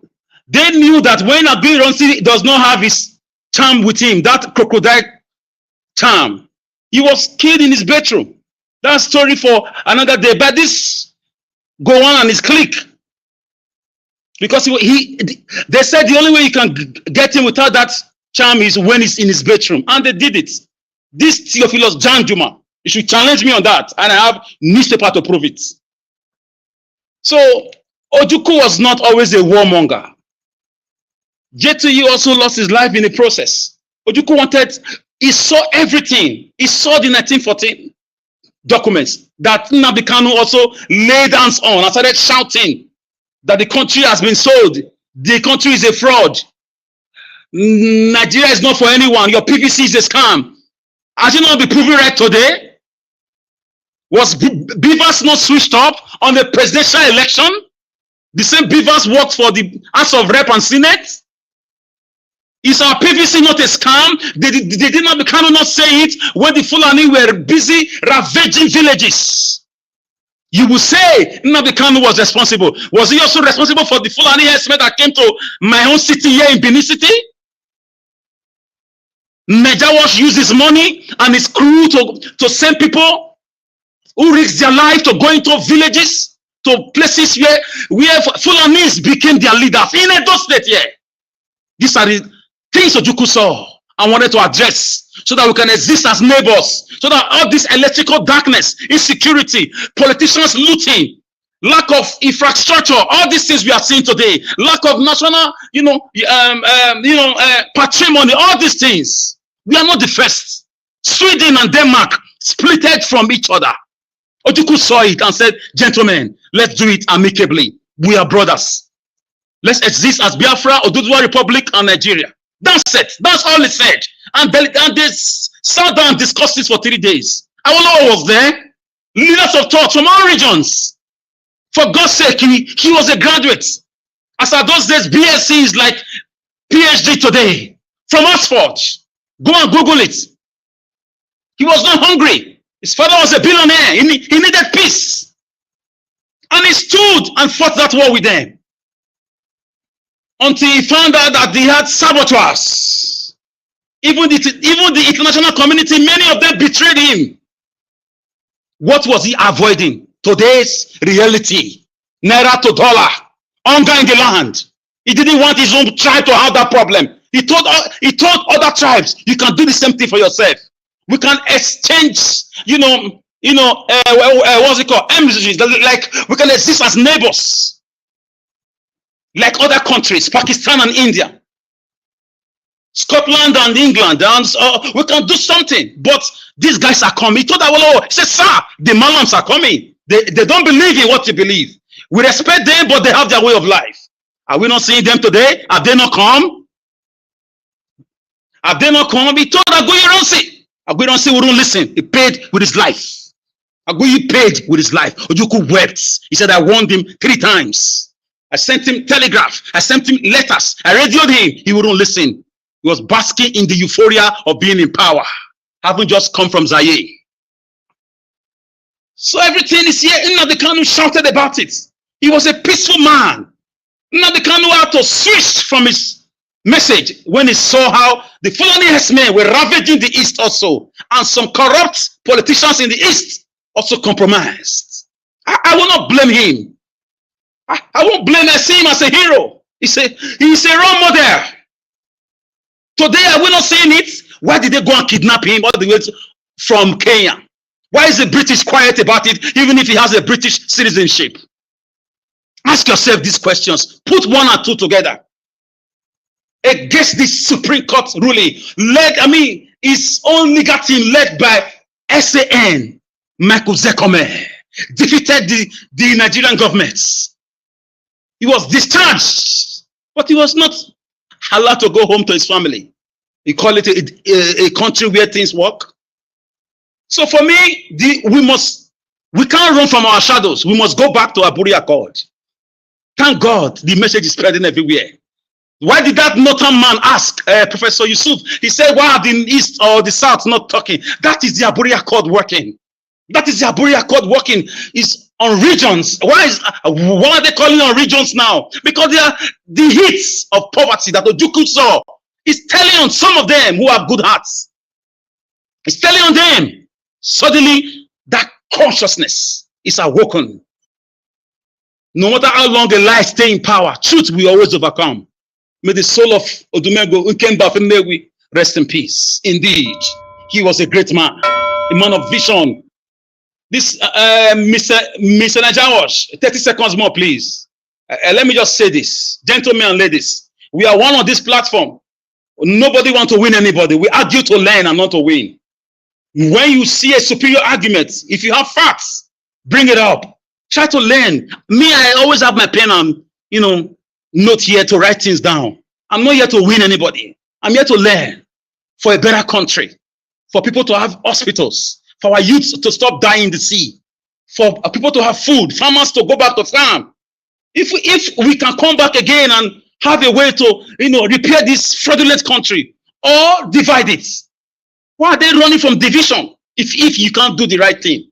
So Nigeria, thank you very much for giving me your media, platform to express myself. Thank you. All right, Mr. Alex, thank you very much for your submission. Okay, let me move on to the next person to speak to us, which is Mr. Jonathan. Mr. Jonathan Kisley, please give us a final submission, sir. 4 minutes. Thank you, Mr. Harvey. Perhaps I could get a minute more. Okay, 5 minutes. That's fine. Go ahead. Thank you very much. I think, Mr. Elvis, I think it is time to on this platform, to look for a way to stop people from disagreeing just for the sake of it. When people come and they just disagree just because they want to say something, or just because they want to be a contrarian, there is nothing wrong in being a contrarian, but it is always done with facts and with number. Even some people make their living on that. They make living just disagreeing. They make their living on that. But they don't do it arbitrarily. They don't do it senselessly. It is always with facts and with numbers and with figures. So I think it is high time so that it will take this media, this platform to another level. I just want to put that as a side note. I think it will help everyone going forward. Thank you. Yeah. So, for me, I just want to address briefly the high cost of living, because that is the basis of all this, brouhaha that is going on now, where we now see people coming out. The people that we least expected, that we even see them coming out, they are now coming out shouting, we are hungry all over the country. But unfortunately, the Nigeria that we have now, under this present criminal gang, there is no way out for them. I am saddened to say that to Nigerians. I'm not happy at all. But the fact, the truth must be stated. There is no way out for this criminal gang. They are now importing food now to Nigeria. They want to fill the silos. You remember Mr. Tinubu said he has ordered 102,000 metric tons to be, of food, of grains to be released from the strategic reserve. That reserve is empty. They don't have anything there. They are only importing food. So today is the 22nd of February 2024. You will see them in the coming days with their videos and propaganda showing warehouses of food. They will have filled those silos, free of them, and presenting it to Nigerians that this is what we told you. But my question to them is this: how long will that go? We shall see. How long that will take you? We shall see. Nigerians will come out. Nobody will push them. Nobody will force them. See, under this present situation that we're in, they will come out. You know what? Let them bring Gowon times 10 of Gowon, 10 of him together to come out and play psychophancy and to mislead, to come and play psychophancy in broad daylight and to deceive and to try to rewrite history. Let them bring times 10 of Gowon. Let them play it. You know, they are in a box. They are in a corner and no way out. Except, I hope they are hearing one way or the other, maybe through their surrogate or through their supporters, whatever. They are in a box. They are in a corner. There is no way out. Except they do the needful. They do the right things. Because now, before you say Jack now, they will come out and they will say people should stop criticizing, that people should bring out suggestions. So, bring out their advices and suggestions to Nigerian government rather than just criticizing them. See, all these suggestions are out there only for the fact that you have no capacity at all. You have no capacity, to even adopt even the least of these suggestions. You can't do it. It is Nigerians at this moment that are bearing the brunt and the consequences of the wasteful government, the present one, the immediate past one. They are even blaming Jonathan. They left the one that is the immediate one. They are even going back blaming Jonathan. You can see their irresponsibility. It is Nigerians that are facing the brunt now, bearing the consequences of the 22 trillion naira money printed with nothing to show for it. Another 7 trillion printed in the last 6 months alone. 7 trillion. Going close to about 30 trillion in total with nothing to show for it. And you are telling me there is a way out? And Nigerians are stupid? With no proof of any kind of the over 2 trillion saved from subsidy. At least the cane subsidy is gone. They've saved to, where is it? No proof. And you are telling me there is a way out? No proof of money coming from crude oil. And you are telling me there is a way out. There is no way out except they do the needful. Except they do the needful. Right now, there is nothing they can do. They are in a box. In this present trajectory for them, that if they continue, there is no way out. So for Nigerians, I will end by saying this. For Nigerians, nobody will force you. If you realize the facts today, it is better to be late than be delayed, as they say. If you realize today that there is no way out, this is the time for you to do the needful. Nobody will force you. Nobody will push you, Nigerians. You will come out, whether you like it or not, because there is no way out. Thank you, Mr. Elvis, and thanks to everyone. I really appreciate it. Thank you, sir. May God bless you. Thank you, Mr. Jonathan. Thanks for your time with us today. I appreciate you. Let me quickly come to Niger. Please give us your final submission. 4 minutes. Thank you. Yeah, taking from what the previous speaker said about going with facts and information, I think it stands to reason when it comes to integrity that I am owed an apology, that because I've been accused repeatedly of saying certain things about Nnamdi Kanu that is inaccurate, and I've provided the evidence backstage now, and integrity demands that I get an apology for that. That said, regarding the issue in Nigeria, like I said, we have to support any movement that want to hold the government accountable for the mess they've left this country in. And this government, for better, I don't know what they were thinking. In short, I do. Sometimes we act as if we don't know. We know these people are traitors. They do these things deliberately to make sure we can't function. If you have been, let's look at it. If you have been, it was only fuel subsidy that was taken off, Nigeria government will have extra money right now to do other things. You know what they did? They went after the currency too. Then when you remove the value of the currency, then all the gains you make from the fuel subsidy is all gone.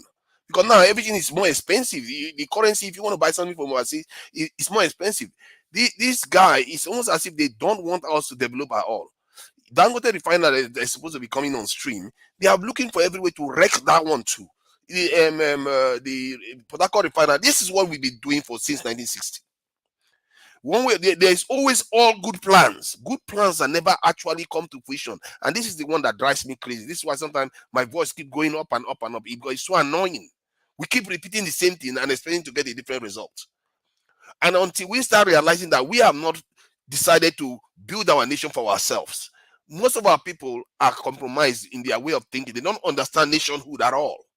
They think nationhood is something that is out there, when in reality it's the actions we take to protect our nation, to build our nation. That's what builds nations. You can't keep investing all your energy in other people's countries. And like I was doing it for more than 10 years or so before I started realizing I started investing in Nigeria.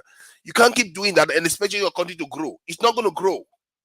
You can't keep supporting foreign made goods and expect your country to be exporting. No, it's not going to export. Everything in your country is going to grind to a halt.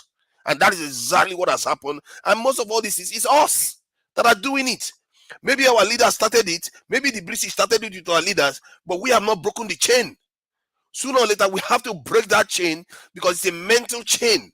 And this is the genius of what Fela did. He said, they've released us, but we'll not release ourselves. It's a mental chain that we chained ourselves to foreign interests constantly. This is why we are in the mess we are in, where nothing seems to work. Anytime we try to make one step forward, this useless that go to this in Washington, they go to this in the UK, and they go to France, and they come back and listen to World Bank and destroy our country. On and on. This is all they keep repeating it. Babangida said it that when during that time they keep telling them to devalue the Nigeria currency. They keep doing it, and they got us to this mess. And now this man again went to France, come back and devalue our currency again immediately. And look at the mess we are in. Everything is so expensive now. It's ridiculous. You price something last week. This week they will tell you a different price, and you have to buy it. You have no choice because next week is going to be higher. The entire thing is a mess, and I think our people still seriously need to start understanding it. And if I'm going by what I've just heard here earlier on today, we still have a long way to travel because there's something in us that is broken. We can't seem to let go of the trauma. We have to focus on solutions and don't make it about personalities constantly. My God, this we have to grow up beyond this. Otherwise, we are going to be in a serious trouble because the rest of the world, these people slaughtered each other in the millions and immediately went on to form this organization that you see today, the UN, NATO, and all of them. These people slaughtered each other. About 50 million people died in the Second World War. 50 million. And they sat around the table and came to an agreement. And we will never forget our own. We will keep lamenting as if we are the worst thing has ever happened to us. The worst things even happened to them, and yet look at where they are still today. They still manage to come together, get over themselves, and move forward. And some things that happen to us compared to theirs, we won't let it go. For decades, we won't let it go. We can't move on. We are men. Our job is to let these things go and focus on the solution to protect the future generation and your women and your land. Thank you. Okay. Thank you very much, Tunanja. I appreciate you. Thanks for your wonderful submission and your time with us today. Okay. Let me go to Oga Consign. Thank you, sir. Please, your final submission, 4 minutes. Hello, is it me? Yes, sir. 4 minutes. Okay. Thank you for the opportunity again to speak to the because if you are speaking to the world. I want to thank Mr. CM for bringing out this two Nigeria issue. Why I don't want to comment on two Nigeria before, the time I spoke before was because I don't think it's relevant for me. It's just to distract me. Two Nigeria is coming here to make like he's a reverend father. But the hatred that this man have for the Igbos, anytime you talk about anything of Igbo, he's not happy with any Igbo man. But you see, I used to look at this thing as a people of like it's not relevant for me. You see, because if we are talking about such a human being, like now he's talking here like he's the best. Hey, come together. But you don't come together when you hate others. If you talk about what they call it, say Fulani men are going about killing people. Now he tell you that also what of IPOB. If you talk about Nandekan, he said Nandekan must be in jail and die there. So all these things, But when you come here now, he's talking as if he's a good man. He's not. I don't know, but I won't dump into him because it's God will judge him. It's always good for us to come. If I never come here one day, I say the Yorubas are going about committing buying people. No, I can't do that because that is not what they do. I can't do that. I cannot come here and say Calabar people are doing. I can't do that. I cannot come here and say Hausa people are doing. I cannot do that. But I know the people in East today. Yes, IPOB is there, but IPOB is not going anywhere buying people. IPOB is there. They're looking for their freedom. That's what they're there. But the people who are even committing more heinous crime in the East is the governors, like also Dinjo, and everybody knows that. And some of these herdsmen. When we don't have herdsmen, when these people are not, that place was not like that. Even not that I'm exaggerating IPOB, no. But those supposed to have their own property. It's not, or sometimes it's even these court boys. So, but whenever you talk about people who are going about it, they will take all about IPA. Last week Sunday, at what they call it, at Dr. Damages, we were there more than almost midnight. Okay, to him and his gang, those that have hatred in their hearts. For Nigeria have a problem. Nigeria have a problem. The problem of this corruption and the impunity. In Japan, you can see a man in Japan, a Japanese man, having a private jet. It's difficult. It's an industrialist. You must know that person. Even a Mercedes, brand new Mercedes. You can't see a Japanese having a brand new Mercedes. It's an industrialist. And you know that's an industrialist. But in Nigeria today, even all things are having Mercedes. All things are having one of the best cars. Where are they getting this money? The police are corrupt. The military is corrupt. Everything in Nigeria is corrupt. Even a kid today born today, is more corrupt than the parents. That's the problem we're having. And nobody is trying to sanitize the place.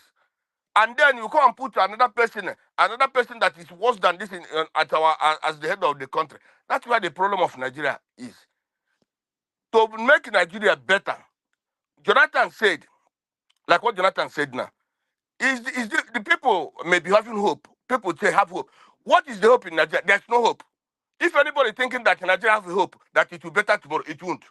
It won't because the country that have eaten it dry. Even the oil, they have said the oil on credit. The oil they have not even brought out. They will trade. They have already said it on credit. So where is the hope coming from? There's no hope. This what they call a silo. They say there was nothing in silo. About to say the other day that is silo they are talking about. There's no food there. So that's the problem. When we are talking about, let's say, there be hope tomorrow. APC is a propaganda party. And the APC are not party. It's just a conglomerate of criminals coming together. conglomerate of criminals come together, say they come to rescue Nigeria, but now they put Nigeria where Nigeria cannot come out again. It's difficult to Nigeria to come out from where it is today. The first thing Nigeria can do for them to come out is either this thing, revolution, or let's divide the country. Let's every region go and see what they can do to themselves to rescue themselves. But like this, there is no hope. Politicians are corrupt. Everybody is corrupt. A kid is corrupt. A mother is corrupt. Everybody, even mothers now become hook up. The girls have become a prostitute. It's unfortunate where these people have put in Nigeria into. People to come back to their country, it's difficult to come back to their country. When are you coming to your country? You're afraid of security. You're afraid of if anybody. The people who are going about marauding and political studies are going with security, big securities. Okay, thank you, my brother. God bless you. Okay, concern. God bless you, sir. Thank you very much for your time with us today. Okay, the last person on the panel is Oga CM.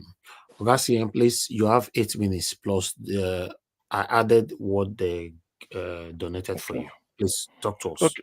Another solution. Okay. Thank you, Niger Watch. I thank Madam Luke for giving me 2 of his minutes, and I thank Give Us a Monday too, and even you, Black Panther. Thank you very much. Let me make this known. Niger Watch, I made this suggestion to you. Your platform, I would like you to see it as something, as an infrastructure that have assumed a life of its own, in which what you say here will just be you by your name. But your platform is an entity that have assumed a life of its own, where people are free to express their view and then back it up with facts, failing which anybody can intervene. And whenever somebody is being taken to task, it's not because of you, it's because of the life of the platform. But that is for you to suggest. I'm not enforcing it. It's for you to think about. Thank you. Now, let me start by, first of all, saying to the effect of what, because of I refer to Gowon. The issue about Gowon, you see why some people feel that the civil war, some people say the white people have suffered serious things, yes, or some more. The only genocide record, the first genocide recorded in history is the Jewish Holocaust. After that, the next was Biafra. And the first in the African continent. The Jews were 6 million.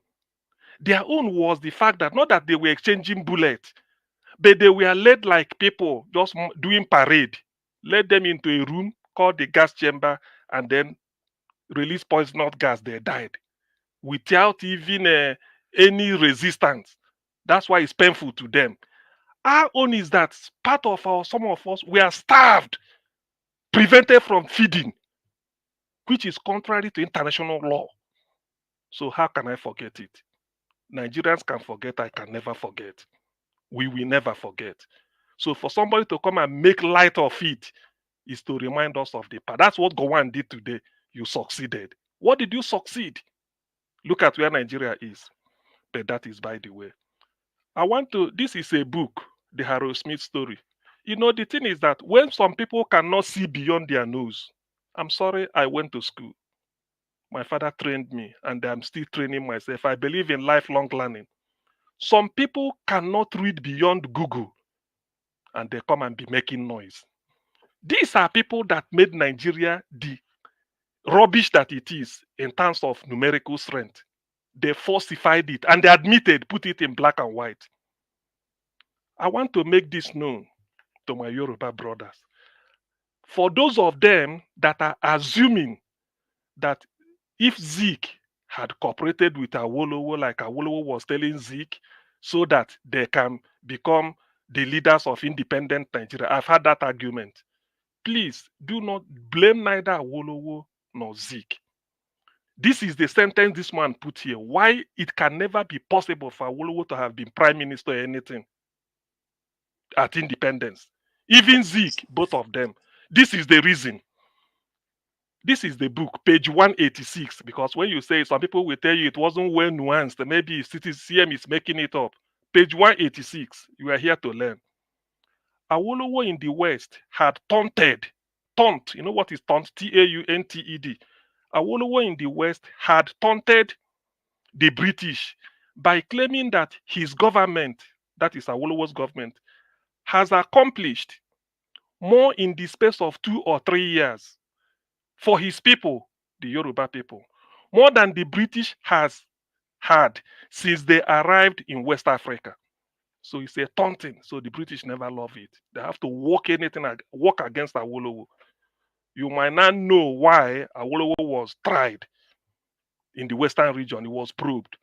So why we read all these things is for people to know, because sometimes Nigeria, if you don't know your history, you can never know where you are going. That's one. Now, the issue, let me, because I want to use it to react. The issue about Aburi Accord was sold out, was a seller, was Aburi Accord sold out to the South. Remember then, there wasn't nothing like South. Aburi Accord was sold out. South was sold out to the Southeast. It was an unjust. Look at the word unjust. It wasn't just. Now let us examine, because you examine evidence or facts and then arrive at a conclusion. These are the people that deliberated, that came up with the accord. The chairman, J.J. Ankara, the president, the head of state of Ghana, who called them at Aburi. Lieutenant Colonel Yakubu Gowon is a minority from the north as head of state. Colonel Robert Adeyinka Adebayo, governor of Western region. Lieutenant Colonel Chukwuemeka Odimegwu Ojukwu, governor of Eastern region. Lieutenant Colonel Hassan Osman Kassena, governor of Northern region. Of course, I have to say that Osman Kassena is Fulani, Ojukwu is Igbo, Robert Adeyinka Adebayo is Yoruba. Lieutenant Colonel David Ejo, the military governor of Midwestern region. David Ejo is Isoko. Then Major Mobolaji Johnson, governor of Lagos State, that is Yoruba. Then Commodore Joseph Edet Akinwole Way, vice president of Nigeria. Joseph is not, I think he's from one of the riverine area. Alhaji Kam Salem, Inspector General of Police, is from Kano.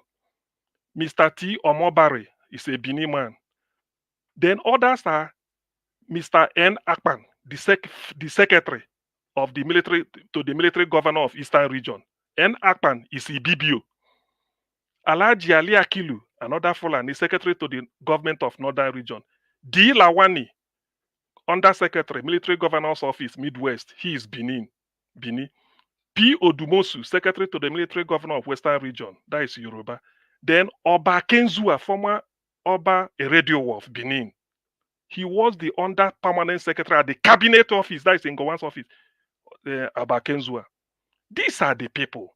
Now, if you check this thing, the only person representing this so-called Southeast they are referring to now is Ojukwu. That is the only Igbo man there. Ojukwu is only Igbo man. NU Akpan is Ibibio. Akinwale Way is from, I think, either Bayelsa or something like that, the way they call him. I think it's not Yoruba because Ben Bruce said it. Then David Ejo is Isoko, the people they call South. Oba Kenzua is Bini, part of South, Edo State. Then D. Lawani, under secretary in the Midwestern region, is also South. Mr. Omobare, T. Omobare, is also South. So how can these people now be there? Only Ojukwu is the Igbo man there, and the Agui Ironsi, sorry, as he had. No, Agui Ironsi wasn't there because Agui Ironsi has been killed. It's only Ojukwu. Is the only Igbo man there. How can only Ojukwu be the only Igbo man that represents in that Southeast? But these names I'm calling you are from the South. And they were there. They were selling everything to the South. You see the propaganda to Nigeria is giving. That's what I'm looking at the facts. I'm not going beyond the names I've called you. Unless you want to tell me that David Ejo is not Isoko and Isoko is Igbo. Or you want to tell me that T. Omobare, who is Bini is Igbo. Or you want to tell me that N. Akpan is Ibibio. Ibibio, is he Igbo again? Is he Southeast? So these are the type of very malignant, toxic, insidious. That is that is something that is so debilitating that people peddle around. this is the type, and somebody will come and then barefaced lies. These are facts. These are buri. These are what they discussed. I wasn't there, and all of them agreed. One day, Niger Watch, please go and read this thing word for word. You will see. You will see what they discussed. You find out that there's no. They agreed everything that could have given peace. Gowon came back like Alex made us to know. Britain had to manipulate him. Then Nigeria. Then this is where we are. So please, why I have to bring this out is that when you want to refer to something event of the past, particularly something that happened before you were born, or even if you were born during then, insofar as you are referring to history, please come up. Unless these names are not the names that attended it, let me now know why only an Igbo man Ojuku for Southeast, in what is Southeast today, will now be the people that were confused that they sold everything to them, including the former Oba of Benin. I raise my case. Thank you. All right. Thank you very much, Augustine. I appreciate every one of you for your time with us, for your wonderful submission today. It's been a long day, I would like to quickly say this. You notice that he didn't apologize for what he has said. I said, but I never did. No, I saw it's not an evidence. I've listened to it. That is not what you did. Listen, because I saw it. I saw this man there. What is the electricity? Electricity was hosting on the day. It was electricity that said to Niger or forefathers. You just said that Nnamdi Kanu is responsible for the death of 40,000 people. Do you have any evidence for that? You couldn't give. The video is right there. And he never even asked it like that. Okay. The video is right there. You can Jesus play it. Christ. He said you have he has even restated the accusation again. Niger was played. Niger Watch before you go. Niger Watch before you go. The last week at night that damages. I asked you. You denied ever saying it. Now you are providing evidence to Nigeria. You are. I don't want to mention anything because nobody will accuse anything. Let me say something right here. Jesus Christ! What sort of man are you? What sort of man are you? You denied ever saying it. Now you are telling me you produced evidence. Which one do I believe? This evidence that I never said it. Anyway, I don't bet because somebody who cannot tell somebody who cannot the whole geographical entity in Nigeria. Where do you come from? Where do you come from? To Nigeria? Anyway, I know you now. I know you. All that you're reading. That's Jesus Christ. It's okay. Go ahead. 1 minute. Thank you. See, I put the link right there in the backstage. No, I don't need to prove anything. Yes, that's fine. Good. He makes this. He goes everywhere, makes this accusation, even when it's clearly, patently untrue, and he asks for evidence. And now I provide hard, concrete evidence of that clear discussion, and he still refused to apologize. Instead, he's doubling down on the accusation. And this is what I say. What is in that evidence? Tell people what is in that evidence. The evidence tell people. Said was say that it. No, what I said, I never said one. No, what did I can tell you? Just ask a question. Exactly. I will make it very simple. What I didn't say was Nnamdi Kanu killed 40,000 people. Hey, you said responsible. I didn't say kill. You said responsible. I didn't say kill. I also said. Let me tell you. Let me tell you what I. Let me say that. Let me say that. I will tell you. You deny. I will tell you. You deny. Hold on. You said Nnamdi Kanu was responsible for 40,000. Not 40,000. You said Nnamdi Kanu was responsible for the. Nnamdi Kanu was responsible for the death. For the death of 40,000 people.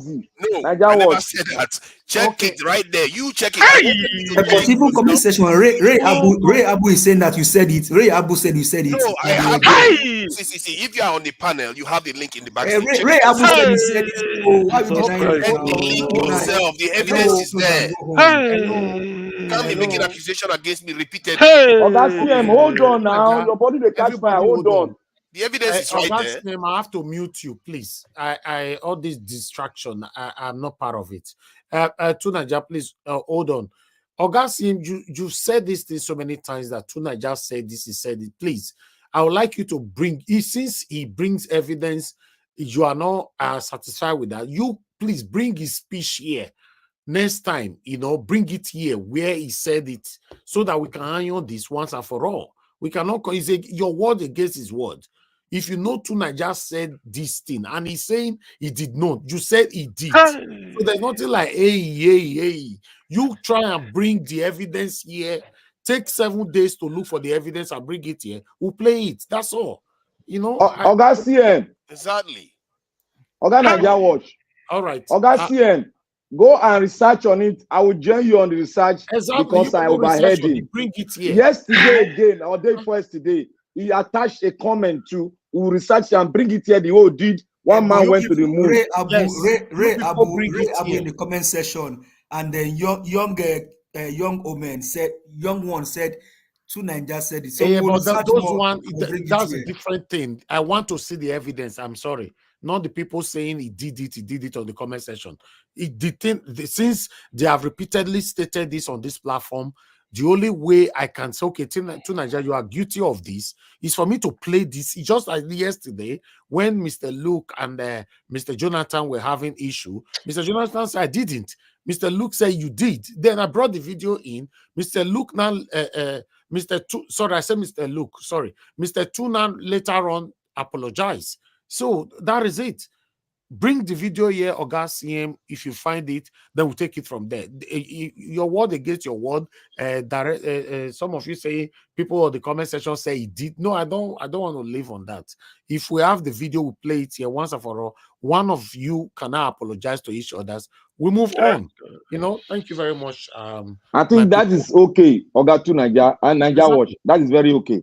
We'll do that. You know, that is it. I cannot start Stony Naija now with what I didn't see. That Naija, they say you did it, then you must be punished. I don't do that here. I'm not better than anybody. Thank you for that. They keep doubling down, even when there is evidence You Naija, you are the accused. Keep quiet now. Naija Watch, thank you very much. The origin of this is a program hosted by Electricity. Naija said in the course of the discussion, Nnamdi Kanu. But you just said it's responsible. I'm coming. Then Electricity now said, the person hosting said, forefathers, you just said this. Do you have any proof for it? He couldn't. The man, this Electricity, listen, so that you record me today. After he said, look, I can't. He said I can't continue. If you can't provide this, now I better leave. He left. Halfway, he couldn't complete the hosting. He listen, he left. Since then, we've been saying it. Now look at what is that. I'm really disappointed. Anyway, somebody who cannot tell you which part of Nigeria he comes from, that tells you the character, you know what to believe. That is fine. That is fine. Naija is still entitled to his own submission on this platform. Same with you. You know, the only way I can categorize, or rather, for me to point my finger on anybody on this platform that the person is lying when you don't have evidence. So please, this thing I've been pointed at. Let me put it like that. I've been pointed at more than 2, 3, 4 times on this platform. So please, in case it happens next time, or rather before it happens next time, please prepare the video down, and I promise I will play it here. Everybody will listen. Then Naija will publicly apologize. But in case you cannot find it, Oga CM, you know, I understand how you feel because you are very sure of what you are saying. But unfortunately, other people cannot be sure like you because I was not there. So in case you cannot find it for now, sir, please don't reference to that area anymore because he said he did not.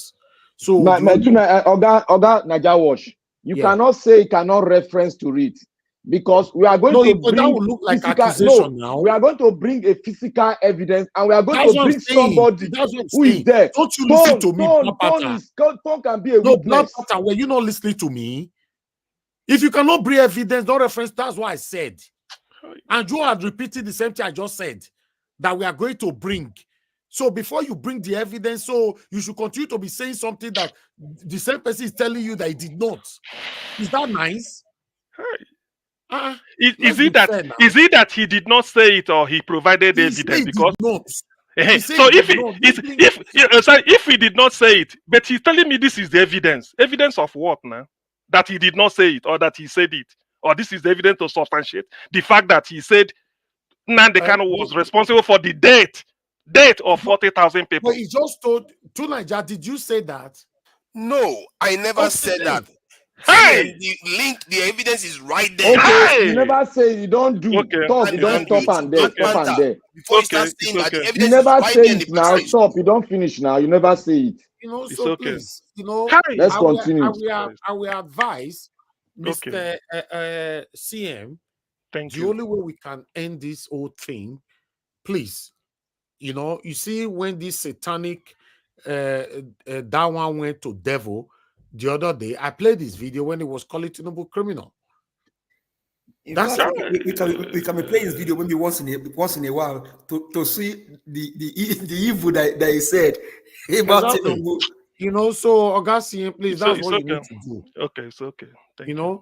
That's what you need to do. Then we'll play it here, and I will order to Nigeria to apologize if I can play the video here.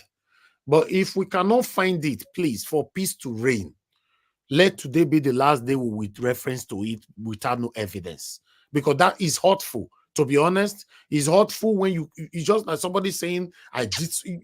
You can even look at it sometimes when somebody from the beginning of this broadcast today, we showcased a video or something. He was saying that is not true, whether B or B and also I blocked him on earth and heaven because I don't have the strength to start arguing with him because I've presented something here and you are telling me that is a lie. So then go to hell and burn to ashes. That's it. Because we have some satanic people here. All they want to do is to distract you, to disrupt your media or your panel. That day we will not start arguing with ourselves. I'm not part of that. Oh, God. So, people, please, Augustine, I understand that it's painful for anybody to use that kind of statement against Nnamdi Kanu, but I would love to see the video so we can move on.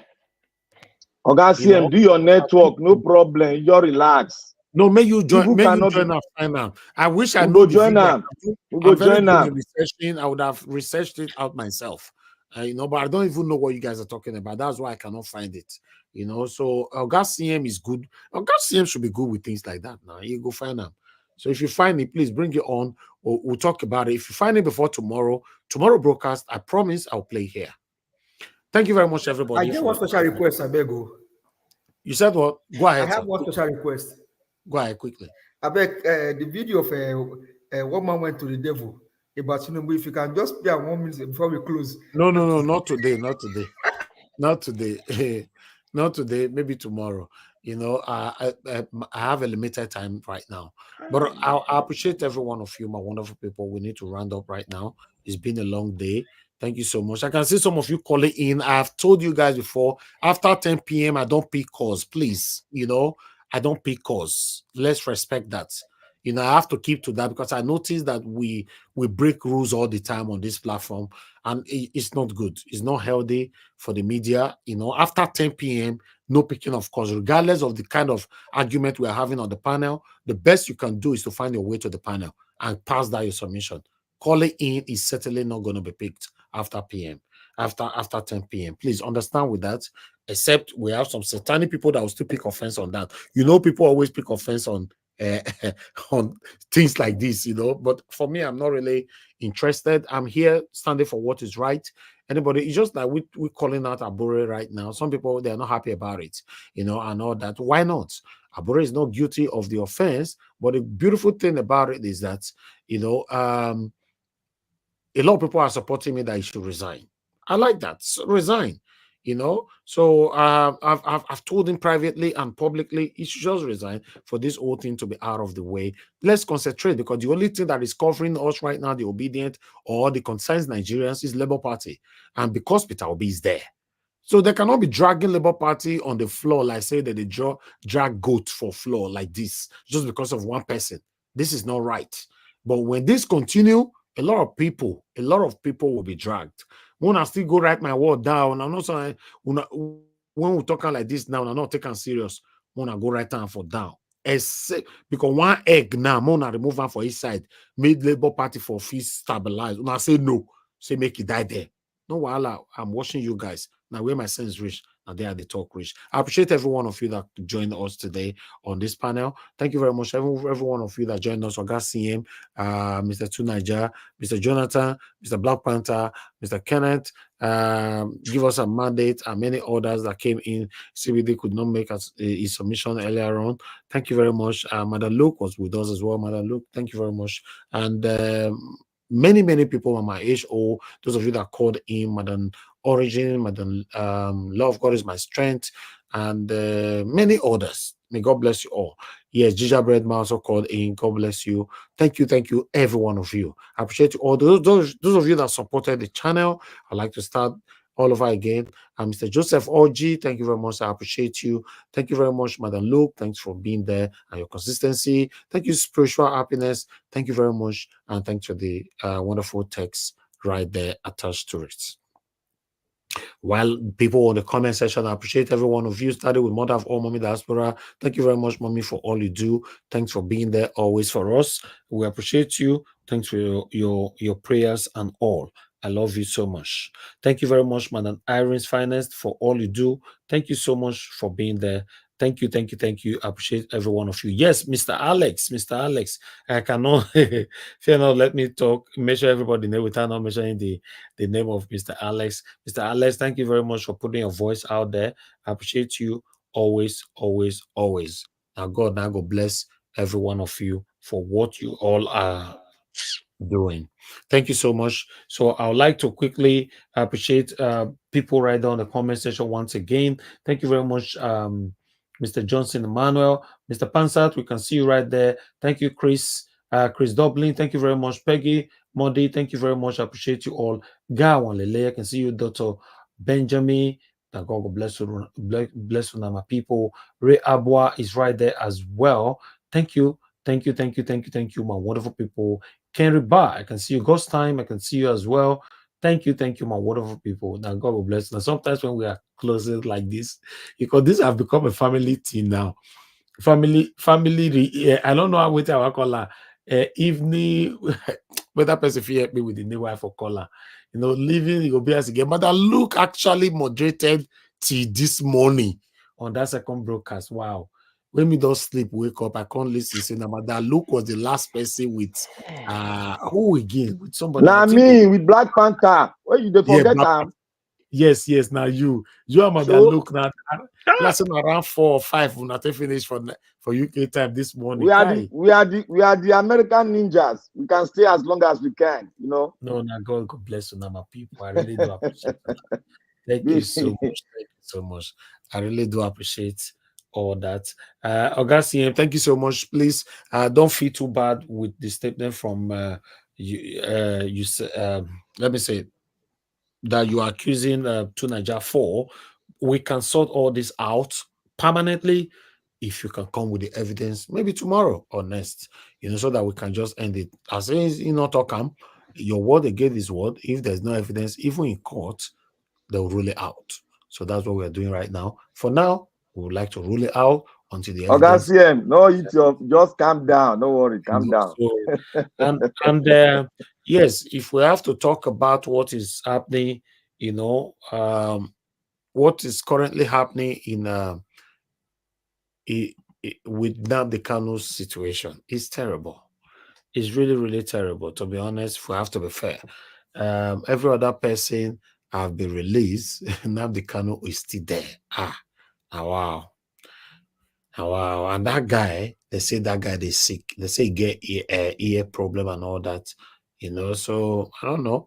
But unfortunately, for those of you that is saying Nnamdi Kanu must be released and all that, I don't know. If I say this now, I still trigger una, or rather push you guys to be angry. But I think, the Easterners are not doing much about Nnamdi Kanu. But we'll expatiate on that tomorrow. I have every reason why I'm saying this, because that guy is just there. I remember I mentioned the other day on this platform when people say, no, if we go on the street to protest, they will kill us and all that. And I ask, I remember asking some of the people that lives abroad, that then do it abroad and bring the video here. Let's see it. Okay. What about like every day we play different video here? Nigerians in abroad, most especially the Southeasterners, are crying that now the canon must be released, and I'm playing it here. Is anything wrong with that? So we cannot be in our living room, in our comfort zone, drinking wine. And Nigerian government release down the canon, then you eat fried goat meat, better one. You use red wine, take pass them. Then you still come tomorrow. Nigerian government release down the canon. So for me, I think that effort is not good enough. Nigeria Watch, if it's for a just cause, why should only the Easterners be the one fighting for Nnamdi Kanu's release? Everybody should. Mandela. No. What I mean, no. Everybody is fighting. For me, I'm not everybody. Hold on. Me, I'm not an Easterner. I've used my platform to fight for Nnamdi Kanu more than 40 times, and all the videos are here for the past 5 years on this Nigeria Watch, right?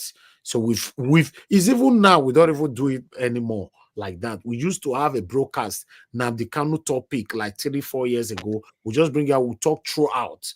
But what I'm saying, the people that normally call in to pass blames, and all that, which is I like that, but we can put more effort to it. That's what I'm saying. See, Nigeria Watch. You see, every message is the messenger is even more credible than the message. Somebody you see in the morning say good morning to you. The character of the person is much more important than the person greeting you good morning. Look at what Nigeria just said now. If we say just cause, this is a child. This is somebody you wish let him hold him there and die. Didn't you see concern? Is it not? How many times has concern told you? But this? what you just said, no, I'm coming. No, I'm coming. So that this is what they call pontification. If it's a just cause, which interest do you have? What you have in your mind is that Nnamdi Kanu should have died. So what are you profiling now? You said it on air. What are you profiling? Excuse me. Nnamdi Kanu is less of your problem.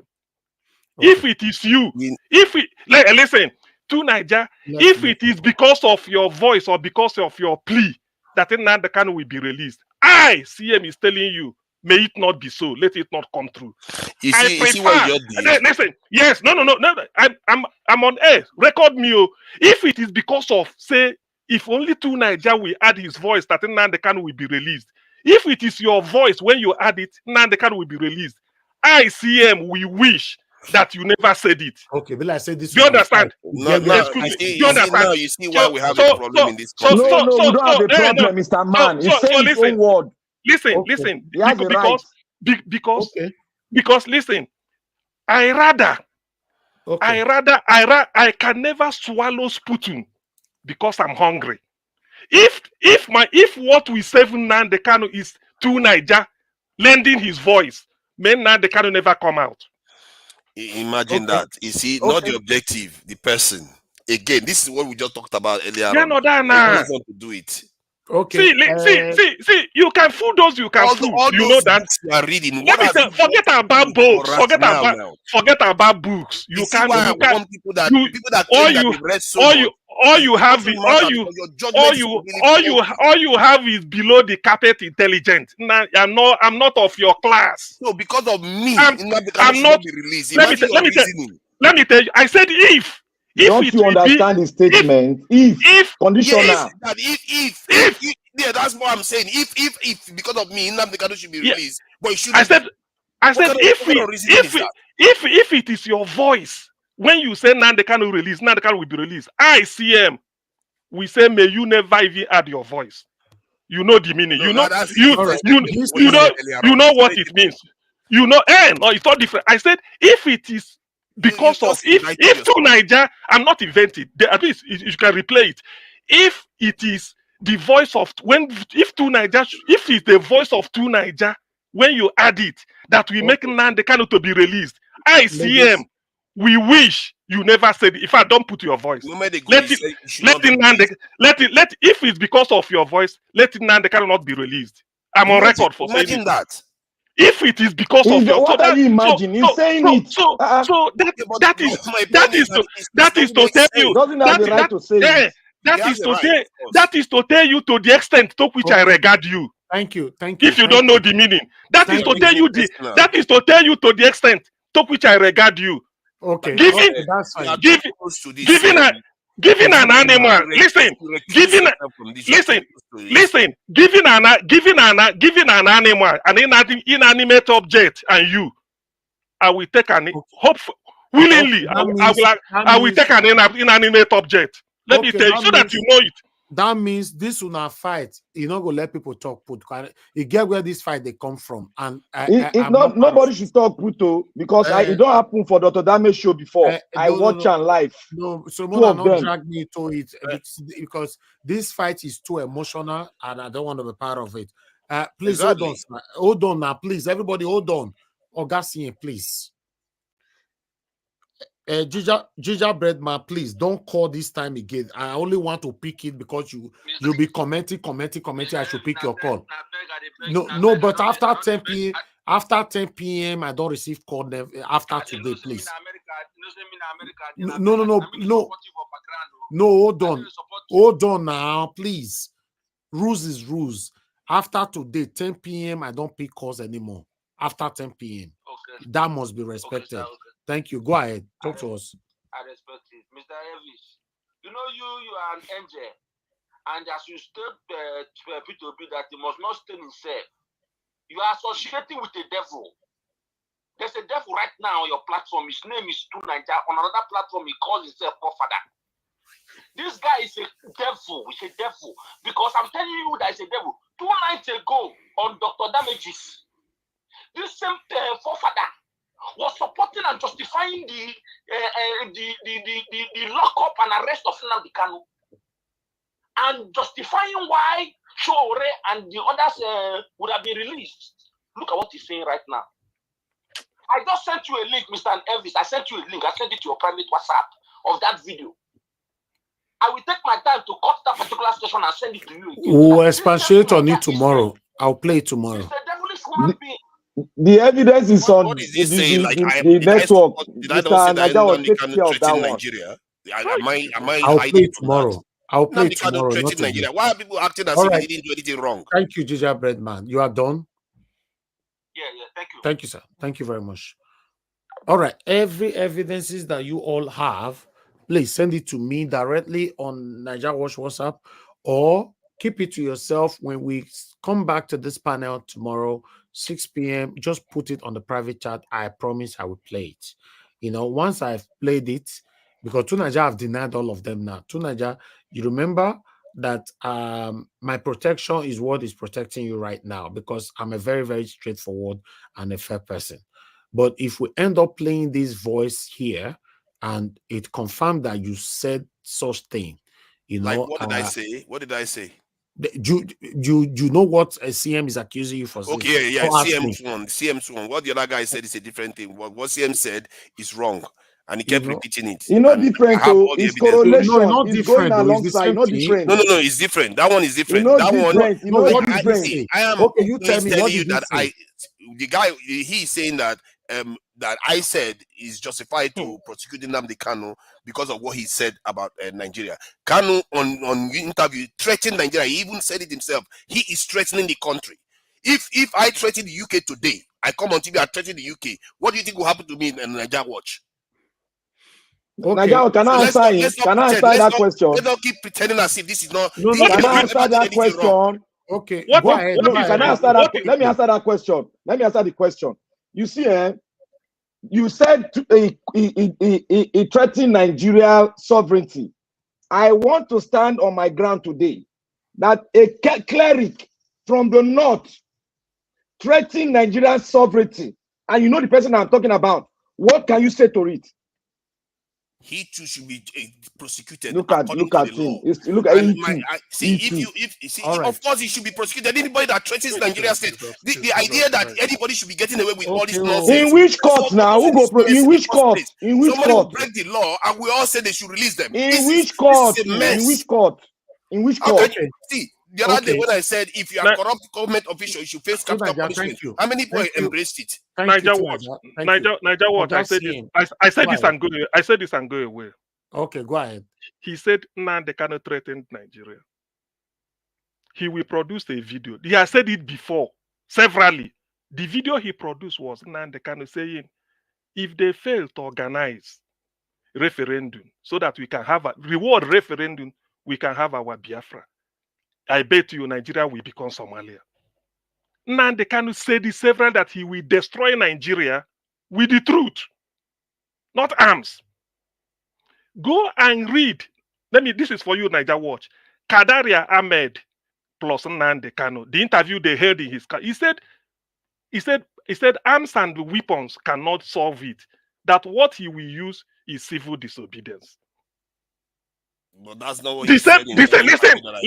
You will bring the video. Is it not the interview he conducted with Sahara reporter? Listen. Yes, you will have your yes. listen. He actually said himself that he's Please. He did not say that.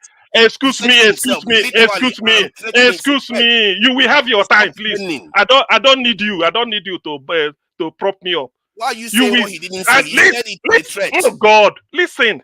You will produce that's why he didn't talk to you directly. So you produce the video and give to Niger Watch. What Nnamdi Kanu referred to Somalia was exactly what T.Y. Danjuma at Taraba State University convocation said, that they collude.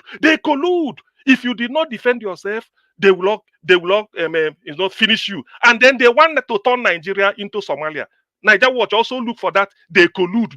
T.Y. Danjuma, listen to it. He was referring to Somalia the way Nnamdi Kanu referred to Somalia. To Niger, bring your own evidence that he threatened. Give to Niger Watch. If not that one.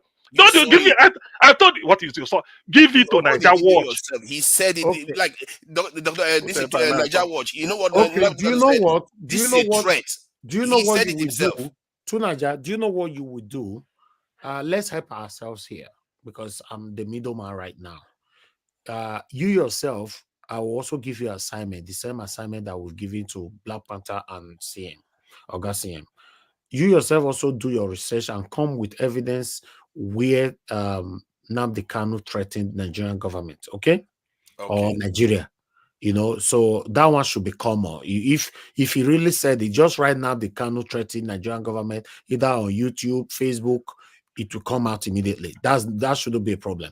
So bring it on, and I will play it here. And Oga CM, where you accuse to Nigeria of the statement or whatever, please. That one is pending. I'm waiting for that.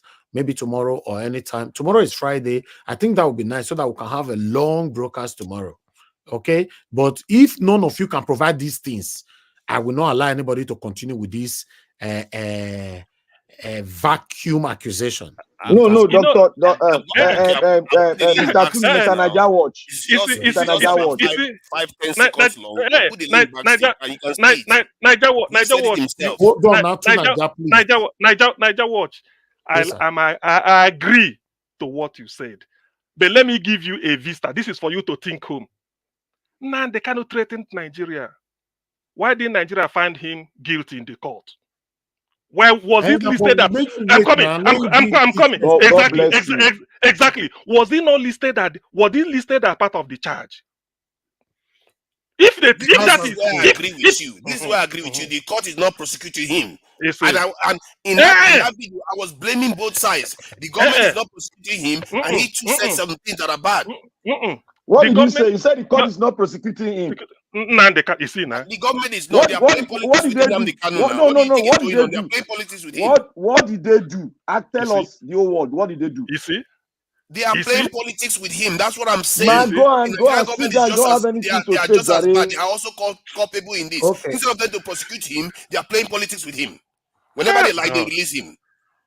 So when you put people in the dock and list charges against the person, the lawyer charging Nnamdi Kanu is a government lawyer. There is no prosecution yet. Okay, Augustine, don't worry. To Nigeria, we certainly apologize if you come with that evidence, please, because this dragging of a thing, I don't know where on meet on ourselves, so wanna not put me for inside. If you come with your evidence, to Nigeria will apologize, because I know you are very, very upset right now, which is a normal thing. Anybody should be upset, especially when somebody alleged you wrongfully. you know. But and to Nigeria, please, you come with a video here where Nnamdi Kanu threatened in either Nigeria or Nigeria. I don't know. You said what statements? Please, can somebody correct me? He threatened Nigeria, and he said it. He said it himself that it's a threat. That's what he said in this thing. Is within 10 seconds he said all this, calling Nigeria a zoo. That it's a threat to Nigeria. Calling Nigeria a zoo is not a threat now. No. He said it's going to make Nigeria look like Somalia. That this is not Nigeria watch. This is very logical. Let this very logical. What he's saying does not make sense. A man threatening a nation, that is already a crime. A man was taken to court. He was discharged and acquitted. His statement does not hold water. What he's saying now is just a blackmail. In the statement, he even went on to say that Lord Lugard used force to put Nigeria My brother, together. the statement you are making now is a blackmail. What he wants to do. He was charged to court for the highest crime in the land. This statement can I ask you a question quickly? I want to ask you a question quickly. If Oga CM or Black Panther finally bring this video where you said Nnamdi Kanu should be killed or whatever, I don't know what was this. No, that's not what I said though. That's not the point. The original point that I was making was that he said Nnamdi Kanu, that I said Nnamdi Kanu killed 40,000 people. Hey, I didn't say kill. I'm here. Okay, I said he's responsible for the death of 40,000 listen. You said Nnamdi Kanu was responsible for the death of 40,000 people. Yes, Okay. That's exactly what you said. And Tunaja, you didn't say that, right? I never said that. I never said that. Okay, Tunaja, hold on. I want to pass this number. I need to end this broadcast in the next 3 minutes. Tunaja, I ask you again, did you say that? No. Okay, fine. That's fine. I'll respect that. But if they bring any evidence and we play it here, and that is what you said, I will ban you from this platform forever. Please. Why would you ban? Would you ban them? Would you ban them on the reverse? Why? You said you didn't say that. No. Hold on. Listen. Did you say that? Let me ask you. No, I said I didn't say that, but I'm also I don't know, because you can't put it only one direction. A clear conscience fears no accusation. A clear conscience. If you don't want me to talk, Augustine, sorry. Now, please. Tunaja, you can know that for me to stay this long, I'm protecting you, and that is the rules of my platform. I don't work because people say and them say no. I work, everything I work with here is with evidence. I just asked you 2 times, and I want to ask you again. So, in the decision that I will take, you don't have right to tell me how I will take it. I just ask you again. Did you say that? I've been on this platform when they malign every single thing that they've heard. Hold on. No, you have to do it both sides. Tunaja, you're going to do it both sides. Tunaja, I don't want to go that area with you.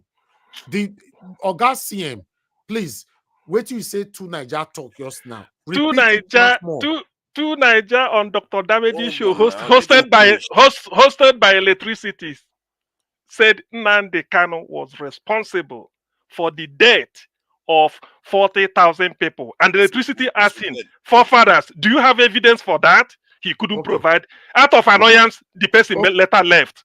Okay, good. Tunaja, did you say that? Is that your statement? No, I didn't say that. That's fine. Okay, that's okay. If the evidence is provided, that should be your problem.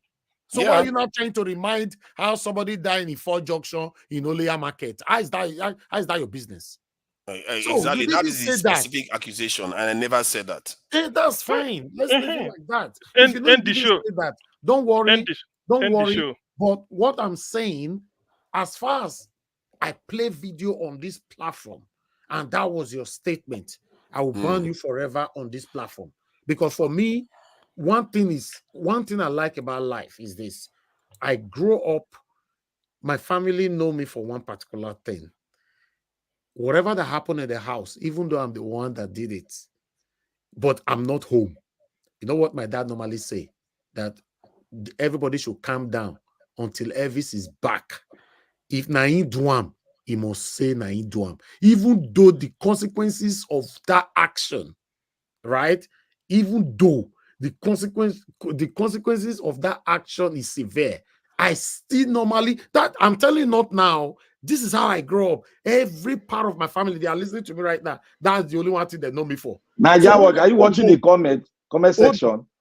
Hold on now. What's happening in the comment section? And people if I'm in correct, Dr. CM should be banned. People in Hold Dr. on now. Damage, I'm saying something. people in Dr. Damage show, they are coming out now to confess on behalf of Nigeria. They are confessing They're now. not confessing anything. All Stop of them are with the confessing. nonsense. No, that one don't pass.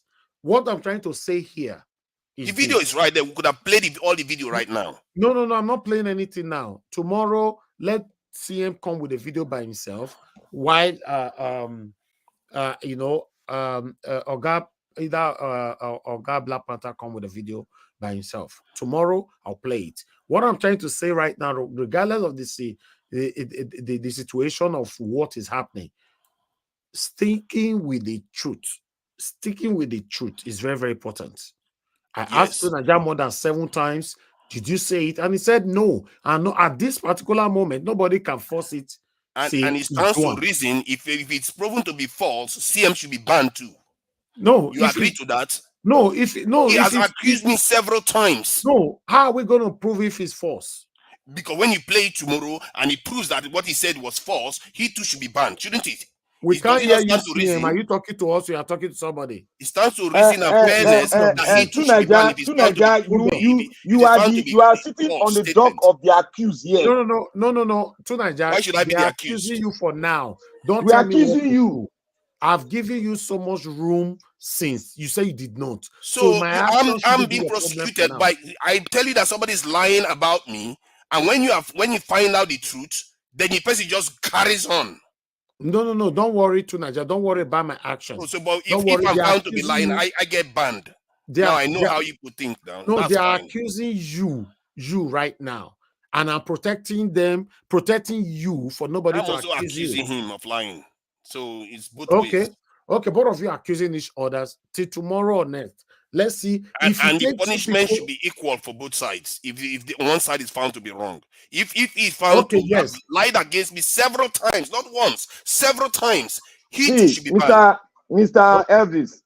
Okay, no problem. Mr. Elvis. We are going to bring the evidence, and we are going to bring statutory, physical, human evidence to this fact. Okay, no problem. Thank you. I leave that to you guys. Yeah, thank you very much.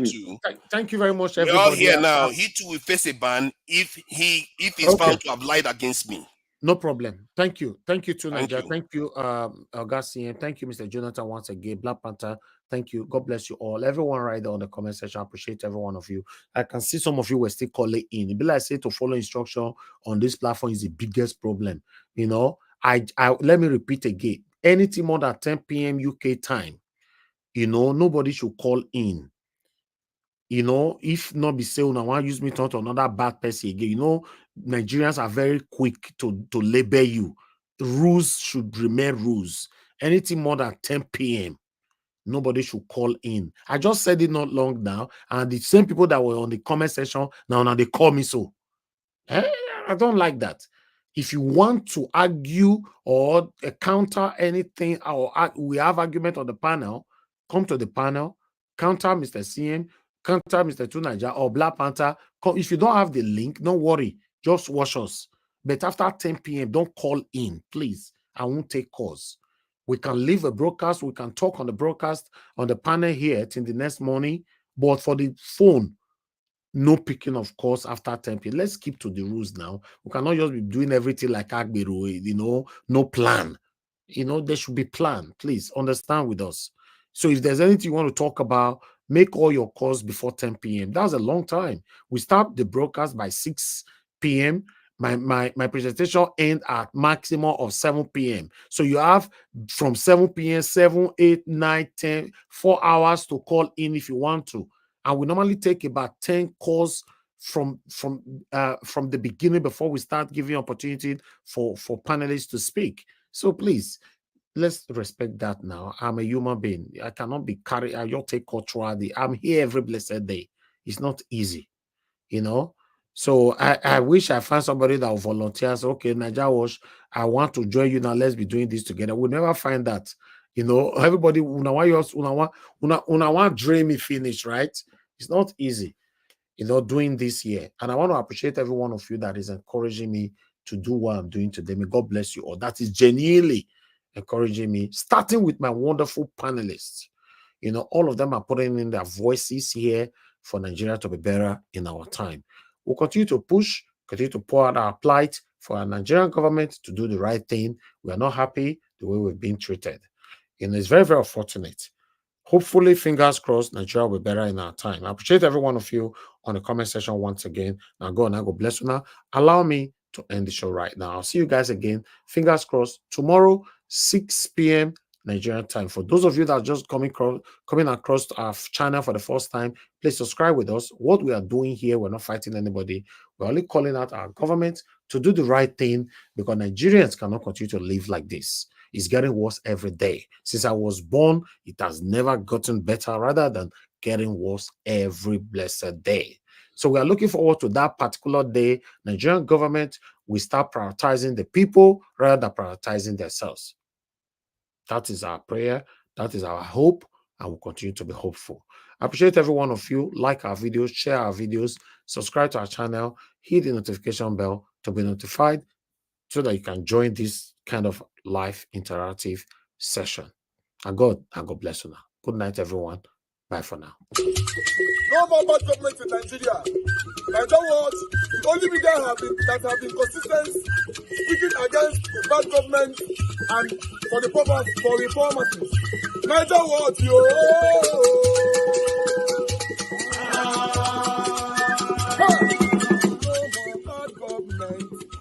No more bad government. Nigeria what? No more bad government. Nigeria what? No more bad government. The only media that have been speaking. No more bad government. The voice of the voiceless. No more bad government. No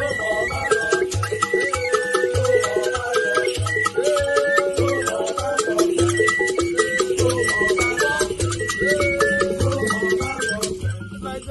No more bad government. For the poor. No more bad government. Nigeria what? No more bad government. Nigeria what media?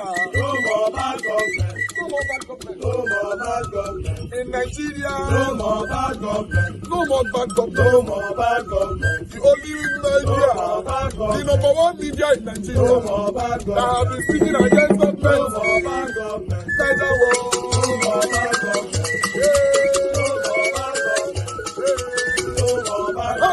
Nigeria what you?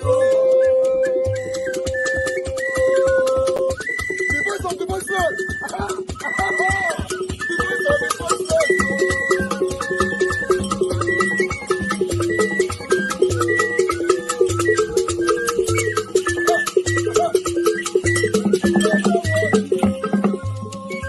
Voice for the voiceless.